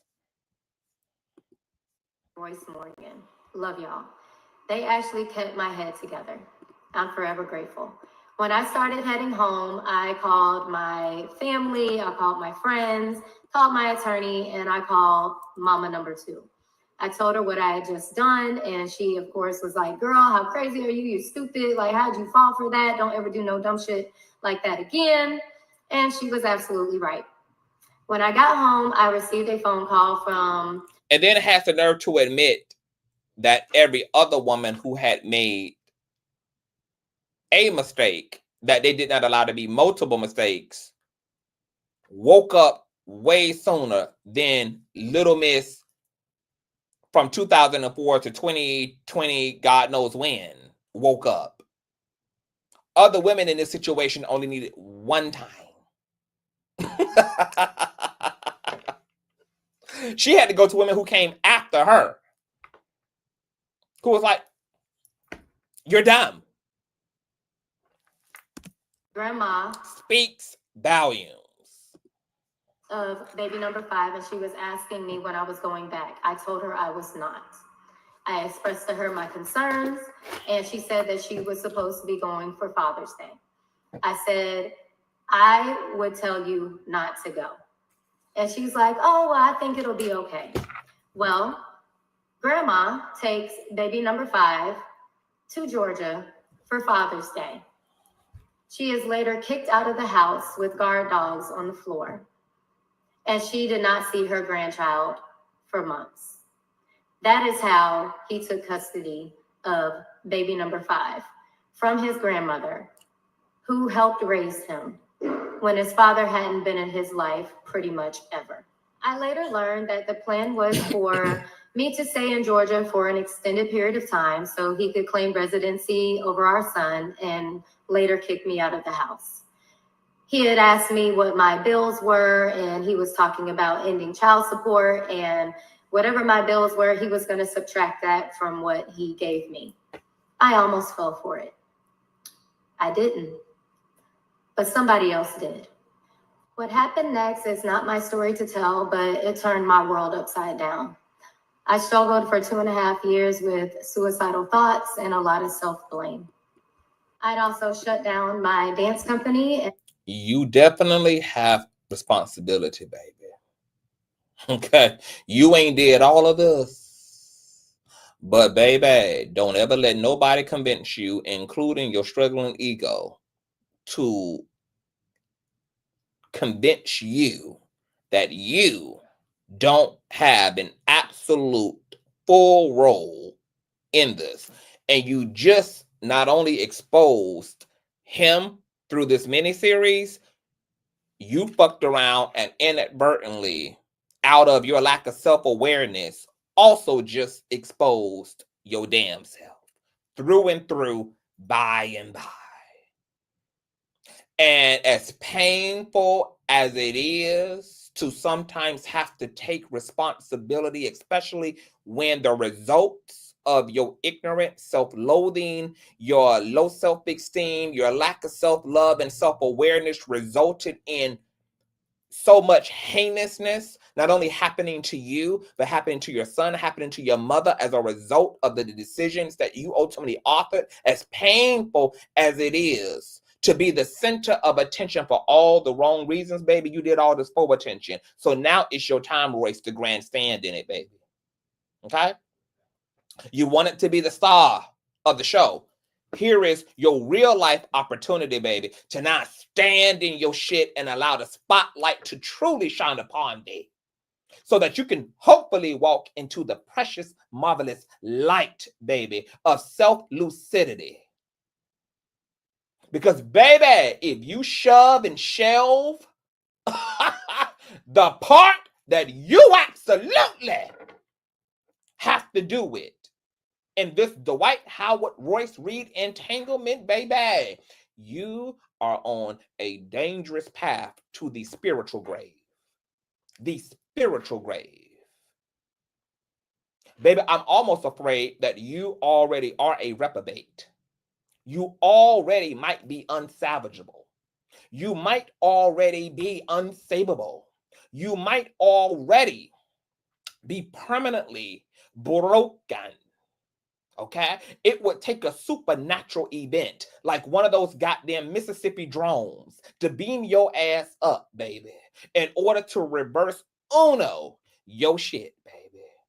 It will probably take an apocalyptic event to the equivalent of the goddamn Old Testament flood, baby, at this point. But I'm not sure that any human with spiritual authority could even help you, baby. It just might take a supernatural reverse draw for a wild card, baby, to save you. Because if after all of this, I have only been here for 3 hours. How long? I've only been here, baby, for 4 hours and 38 minutes. You have been in your story for 2 decades, almost 2 decades now. And for you to have looked back introspectively over all of this data that I've only been in for 4 hours and still conclude that you bear zero responsibility in a situation where, yes, you were initially victimized, and take no ownership about everything else you did afterwards to victimize yourself, baby. That is sad and tragic for you. And you and Dwight's son are going to grow up to be a narcissist just like his parents. The boy had only been in the world for how long before he had already had a run-in with the fucking law and had to have a judge to tell him to keep his motherfucking hands as a child off of other children's private part? And your son isn't even a fully evolved man yet?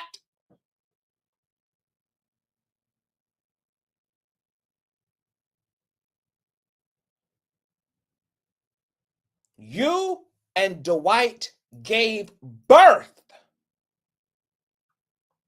to something that has the potential to be a real problem in this world. And for you to excuse the part you've played in co-creating the circumstances that has led to your son's internal mutations and the mutations of your own life, baby, is a gross miscarriage of justice, and it is a profound and intellectually overwhelming misnomer.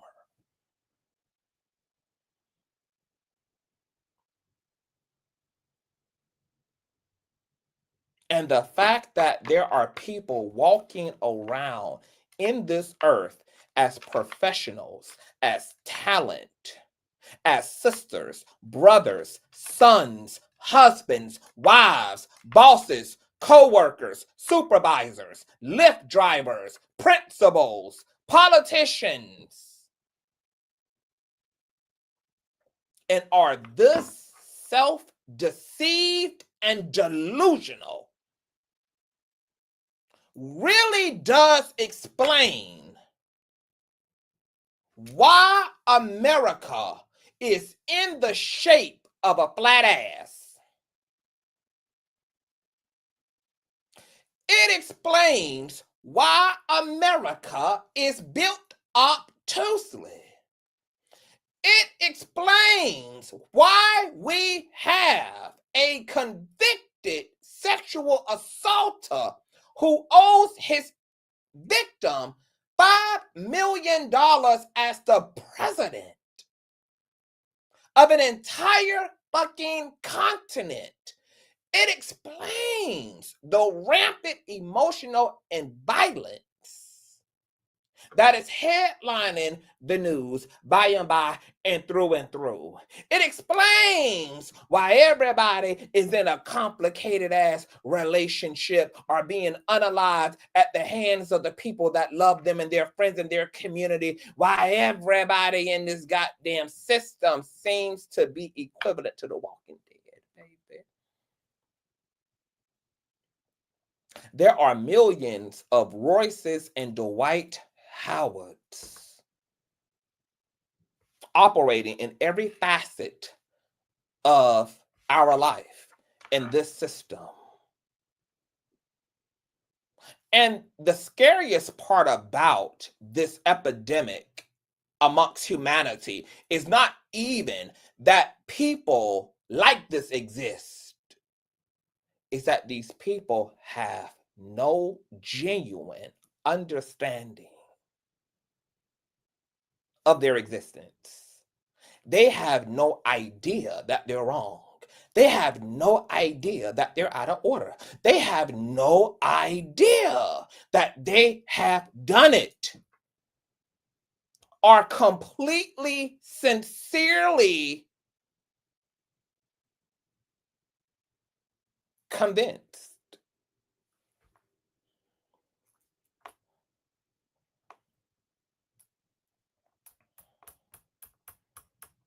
that there is nothing wrong here but the other party.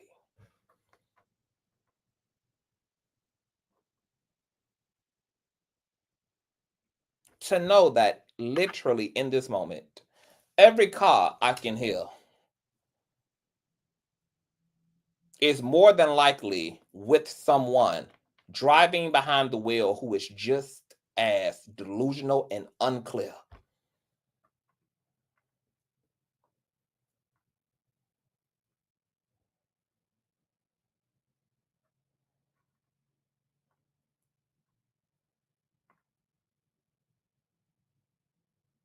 This is terrifying. This is absolutely terrifying. The way that people can justify being and the way they can justify living and what they can justify happening inadvertently to everybody else attached to them is absolutely bewildering. It is unfathomable. It is unfathomable. The fact that this woman's choice costed her mother her life savings. This woman's choices caused her son to continually be abused. And the fact that she can sit in the makings of all of her decisions and blame everybody else, such as her parents, Dwight, the media, the viewers, social media, The fact that this woman never sat upright once from hospice in her goddamn hospital robe and dedicated one single segment nor one goddamn sentence to herself. That is powerful delusion. That is supernatural unaccountability. That is supernatural unrepentance.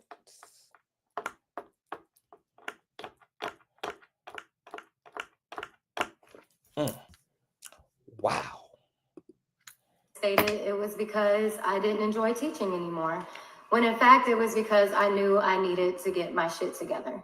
I then landed a job at an HBCU. I was proud of myself. It was a job that I enjoyed and that I really put my heart and soul into. I fought for that team every single day, and it kept my mind off of other things. In 2023, I attended the NAACP Awards. As I looked around, I saw all of these people that I looked up to and wanted so much to be like. I was amongst greatness.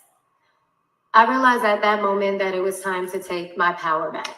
I did the Heat Dance reunion. I made amends with Tracy. We had a splash bash. We released lanterns for remembrance as well as emotional purges. I was doing well. In July, an accusation comes out about my child's father. In September, I do an interview with Carlos King. I then do another interview with Vlad TV. Followed by that was then an admission of what the accusation was. And like Mace said, I agreed with him when he said it's never consensual when it's a surprise. Well, 2024, I posted a reel and recounting 2023 and how excited I was. And I'm still not getting any child support, but I'm trying to make do. I'm using my savings because this can't continue to go on forever. My savings is now being drained and I'm offered a Basketball Wives contract. After talking it over with my attorney, they think that it's a good idea for me to take it. Yes, the person who said I would never go back. Of course. Of course. You're going to go from 2 decades of complete and utter toxicity in your personal life and then also sign up for a professional gig where you get to be publicly dysfunctional with another band of dysfunctional adult women, because this is what Royce does.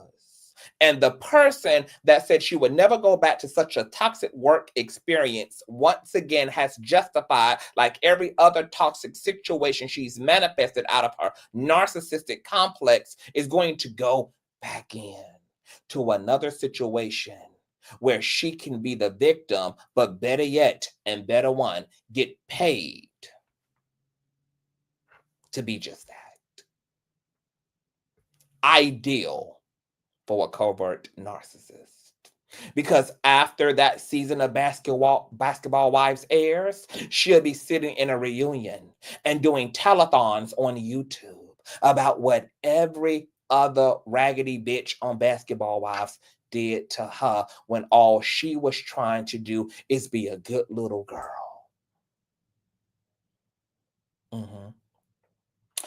Who in their right mind, after enduring everything that Royce has endured, would sign up once again for something equally toxic, so toxic that reality TV alum Tammy Roman had to put in her goddamn eviction papers and give her 2 weeks notice? But of course, these are the scenarios that covert narcs look for.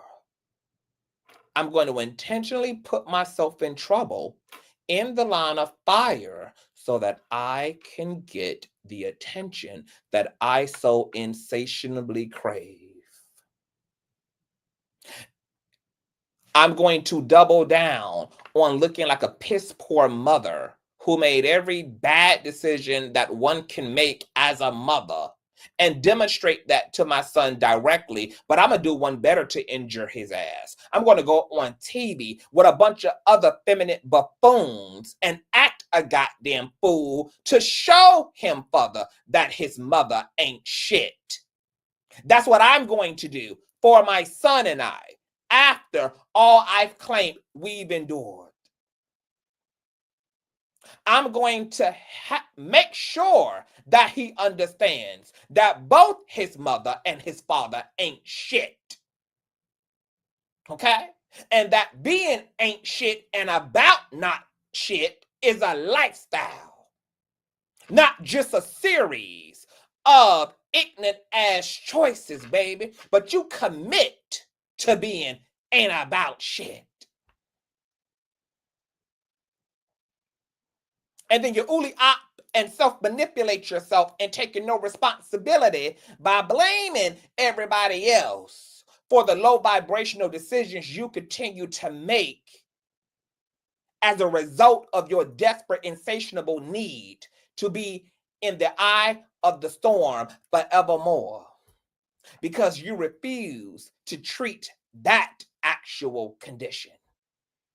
That's the root and the bottom to your line you refuse to toe. So yes, let me go back to throwing glasses across the table with another woman. Let me go back to pussy popping and stroking canes and sticks to impress a bunch of bitches who see me as a little athletic whore.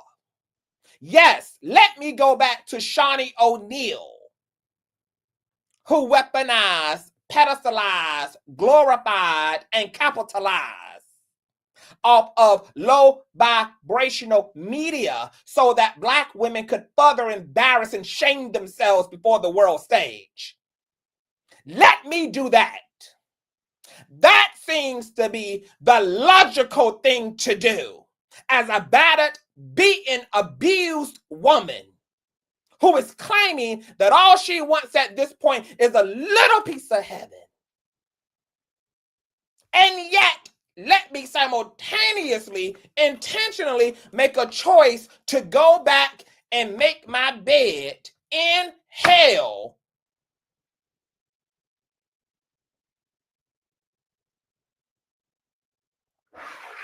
Because that's how sick I continue to be. And now I'm going to show my son and show my parents and show myself that I wasn't just sick under Dwight Howard's rule. I'm sick under my own rulership. I'm sick in my own queendom. Because Royce's choice to go back on Basketball Wives despite, as she said, "Ooh, look at how wide-eyed she is, baby." Oh, yes. Oh, yes. Yes. Oh, yes.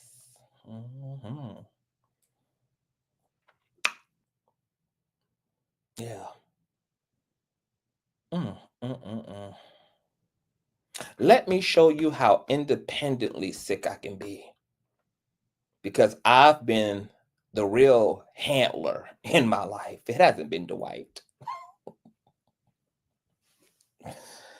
Dwight was just an opportunity for me to blame someone else.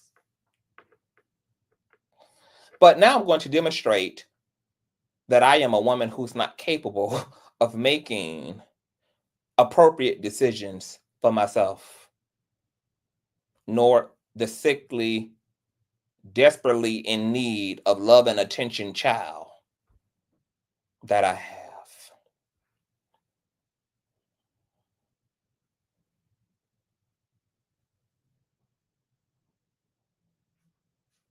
The only person who's a victim in this situation is the child. And he hasn't even hit teenage puberty before he's now labeled legally as a victimizer himself. Because that's how this tomfoolery works out. So I was going to go back. So Superman #1 was correct when he said somebody needs money. Well, yeah, because your predecessor ain't shit. Hey y'all, it's Royce, and I'm here to tell you a story about how my life changed beginning July 31st, 2004, up until even now, all because I had a baby by Superman, part 8. We are still in May of 2020, and they are shooting something called Celebrity Peep Show at... Hey y'all, this is Royce, and I'm here to tell you a story about how my life changed beginning July 31st. Hold on. Were we just on part 7 or part 8? Did I skip? Hey y'all, it's Royce, Hold on, let me and see. I'm here to tell you a story about to make do. I'm using my savings because this can't continue to go Okay, on. no, we're on part 9.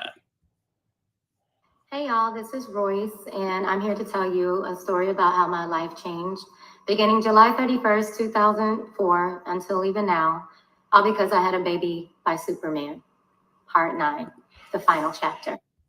Baby, Miss Sydney, if you don't see the point, baby, you probably also can't see the door. So you can see yourself somewhere else to be, baby. Okay?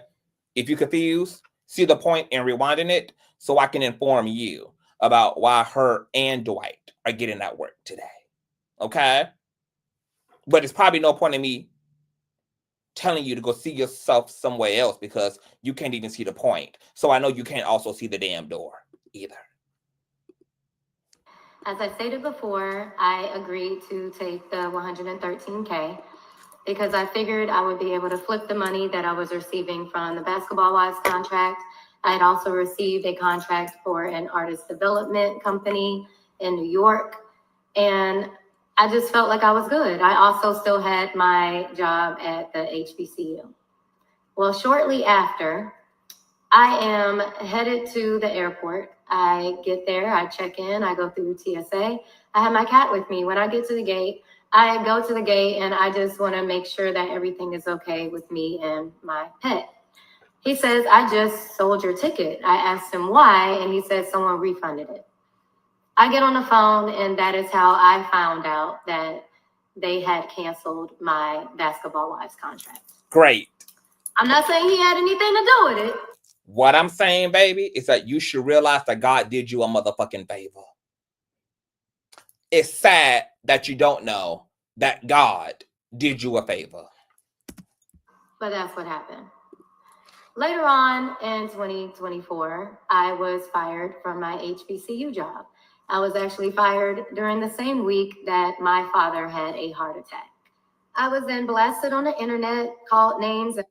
Why were you fired from your HBCO? Because you cussed another woman out. And I guess your lack of professionalism, I guess the inability to control your emotions, okay, something that all people have to do on a goddamn job. It's just somebody else's fault because you just couldn't bring yourself to once again be a motherfucking woman.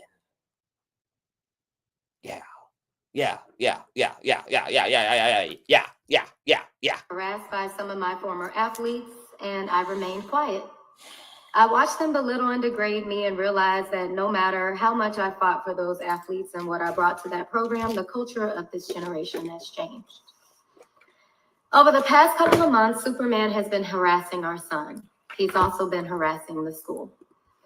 He's been not the same Superman that you wanted to take pictures of the son to send to because you wanted him so deeply involved. Not the same Superman who was missing out on his custody days that you went flourishing and scourging through social media to find and track down. Not the same Superman. Not that same Superman. It must actually be Clark Kent that you're talking about. It can't be Dwight Howard. Not him. Our son names and dehumanizing me. I told our son to go to California and support him on a TV show, despite the fact that he did not want to go. I said, make it more about the opportunity than the visit. Enjoy your siblings. He still had no desire to go, and even after speaking to both sets of his grandparents, Superman again and Mama number 2, he said no. I still talked him into going. Over the past couple days, Superman has decided to harass our son again. I am listening to my child laughing and joking while playing PlayStation, only to then it turn into yelling and, yes, cursing. I walk into the room and I realize that he is talking to Superman. Superman is dehumanizing me. Superman is calling me broke. Superman is basically expressing to my child that I am a deadbeat mother. He says, your mom needs to get a job. So what, Royce? You begged a man who was abusing you to be in a relationship to his son. You asked and begged a man who demonstrated no respect and honor of you to be in relationship to his son. You outsourced for Dwight's presence. And now what I'm really understanding is that the reason you pushed for this relationship was so that you two can have access to Dwight's attention and presence. Once again, you set it up so that you fail and then blame somebody else for your fucking downfall. You begged a man who put a knife to your neck, threw you through an entertainment system, cheated on you several times over, put your livelihood in jeopardy by having paraphernalia all over the property that you willfully chose to pick up and help him to conceal and hide, who starved and did not feed your child, who did not administer his ADHD medication to him accordingly, putting his mental health and life in danger, who hired a bitch who you made aware to him was abusing y'all's son that he did nothing about and maintained on payroll, and you're sitting here mad because a man who never respected you is telling his son how much he in fact doesn't fucking respect his mother. Got it. Got it, baby. Got it, Royce. Got it, baby. Got it. So you know. Got it. I did restart Got my company. Got it. I also sub. Got it. Got it. Got it. Got it. I also teach gymnastics. We got it. After school. And I do teach private lessons. I'm pretty much like a Jamaican. I have plenty jobs. Because one thing you won't do is break me. So as you sit here and you decide that you want to rewrite history, I think is one thing that is important to know. I am the one with the paperwork. I am the one with all the phones. I have told you to leave me the fuck alone. As we go into 2025, my prayer for you is not blessings. It's hell. Happy New Year. Oh, and Tiffany's story coming soon, 2025. That's mama number 2. Bye. Hey y'all, This bitch is a goddamn clown. And A motherfucking clown. Royce, and I'm pulling up on you. Put some respect on my name. You already know what it is. Respect on my name. Respect on my name. I'm pulling up on you. Put some. say. Wait. They don't want you. Okay, y'all. So I just really got to see what the hype is, because What's up, y'all? So I'm coming at you with another product, and one thing I want to let y'all know is there is a poor mistake. I'm pulling up on you. I am utterly speechless. I need to take a little trip to the restroom before we get into Dwight's response to some of these allegations. So thumbs up, share, and check out this musical selection. The next.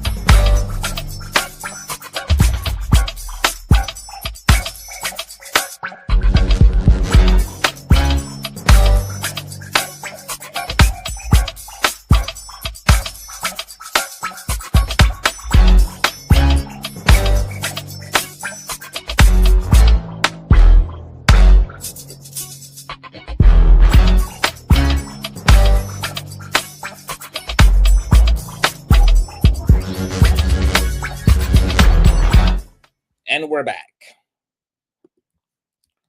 Now, Dwight apparently sat down with Ray Daniels Presents podcast. All right. I saw some of these clips on, I haven't even seen them yet. I've seen them in the sense of I saw them circulating, but I haven't even heard what the hell he has to say. I actually should be pulling up the damn clips because I don't even know where to begin in this damn conversation, but this is courtesy of the Ray Daniels podcast. Shout out to him. Give him a click in the view. And we're actually just going to do audio. We're going to do audio here. All right. Covered by fair use for research, commentary, purposes, etc. Girl, let me pull it up on the screen just so you guys can know where to find this at. This is on the Ray Daniels podcast, child. All right, hold on.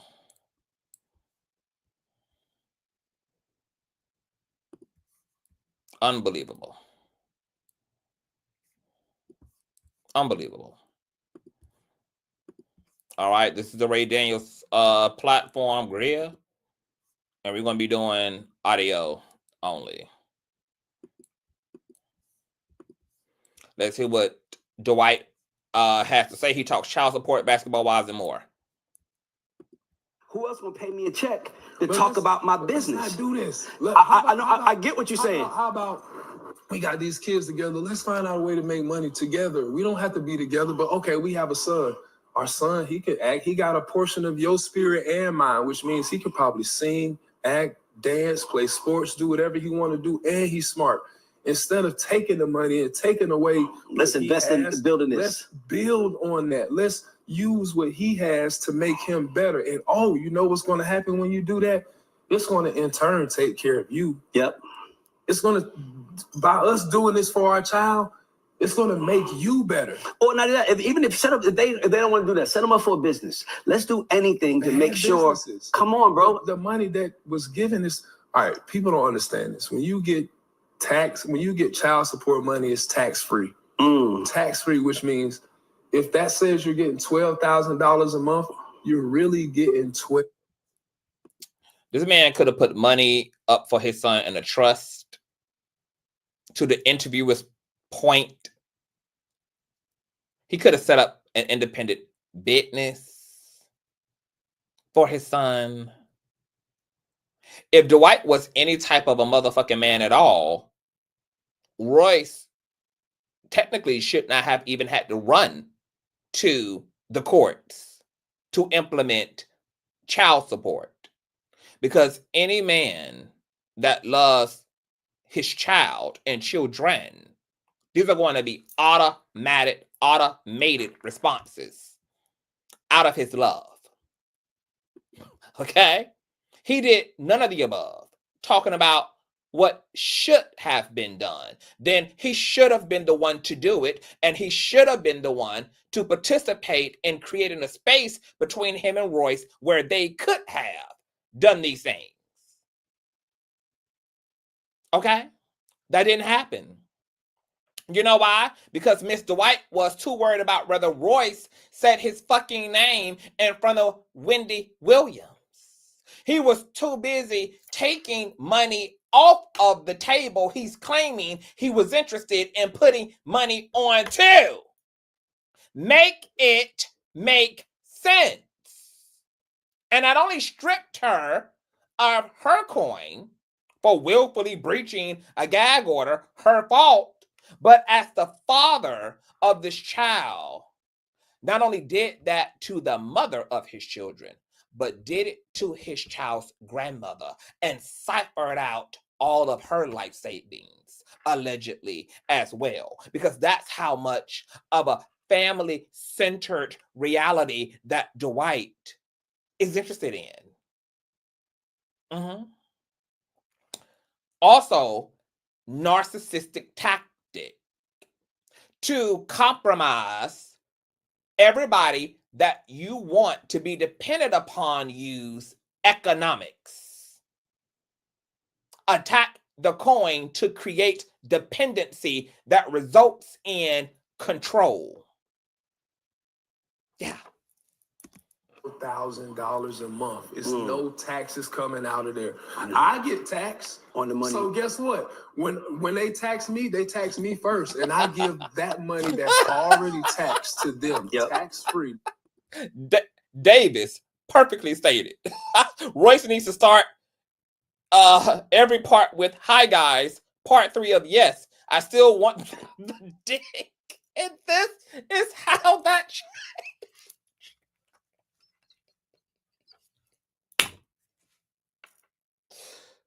That's it. Right there. Perfectly in a nutshell. Get everything. So my God mom, today. that was $13,000 a month from the time my son was born. Let's do the math on that. I'm gonna do it right now. Why you talking? Hold on. $13,000 a month. I'm gonna do it right Also, let's do a lump sum of over $200,000. This is what I did for her when he first was born. You take the money and you go buy a dance studio. That has nothing to do with your child. That shit can't be right. I saw a number. I ain't gonna lie to y'all. That can't be right. What do you see? Hold on. It's right. I stopped paying that child support this year. Hold on. How much is that? Hold on. Listen, this shit is okay. So you was paying $13,000 times 12. That's $156,000 a year. Hold on. My son times 17 is 2. Hold on. What my shit saying? Something. My shit is saying 2 points. But hold on, I'm gonna save that. Let me see where he goes with this first. 2 million. That's a great career, my nigga. Okay, so that's a great career. 13,000 what a month is what he said he was paying the child support. Let me go back. Hold on, listen. This shit is okay. So you was paying 13,000 times 12. That's 156,000 a year. Hold on. My son times 17 is 2. Hold on. What my shit say? Now, mind you, Roy said that the amount that her lawyer allowed her to settle for was considerably low because she didn't want to make it appear as though she was a gold digger. So it's what you were calling low is $13,000 a month, which is over $100,000 a year.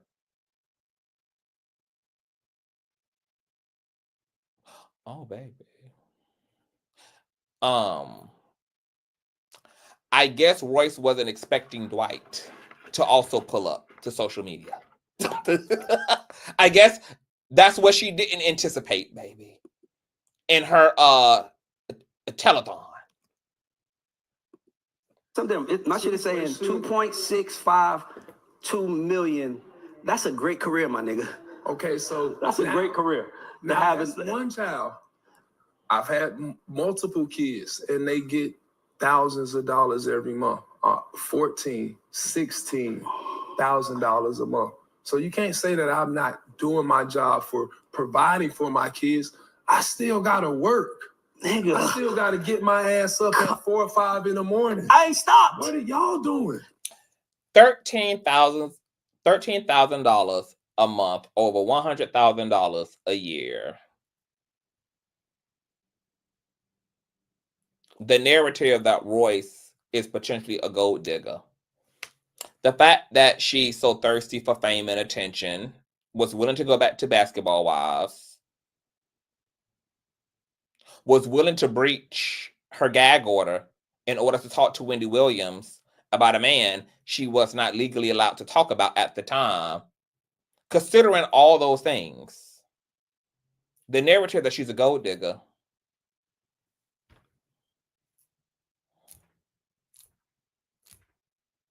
is this also another variable that went into why she was willing to subject her and her son to who she's trying to convince us of?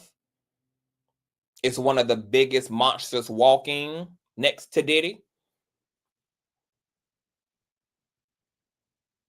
$13,000 over $100,000 a year is quite the incentive.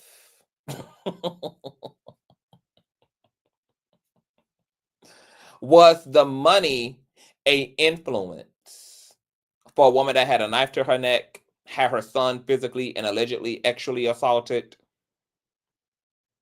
was being physically, verbally, emotionally abused consistently, subjected to multiple infidelities, opened herself up to STIs and STDs, $13,000 a month. We know plenty of people who do far worse for a lot less. Royce said her attorney helped her to entertain the lowball, and she was okay with the lowball. But what Royce intentionally left out was what that number was. And now we know for good reason why she left out what the lowball was. The lowball was, in fact, a very lucrative highball, which was $13,000. And Royce knew there was no way she was going to be able to believe that she humbly accepted a measly few $100s to a few $1,000s for child support if her ass had dropped $13,000 out of her motherfucking mouth. And she intentionally, and all that she disclosed in her business and her and Dwight's, intentionally left out of identifying that number. This is the reason she didn't tell you what the lowball number was exactly. She done told you everything else. That she fucking on them continually. Getting abused by him. She's telling you this and telling you that. Once again, it's the sheer manipulation of it all. They're both liar manipulators. They both are. But see, Dwight, that's why. But Dwight, that's why I was going. I don't get upset. That's why I don't cause myself to get into that, because I know the dedication that it took me to get there. I just get upset and say, "Hey, don't talk about me on the internet." But the question I'm gonna ask you, and I'm not being facetious, because I'm really asking you, Chastity. I'm not, because I want him to, because he's a smart brother. Think about it. But let me tell you how because remember, she never said at that point in the story she wasn't getting the money. She told us this is what she settled for because she didn't want to look like a gold digger. She didn't object and make an argument for the fact that he wasn't paying it at that time. She concluded as into her current status, which is she's not receiving child support check. Well, that's because the child is of age. Yeah, it's done. It's expired. Okay. But what's interesting is that Dwight is equally a liar manipulator, because what he didn't tell the public, nor didn't tell the podcaster, is that the reason she might not have also been able to make do with the hundreds of thousands of dollars that she was getting is because he was equally ciphering that out of her by keeping her tied up in litigations, drying up the money that he was obligated to allocate to her on behalf of their son. See, it's the interesting, intentional lying, manipulating, and self-edits that they both do in their narratives about each other. She wanted to look humbled and like the proverbial victim who was just, trying to do the right thing and was with the man for all the right reasons, and intentionally didn't tell us that it was $13,000, because in fact, there is some truth to the fact that she was with and interested in Dwight for his coin. Fine, but she couldn't deal with what that looked like. And now her attempt to make herself the victim in front of the public. She can't make herself look worse than what she already does. And then he attempts to manipulate the public by looking like a present, successful father who wanted what was in the best interest of his son and his son's mother, and is highlighting all this money that he had to pay to her, but intentionally left out weaponizing the legal system against her so that there was nothing she could do with the money she was getting to leverage herself. Because she was using all of that in attorney fees and court fees and litigation. It's the interesting intentional manipulation lying that they both fucking do, because they're both manipulators and they're both motherfucking liars. They just are. The only way they get the same lifestyle is they end up with the you, right? So if I don't end up with the you and I can't have this lifestyle, then I'm just what am I working at? I'm a nurse practitioner while I have the baby of a man who's worth hundreds of millions. Like, it's like, I got to do something too. And that's really the thought process that you're fighting against. It's kind of like, nigga, I got to do something. And you probably would have been better off saying, yo, look, you don't like me, I don't like you. What you want to do? I'm gonna pay child support, but I want you to $200,000 in back child support or whatever it was. He's making her look like a piece of shit and intentionally not saying how he made sure she had to blow it all back on him and could not enjoy that money. All right. Now, mind you, we know that she definitely was receiving money from him, enough money that she bought herself a dance studio, because she just admitted in her TikTok exposés she had to close her shop down due to falling on difficult times now. Okay? So he was making sure that she had the least of the money to splurge off of by once again tying her ass up in court. Straight to how much money you need for a business for you to be straight. Because what it really is they don't have a way to live the life of being your baby mama unless they sell those rights to TV, which is what they're doing. So, like, what do you do? Like, think about it. All I gotta do is be a baby mama and argue with you, and I'm gonna have you paying me $13,000 a month, and I'm gonna have these people paying me $20,000 a month. That's my life. And I don't even know the name of the show. Like, I'm like, all right, enough. They both ain't shit. Question. We could do an after show, or I could drop the link right now. But I'm only willing to drop the link right now to hear from Anya if Anya is the only person that wants to come up. But if a lot of y'all got something to say, and if a lot of y'all want to hit the link, I would just start another stream and drop the link, and everybody can come up and pick away at the situation and give their input. But if it ain't gonna be a lot of y'all, we ain't gotta bother doing an after show. And I would just allow Rumors and Tea to come up. But if a lot of y'all want to come up, then we might as well just do a full after show. So y'all tell me what y'all want. Rumors have it that he engaged not in the league anymore and sounds like jealousy. Why is she talking now about the past? Okay, so y'all not giving me a green light on an after show, so I'm gonna drop the link for you, Rumors. I'm about to drop the StreamYard link, boo. This link is only for Rumors, and this will conclude tonight's show, because Rumors said she got a lot to say, baby. I just dropped the link for you, Rumors. KD says, to your point though, if she knew how to sit quietly and collect her check, she would have been good. I mean, apparently, if he had to do back due at some point, I mean that at some point he stopped paying or wasn't paying or whatever the hell happened. But this is the price, baby, for materialism, egotism. When you make your God your money, when you make God your image, when you make God all those things that God isn't. Hey, Rumors.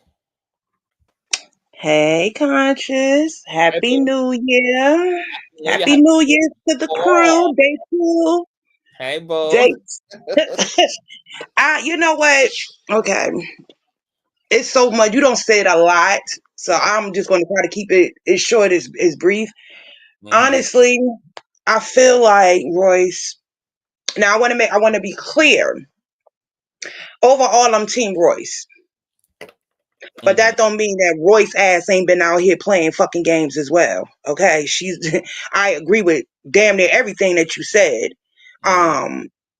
Because the reality is she was a willing participant. She had her own agendas. She should have been left him the fuck alone.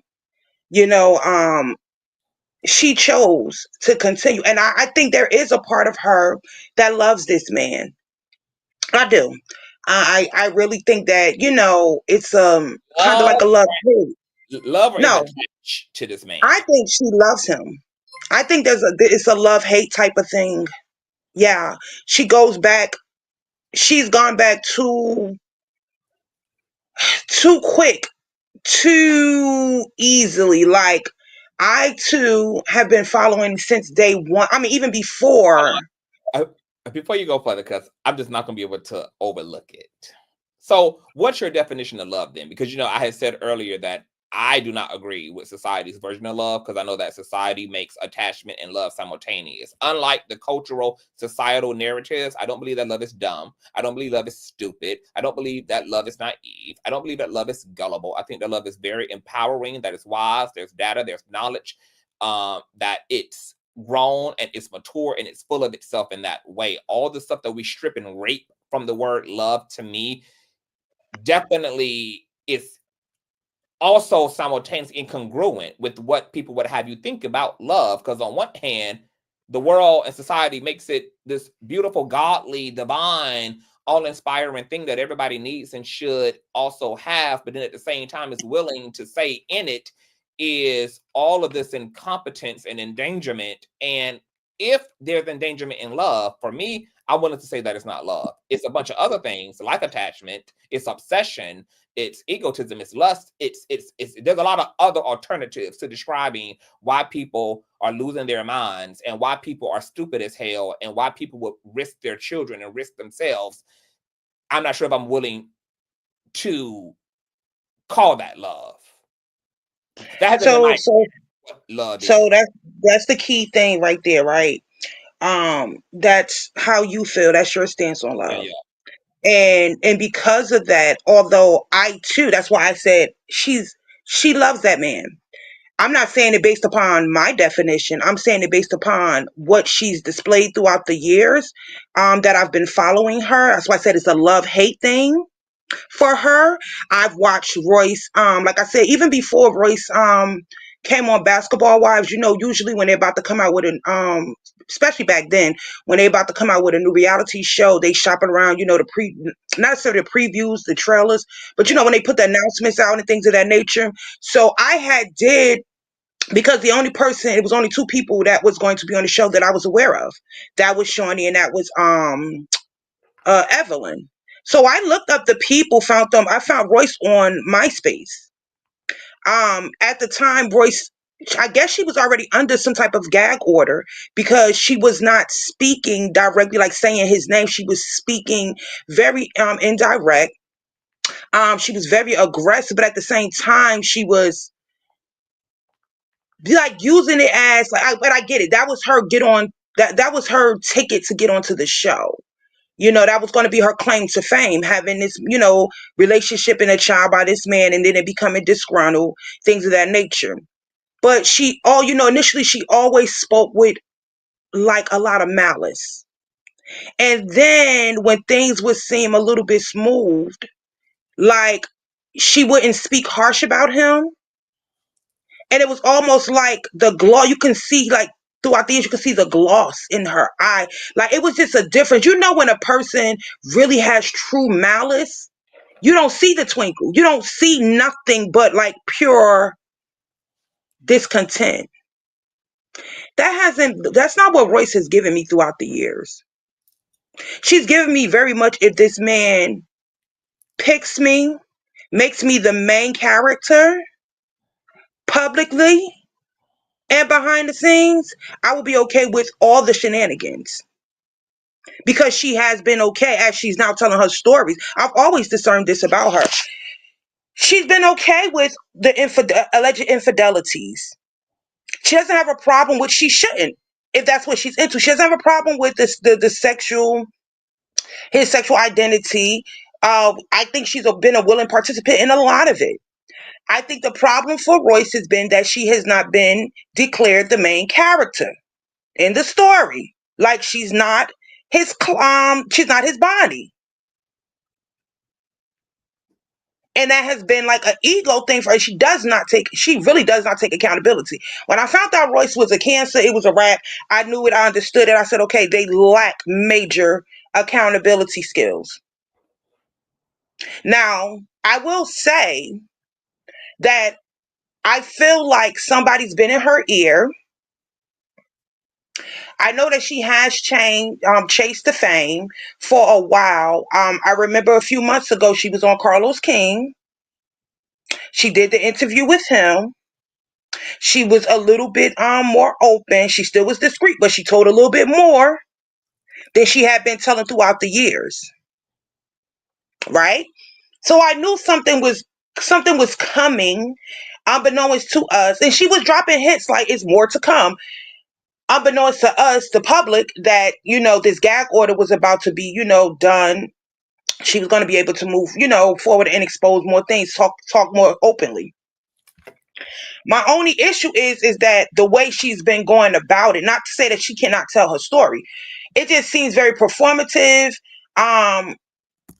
Like she wanted to be Risa Tisa, because she's been on IG and she's been on TikTok, right? That she's disclosed more on Instagram Conscious than she has on the TikToks. So I feel like if your whole agenda, if this is truly about vindication, and I'm not going to say that vindication cannot come with a financial retribution.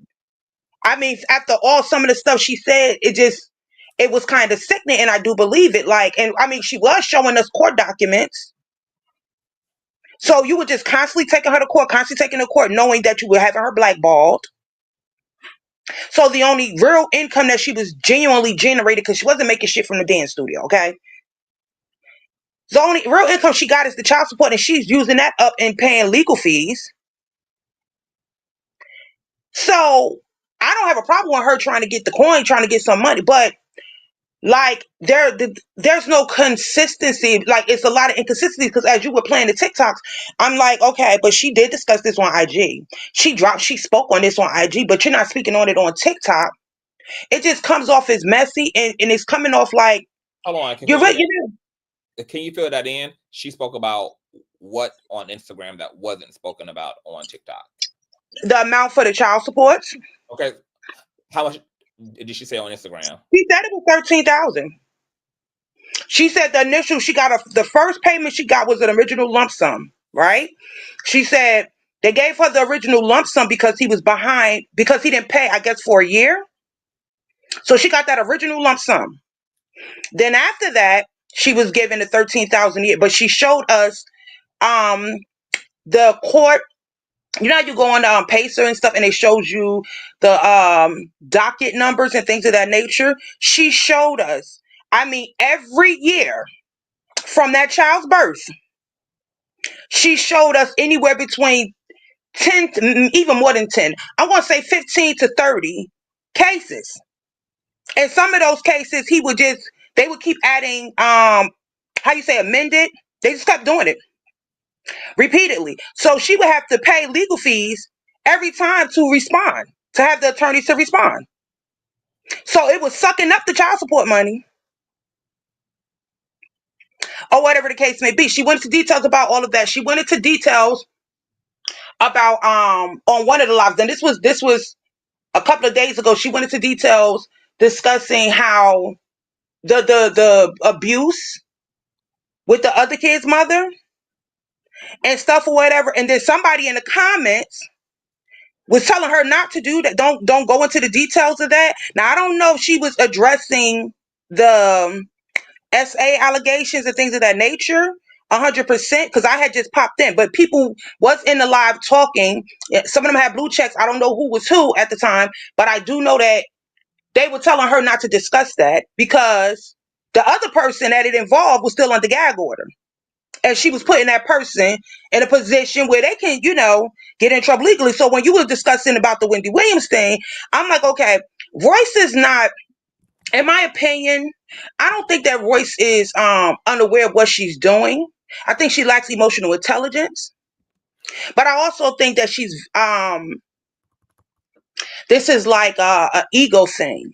So when you describe some of like her antics as in a narcissistic way, I can agree to that because it's like it's everything she's discussing when she speaks. I don't know if she realized this is coming off as very like self-centered about her, and even though she's trying to mask it as if it's about her son by bringing him into all of the, I still see it all being about her through her actions and even the stuff that she's saying. And she should have just wrote a damn book, keep it 100, and let it all out in the book.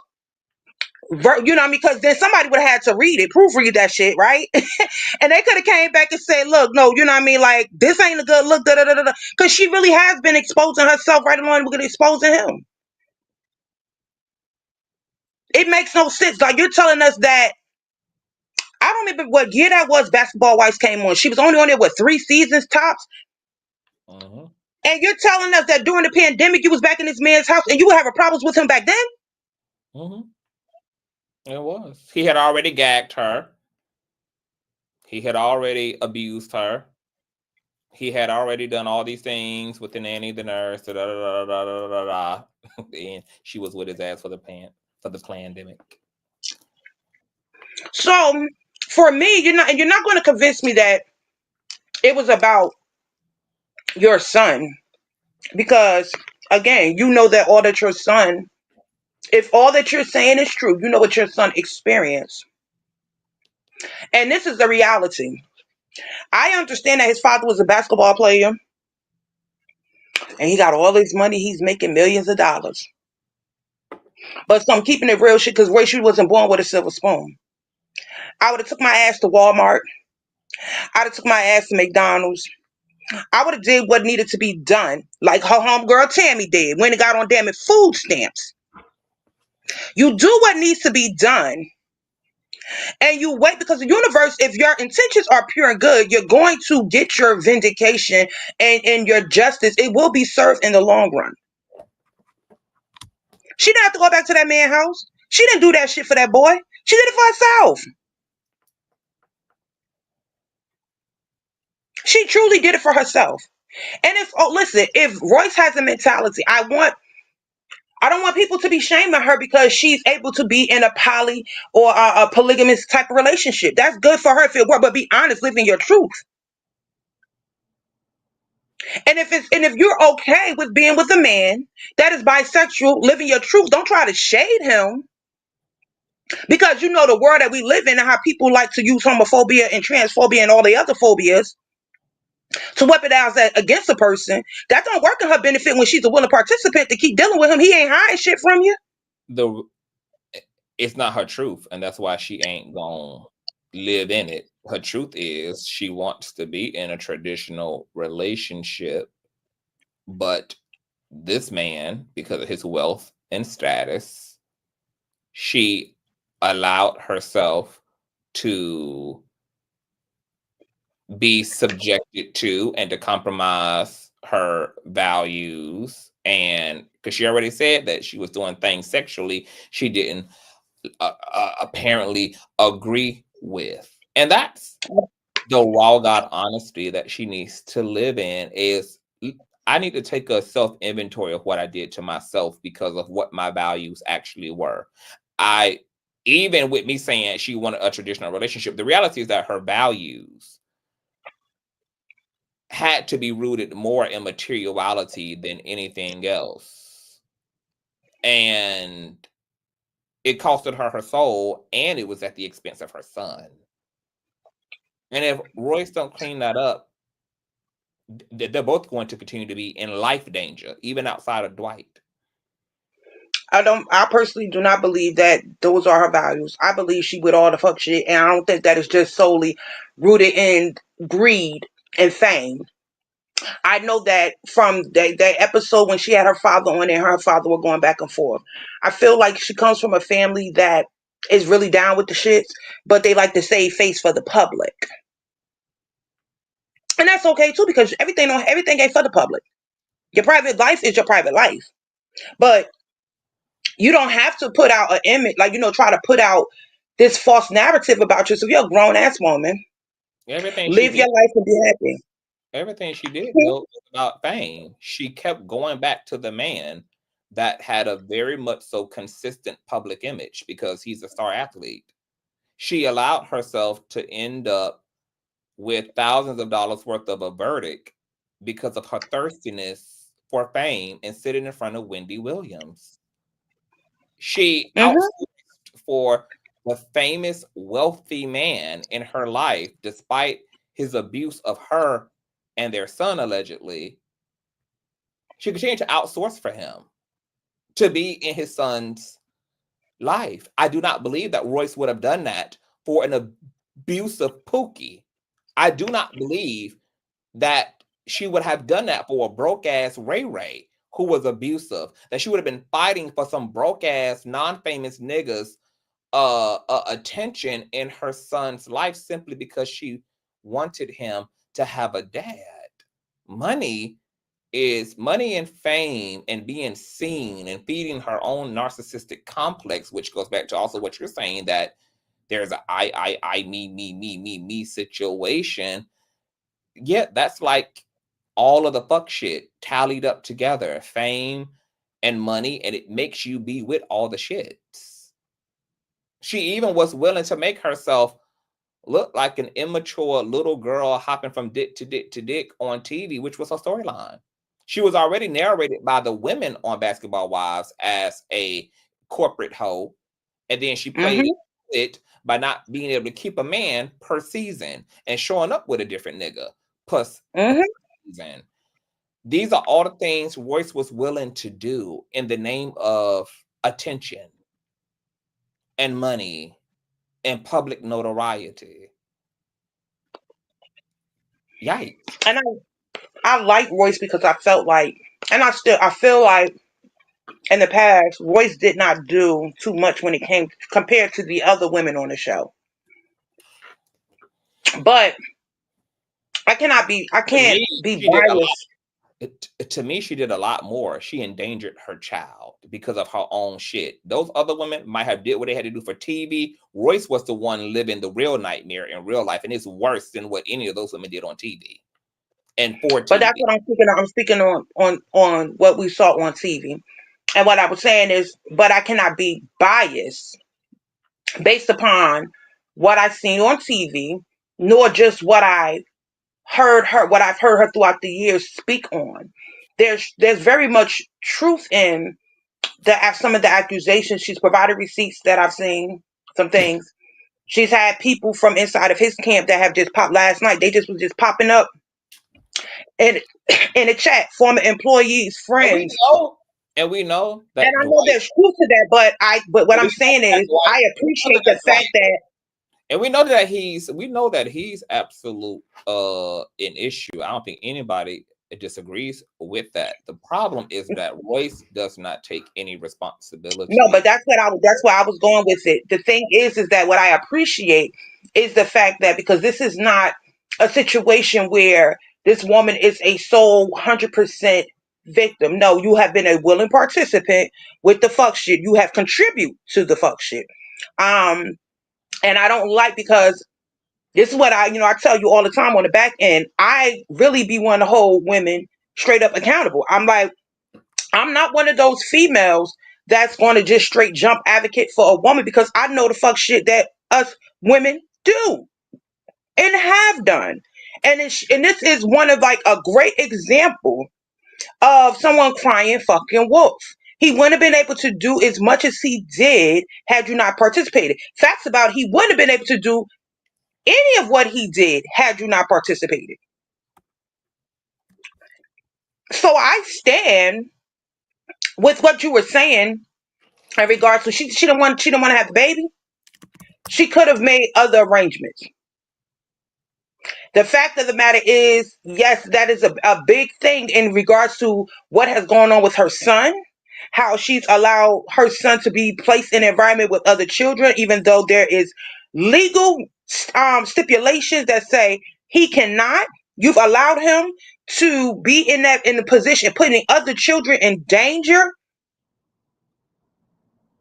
And because of this, you every time that, because I think it was like 2 to 3 times situations where this has become public, like a rival conversation, and she gets offended, and she always turns the narrative back around to him, to the father,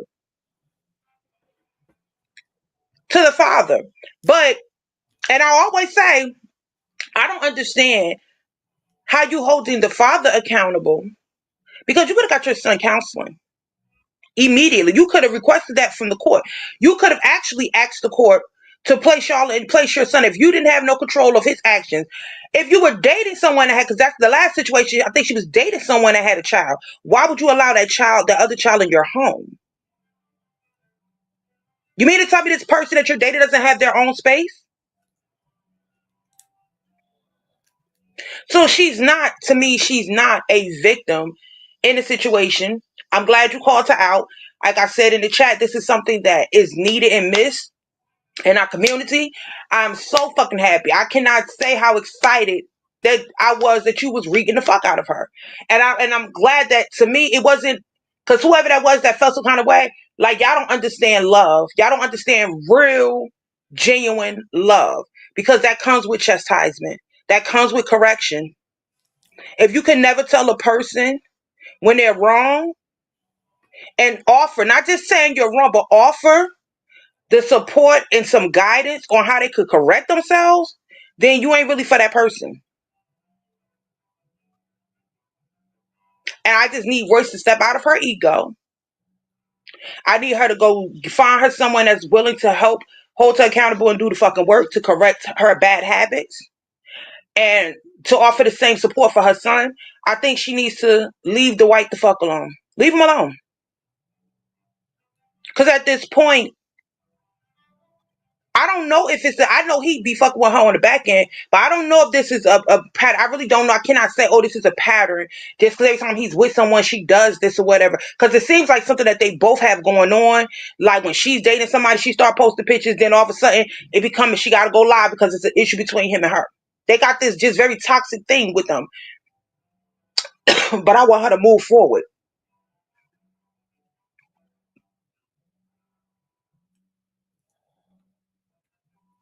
Well, this is what Yeah, her. move forward. Leave him alone.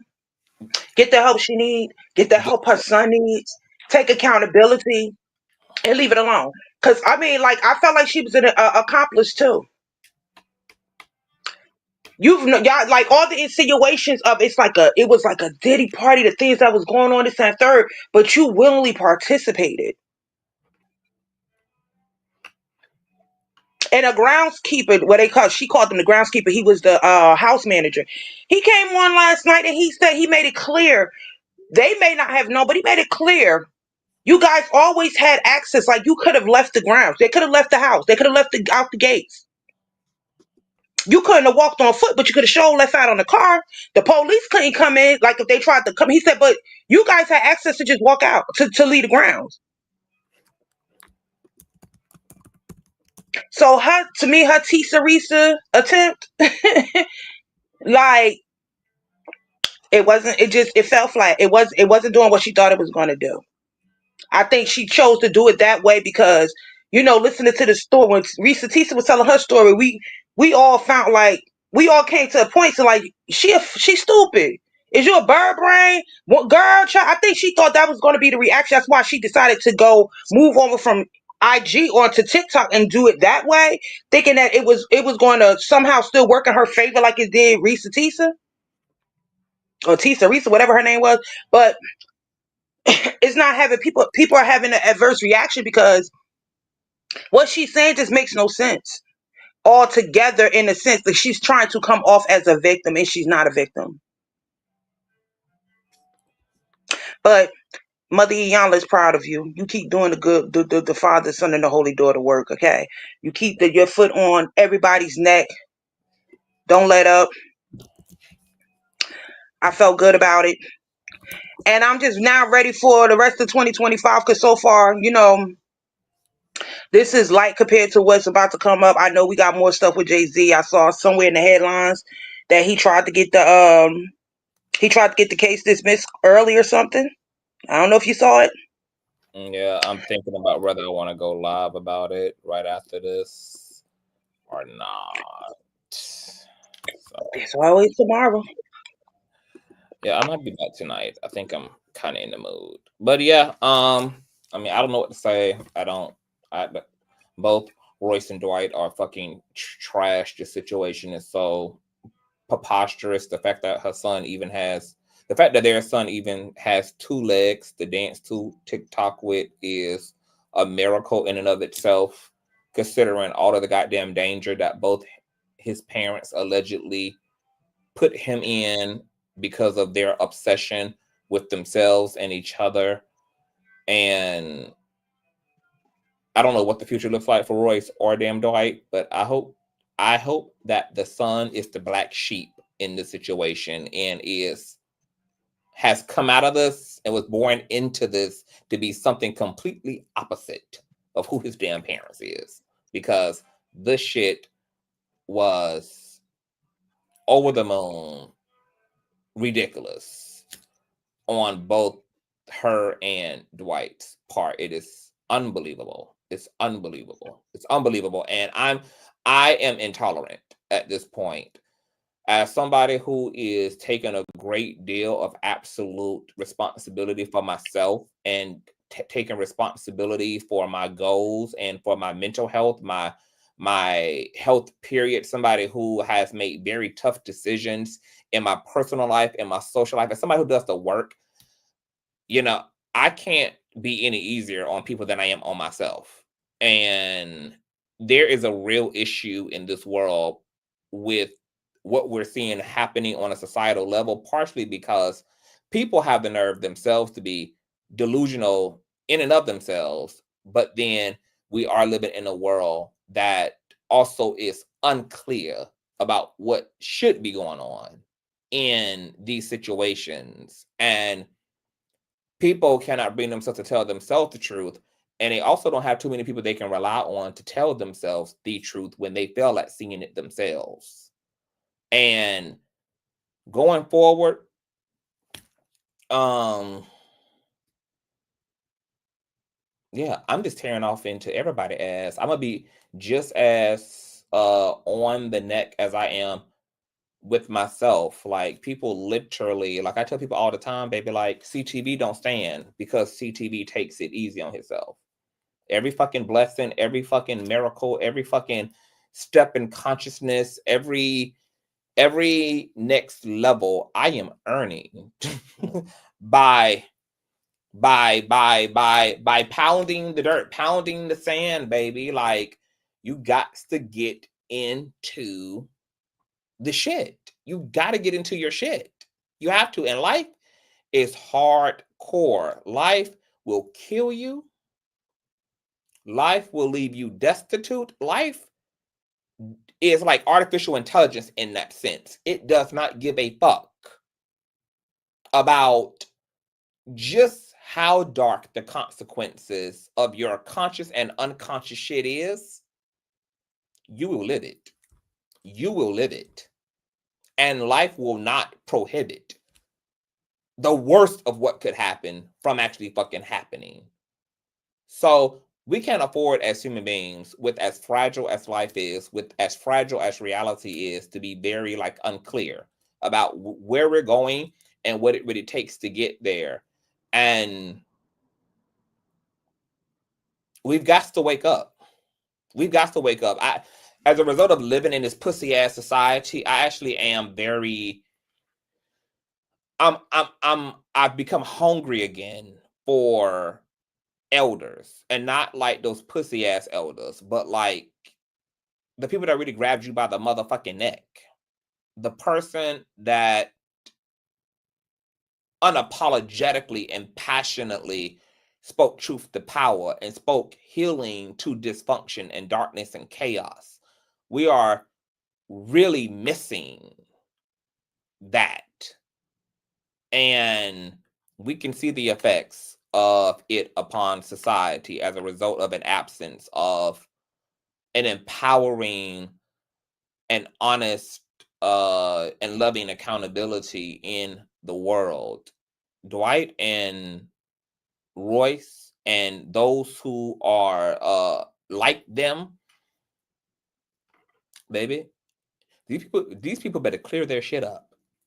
And the reason I had to go extra hard on this motherfucking commentary is because if this was a matter where there's just two human beings, that's one thing. But you had a whole kid. You had kids enduring all of this. Dwight done had multiple damn baby mamas. This is preposterous behavior. It's preposterous. It's preposterous. And it's offensive. And it can be prevented if people woke the fuck up and they came from communities of non-yes men and people who were willing to sacrifice their friendships, sacrifice the person's ego, tell them what they need to hear.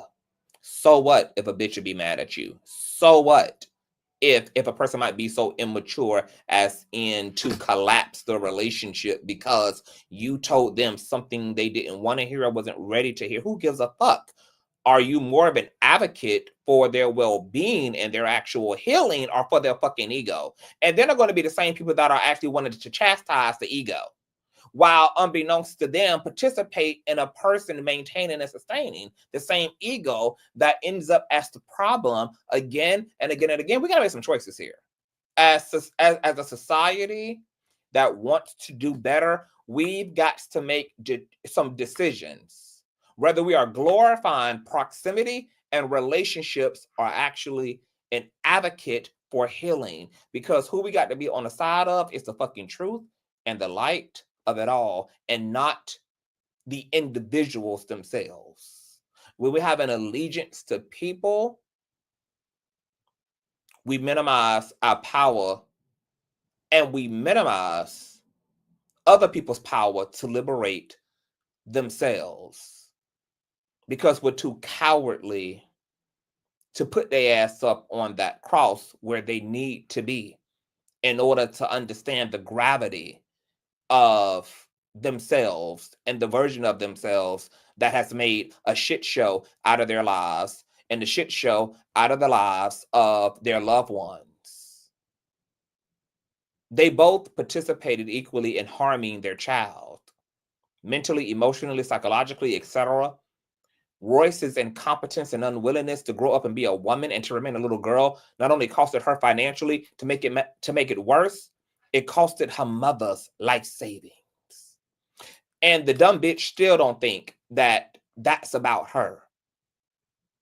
And because her mom is probably equally unclear and also probably doesn't even understand who should be held accountable in the situation, she's probably playing into Royce's narrative that Dwight is the problem. But it was your daughter that opened up her mouth. It was your daughter that willfully discarded a gag order she had then been fully informed about that compromised both of y'all's economy. And if her mom did not put her bloody heel off in her motherfucking throat, then this also lets me know why Royce is so delusional, because she comes from a community of people who don't know how to properly disseminate right from wrong. They don't know where exactly accountability needs to be in situation. They allow blame shifting to happen, and they do not hold the people that they love's feet truly to the fucking fire, because oftentimes it's too painful and we don't just want to be that person. We don't want to be that person to our children. Our children don't want to be that person to their parents. Our friends don't want to be that person to their friends. People just don't want to be that person. But as a result of people not wanting to be that person, this is what we get. This is what's unfold. And then people continue to walk around unconscious because nothing that should have been checked really has been checked. And where accountability should have went was not, in fact, there. This is why the world is fucked up. This is why the data looks the way that it looks socially. This is exactly why relationships are in shambles. Marriages are in shambles. Societies are in shambles. The school system is in shambles. Peer groups are in shambles, in shambles, in shambles, in shambles, in fucking shambles. Baby. You know, that is why I always say I don't like yes people. I like correction. I really look to surround myself with people that would not just tell me what I want to hear. I don't know everything. And I think that when you put yourself in alignment with those that are not afraid to tell you the truth, you're better for it. You really are. Because there's going to be times as a human being, you're going to think that you're right. You're going to think, you're not going to, whether it's because of the state of mind you're in or whatever, you're not going to be able to see your fault. And it takes actually seeing your faults through someone else's lenses in order to correct yourself. You're right. It's something that I don't know if it's just a United States thing or if it's just a global thing. And I want to believe that it's globally, but I know it's something that we definitely lack here in these states. And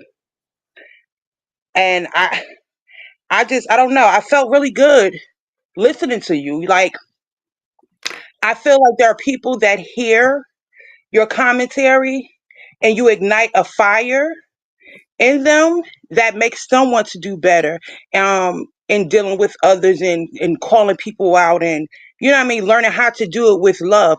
Maybe the problem is people don't know how to administrate correction through love, Conscious. Yes, they do. You know what I mean? Like, Yes, they huh? do. Yes, they do. Give yourself permission to have the conversation you're having about the person inside of yourself, outside of yourself. No. Because I'm saying in general, like I'm not speaking about one like individualism, like me, like myself correcting myself. I'm talking about for example, just having people in your life to provide you with correction. And I'm no, saying maybe there are some people that no, don't know how to do that. no. Like that's what I'm talking about. Like that's what I'm talking about. I'm Oh, talking about get people because see, the thing about it is everybody knows how to do this. You know why? Because everybody is having a conversation amongst their individual self about everybody else. Everybody is already making assessments, making judgments, making critiques about the other, but to themselves first. All we're having to do is give ourselves permission to say it out loud. well, It's like the reason why I say that is because everybody doesn't. I haven't found a lot of people. Well, I found some, but I have not found a lot of people, Conscious, honestly, that can give constructive criticism. I have not. well, that's because most And I think that's and because they got, huh? and it's because of what we said. Most people have been punished as a result of criticizing, even when it was constructive. Mm, So it's not that people don't know how to do it, it's people are afraid to do it. But once again, this is where the measure of love is really self-actualized. Because those who truly love what they claim they love and who they claim they love, which is only two things any righteous person loves: righteousness and the people. You love principle, you love truth, you love righteousness, which is what righteousness is: truth and principle and justice, and then you love the people. When your heart is truly oriented there, yes, you fear the consequences because you love the person. You're attached to the person. You don't want to see yourself made the villain out of. You don't want to see yourself punished for telling somebody what you believe they need to hear. But when you love them, you do nonetheless. And that's why I respect truth tellers, because they mm-hmm, take that risk every day and prioritize the other person over their own egoic, selfish attachment to that person. And to be able mm-hmm. to do that requires true fucking kahunas. And I got mad respect because that can be a very difficult to thing because of the risk that's involved. But nonetheless, if you love that person, that is what's going to happen. When it ain't love, because once again, I already said I do not fucking agree with the things this world call loves. I do not define the word love by the way that the majority does. So for me, when that doesn't happen, and the individual who needs to tell the other individual what they need to hear rather than what they want to hear, when they don't do that, for me, the next default train of thought is you don't love that person. You don't love that, because love is a verb and love is an action. Love has a voice, and love takes up priority with the well-being of the people they love, and love asserts the truth. That's why it's necessary. That's why it's next to godliness. That's why it's equated to divinity and God in and of itself. So if people are not executing that, and their so-called love is not compelling them to exercise the demons of lie, the demon of manipulation, the demon of narcissism, the demon of self-delusion, if that love is not compelling you, but at the same time you believe that love could compel a demon, but it can't even compel your spirit to do what needs to be done, baby, you don't love. Now, that also may be a self-truth that a lot of people are not ready for. But I agree with that 100%. That is the fucking truth. Yeah. Because what I have personally experienced, I don't care who it is, a stranger, whoever it is, somebody I know, I cannot sit around and it's like almost like a urgency for me to speak. If I'm around a person that I feel like energetically, I can feel like they're sick. I can pick up like there's something going on that needs to be addressed. It is like an urgency. I have to speak on it. And it has gotten me in a lot of arguments and things of that nature, but I felt better about it because when I cannot speak these things that I feel like I'm being suffocated. So I agree with what you're saying. I just know that there are people that do not do it, especially our elders, and it hurts me in a large sense, like, they don't, but I feel like now I'm a part of the elder tribe, if that makes sense. They don't love us because the elders that don't do it don't love us. They love and they love their attachment to us more than they love the well-being that comes from. I can go with that. They love themselves and their attachment more than they love the truth. And those people will always be dangerous to any system. Yeah. So I feel like that I am a young elder. I feel like I've been called because of the lack of leadership within the elders before me that are still here. I feel like I'm called to be a young elder. And honestly, I embrace it myself. But I just came up. I don't want to make this, any longer. I really just came up here because I wanted to get a few of that off my chest. You said more than enough that I agree with, and even if I didn't agree with it, you said a lot of things that I feel like Royce needed to hear. And Dwight. Her and Dwight ass. Yeah, like I was like, I don't want to be one of those people either. That's like, you know what I'm saying? Like, I just feel like we pull, but like we always stay on niggas' necks. It's all like, you know what I'm saying? And I just feel like it's time to like let the you always let the pendulum swing both ways. But I just feel like as a whole community, it's time for us to really like hold women's community. It's time for us to hold each other accountable. And this is what he displayed today is what I was accustomed to coming up watching my elders do when it came to correcting women. You know what I mean? Like, and I feel like we need to really get back to that from the most healthiest place of love. Like, because I feel like a lot of times when there's never constructive criticism, it's a lot of like, just beating down, like how they beat down on Suki Hana and stuff like the things that y'all should be really, really speaking into and speaking up to, y'all really don't. And in this case, like with Royce, a lot of people have not called her out the way that she needed to be called out. You are really the first content creator, because I don't be fooling with YouTube, but I've been on IG.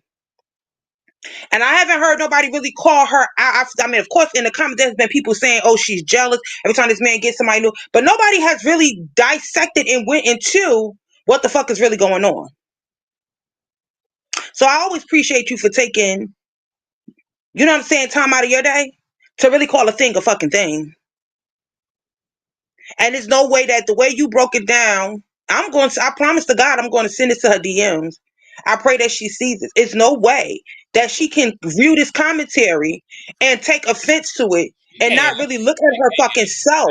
because she didn't even take offense to what she was doing. Unless, no, unless she's choosing deliberately to stay fucking fucked up. She ain't even take offense to what she lived for almost 2 decades. So she damn sure can't completely take offense to this. I think she's convinced herself that she's been such a victim all this life. I believe that she really believes she's a victim.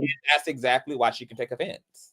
Because as you saw on all the parts, including IG, Royce has yet to deal with how she as a woman got herself into the predicament she found herself in and then remained in.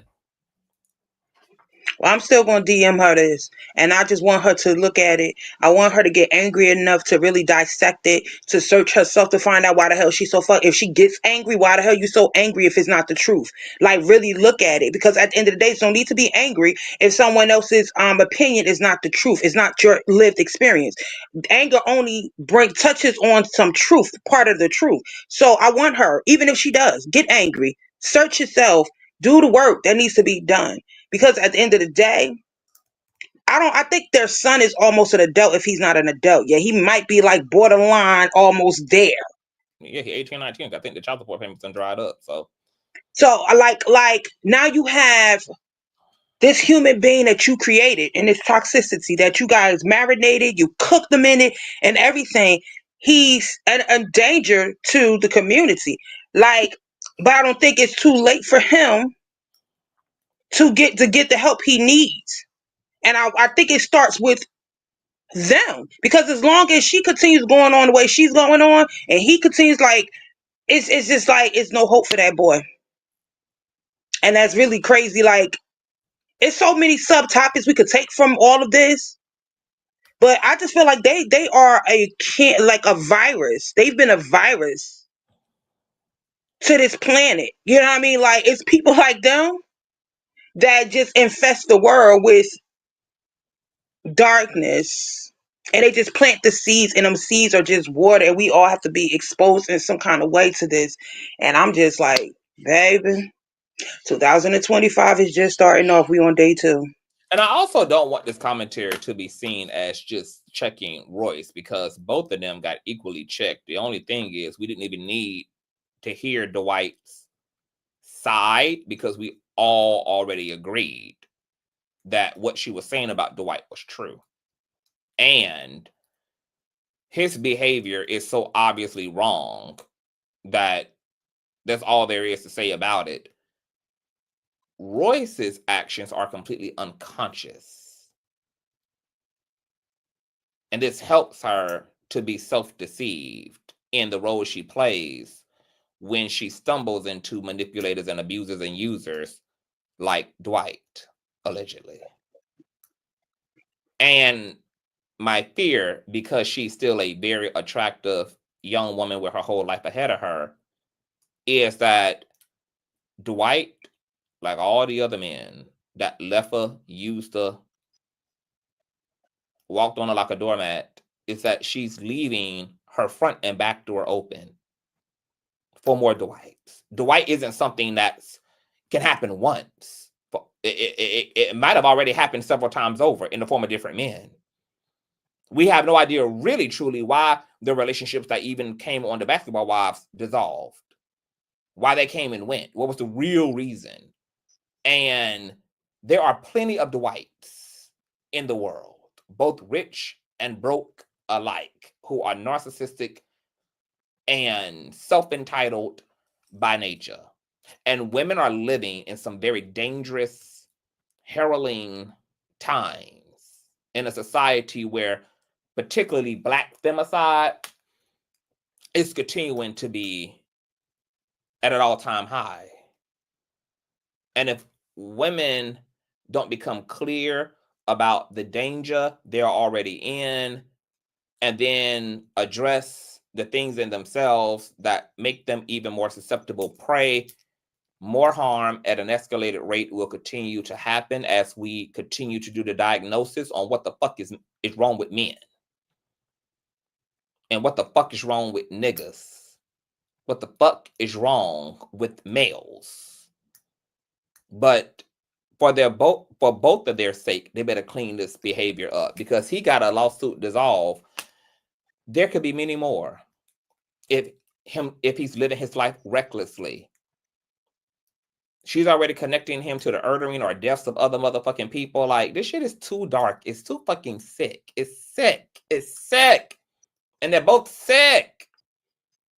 It's sick. Because guess what? In all things that she said about him, she still wants that same man in her son's life. Sick. Sick. Not just in her son, in her life. In her life. She using her son. Her son is just access to a window just to have access to that man. That is sick. Sick. Mm-hmm. This situation is sick. And the son is already dealing with the sickness. Already had a sickness manifest in his life early on in his adolescent life. This is a preposterous scenario. And it's real life. Because look at how much of this chaos actually can also look completely normal. Like, if they never had divulged this, isn't it interesting how high functioning both of these people can be? He's a star athlete. She's on a reality show, dance girl, professional. And they were able to make something this fucked up look that good. Had they not divulged a reality to us, just looking at everything optically and outwardly, it is actually terrifying at people's ability to be this functional, to be this high functioning under this extreme of debauchery. The whole thing is shocking. Every time you ever saw something so ugly that there was no safe place to rest your eyesight? That's how every time I look at any part of this, his part, her part, just all of it, there's no safe place for my eyes. There's no safe place for my eyes. It's all so fucked up and ugly and rotten to the core. This thing is in ruins. It's in ruins. That's what we've been getting a lot of. Like all of these cases and these allegations that we've been dealing with 2024 up into present. It's been this energy. It's really been this dark. It's been beyond, like, they have the type of dark where you can't see nothing. And then you got some dark where you can see, like, you could put your hand, at least see your hand in front of your face. It's that type of darkness. You can put your hand in front of your face and you can't see nothing. And it could be very like, I don't know, like it can really turn you if you don't look away and do your own spiritual work for protection over yourself, because that's how dark and heavy it is. And I'm just like, I don't know how much more I know people love sensationalism, but I don't know how much more viewers can take, including myself. All of this, I know that it goes on, and it's something that has been going on since probably the dawn of age. But my God, it's going to be debauchery for the next 2,500 years. So we ain't nowhere. We ain't even pull out the parking lot yet. We still in the driveway. The car right now is just in defrost mode. We ain't even pull it off. We ain't even turn the wheel. We have 2,500 years of reform that we're going to endure. And I have a feeling that the demolition part is going to take up a whole 1,000 years all by itself before we even get to the reconstruction part. The demolitioning is probably going to be a whole 1,500 year process by itself. Probably going to take no amount of time to finally create what needs to be in its place once we get through demolition. But the mold, the asbestos, the level of water damage that has been done to society and to systems and to governments and to people and to places and to things and to systems is so multifaceted and is so extreme that we're going to be here for a long time cleaning out this closet. And it's going to be more shit upon more shit upon more shit. That rabbit hole, we're actually going down it in the age of Aquarius. And it's far down, baby, before we ever come back up again. Far down. So that's what I'm telling folk. Get ready, baby. Get ready. The layers of government that are going to be exposed, the level of police corruption that's going to be exposed, the level of corruption amongst everyday human beings in their everyday motherfucking lives, the levels of corruption corporately. There are layers upon layers upon layers upon layers upon layers. So we got a lot of this, like the discovery period in this lawsuit by the righteous unto the wicked. The discovery process is going to be very long. Very long. Very long. So all we can do is understand the assignment. And this is going to be the time for the superheroes of Gotham to resurrect. It's time to be just as relentless, just as passionate as the unrighteous is. The unrighteous has been willing to kill, steal, and destroy in order to create their simulation and their matrix. And the righteous has to be just as unapologetic. You have to be on your Harriet Tubman shit, baby. No child left behind, and those who sabotage the mission blow their goddamn head off. The mission has to be completely committed to, and this is not about catering to people's fucking feelings and trying to preserve their egos, because the reason why this shit looks the way it is because of the egos. It's time for the ego deaths. It's time for the deep shadow work. It's time to rip the Band-Aid off. It's time to rip the wigs clean off. It's time to rip the do-rags clean off. It's time to snatch the clothing and to expose the vulnerability and the nakedness thereof. It's time to get rid of the fourth wall and the firewall and all of these fucking defense mechanisms that we've put into place societally in order to keep us from having access to the truth in other people and the truth within ourselves. And I understand all that are called are not going to answer. And only those who choose to be chosen are going to be amongst the few.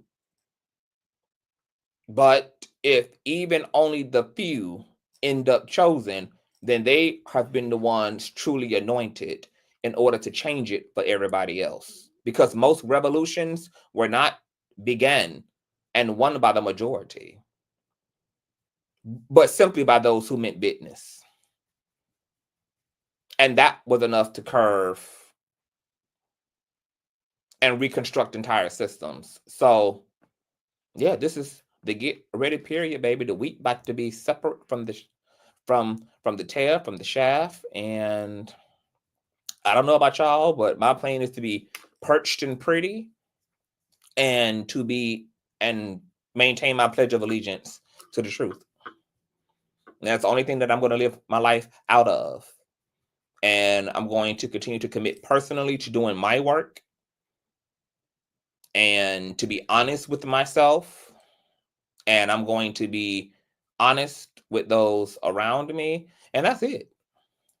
Ain't even going to be stressful, baby. It's just going to be about the truth. That's it. That's all. So, well, we'll see. Job well done. We'll see. This was another dynamic and soul-filling commentary. I know everybody feels, most of us can echo the same thing. We appreciate you. Yeah, I appreciate y'all too. And we may be right back. I'm gonna see how I feel when I get my ass up, because I've been sitting here for 6.5 hours now.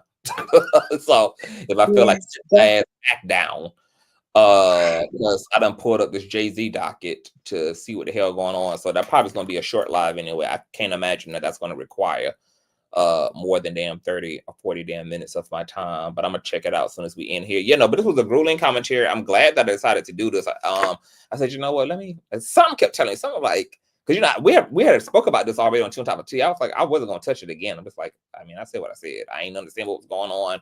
I already at surface glance with Royce already knew that both of them were problematic in their own ways, but something just kept nudging it. Like, no, take a look, take a look, take a look, take a look, take a look. And I took a look. So I'm glad I did this. And I felt the anointing on this commentary. That's for damn sure. And yeah, I hope you did. hope not just her nigga need to look at it as well. Y'all both are fucked up. Y'all both created a motherfucking nightmare together. And y'all both need to point the finger at the motherfucker in the mirror, because y'all still, after all of this, are still blaming each other for what has happened. And you both authored this fucking confusion that y'all put an innocent individual in the middle of. And both of you need your ass whipped. Both of you do. For real. Yeah. For real. All right. If you go back live, you know I'm in the building. Don't y'all forget to thumbs up and lay your offering at the King's throne. Yes. Oh, period. All right, boo. All right, later. That was our Rumors and Tea, child. We are going to hold out for Royce getting better. You know, she's a woman. So, you know, women have infinite ability to transmute themselves, you know. So there might be some hope for Royce. Dwight does seem completely washed and rinsed. I mean, the nigga seems far gone. But I hope that Royce, baby, I hope that she gets her chance to live very differently so that she can have a chapter in her life where she wins. Because so far, baby, so far, that has not happened. So we'll see. If you guys enjoyed yourselves, please, once again, thumbs up the video, share, all that good jazz. You guys know you can show love. Baby, the cane worked, girl. I can't even believe I did this length of a show by myself at that, girl, and had the energy, was completely present. Like, the Holy Spirit wore me thin, bitch. Wore me thin, girl. All right, but this is what we do. I am a commentator. I'm not a blog. I don't just report the news, baby. Okay, I'm the mad scientist that gets all up into this shit, baby, and applies thought, applies opinion, perspective, etc. Girl, this is commentating, baby. Okay, this is the king of commentating, baby. Don't give me a crown, mate, child. All right, but I got to get out of here. I gotta go eat something, girl. Put some in my system. So thank you guys for being here. Great show. After I get refueled up, I may come back. Just keep an eye out on the channel. It's kind of late. Ain't too late. We'll see. All right. Love you guys. See you guys later. Peace.